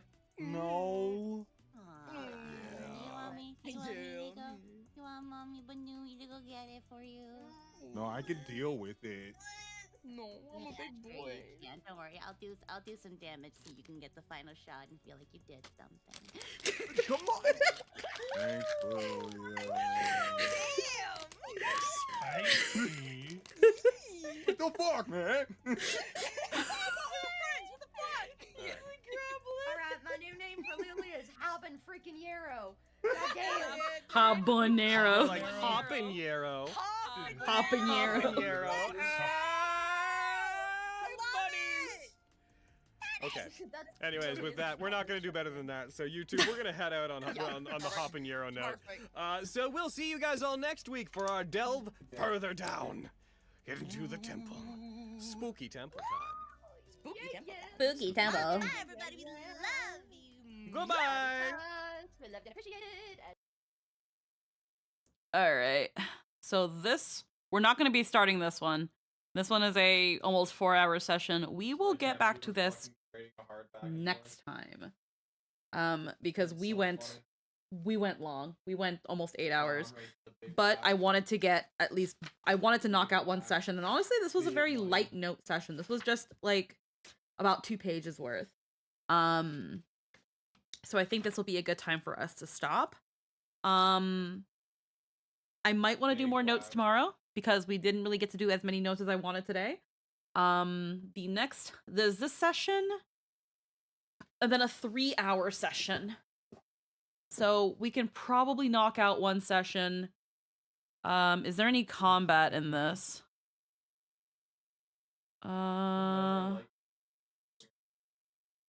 It looks like half of the game is role play.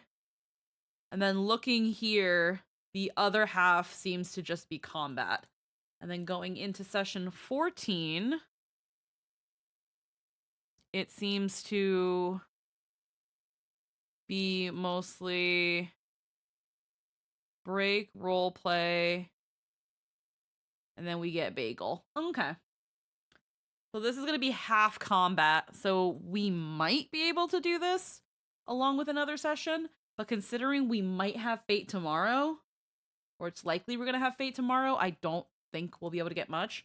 Also, I haven't hopped on Final Fantasy in a while, so I might want to actually play Final Fantasy 14. So another thing I can probably consider is I might do session 13 off stream. I'll read out my notes just for consistency's sake, and then move to session 14 because I wanna do the role play. I wanna mostly have the role play, talk about note taking, and things like that. And unfortunately, I feel like the combat is just like the combat, unless there's cutscenes, quote unquote, the equivalent of cutscenes in the combat. There's just not much going on. But we, in my notebook, we are almost halfway through my notebook. Or we are a fourth into my notebook. At least it feels that way. This is like 70 pages, and this is quite a bit. 1 second. 1, 2, 3, 4, 5, 6, 7, 8, 9, 10, 11, 12, 13, 14, 15, 16, 17, 18, 19, 20, 21, 22. And then we're almost through the one side of the 23rd page. This would be 23. 24, 25, 26, 27, 28, 29, 30, 31, 32, 33, 34, 35, 36, 37, 38, 39, 40, 41, 42, 43, 44, 45, 46, 47, 48, 49, coño, 50, 51, 52,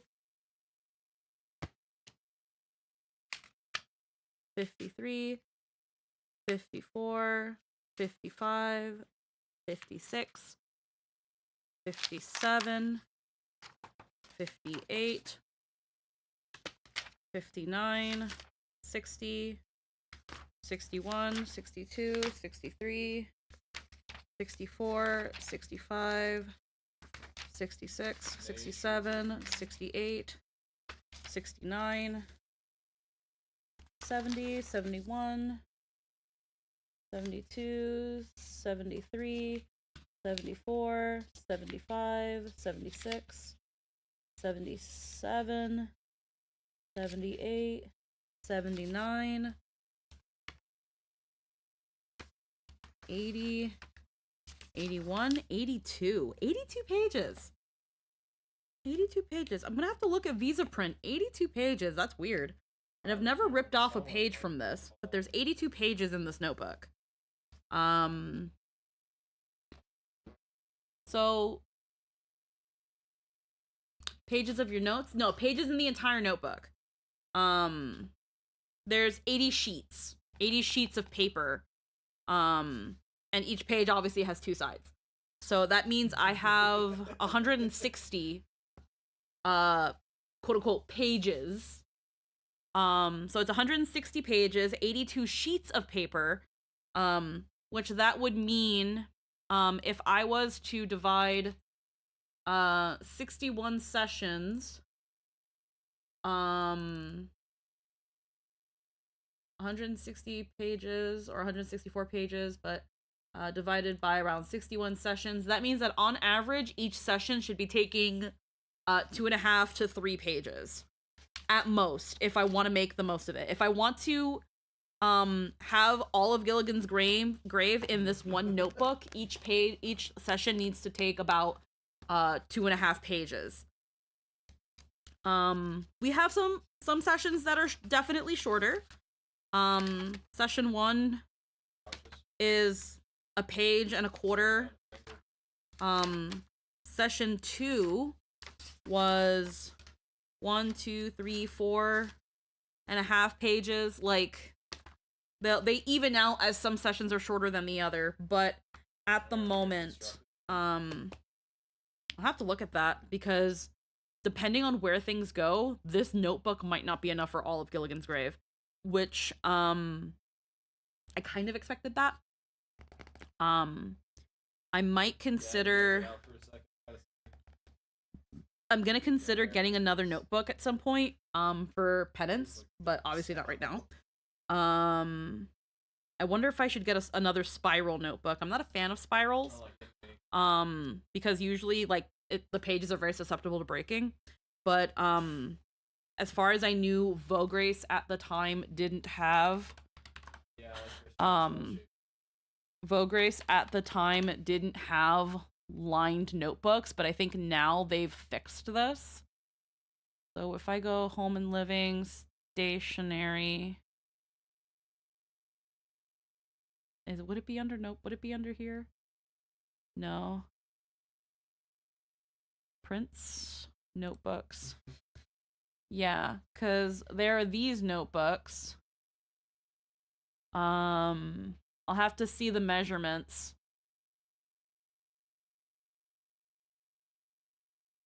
See now they have lined paper. Back then when I ordered my Lilia notebook, they didn't have lined paper. It was only dotted. But now they have lined, dot, and graph paper.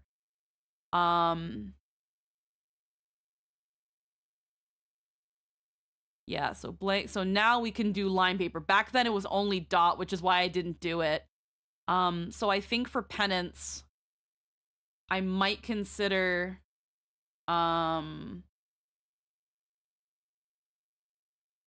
might consider ordering one of these, because I do love these leatherette bound books a bit more than spiral notebooks. Spiral notebooks are very easy to come apart. Maybe in the future, although that will be a lot of work, but it would probably even help me go through my notes again. I might even one day get another book that's a copy of this one, essentially cover to cover, and then retranscribe my notes. But that's if I want to do that. That's additional work. But I do love notebooks like these, but at the time when I ordered this notebook, Vograce didn't have dotted lined paper, which made me really sad. I'd have to compare the sizing too. I would want it to be similar to this one or to my Moleskin book. But we'll see. We're not going to worry too much about that.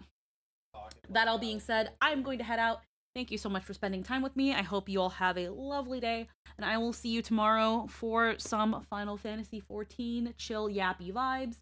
I hope you all have a wonderful night, and I will see you next time. Bye-bye.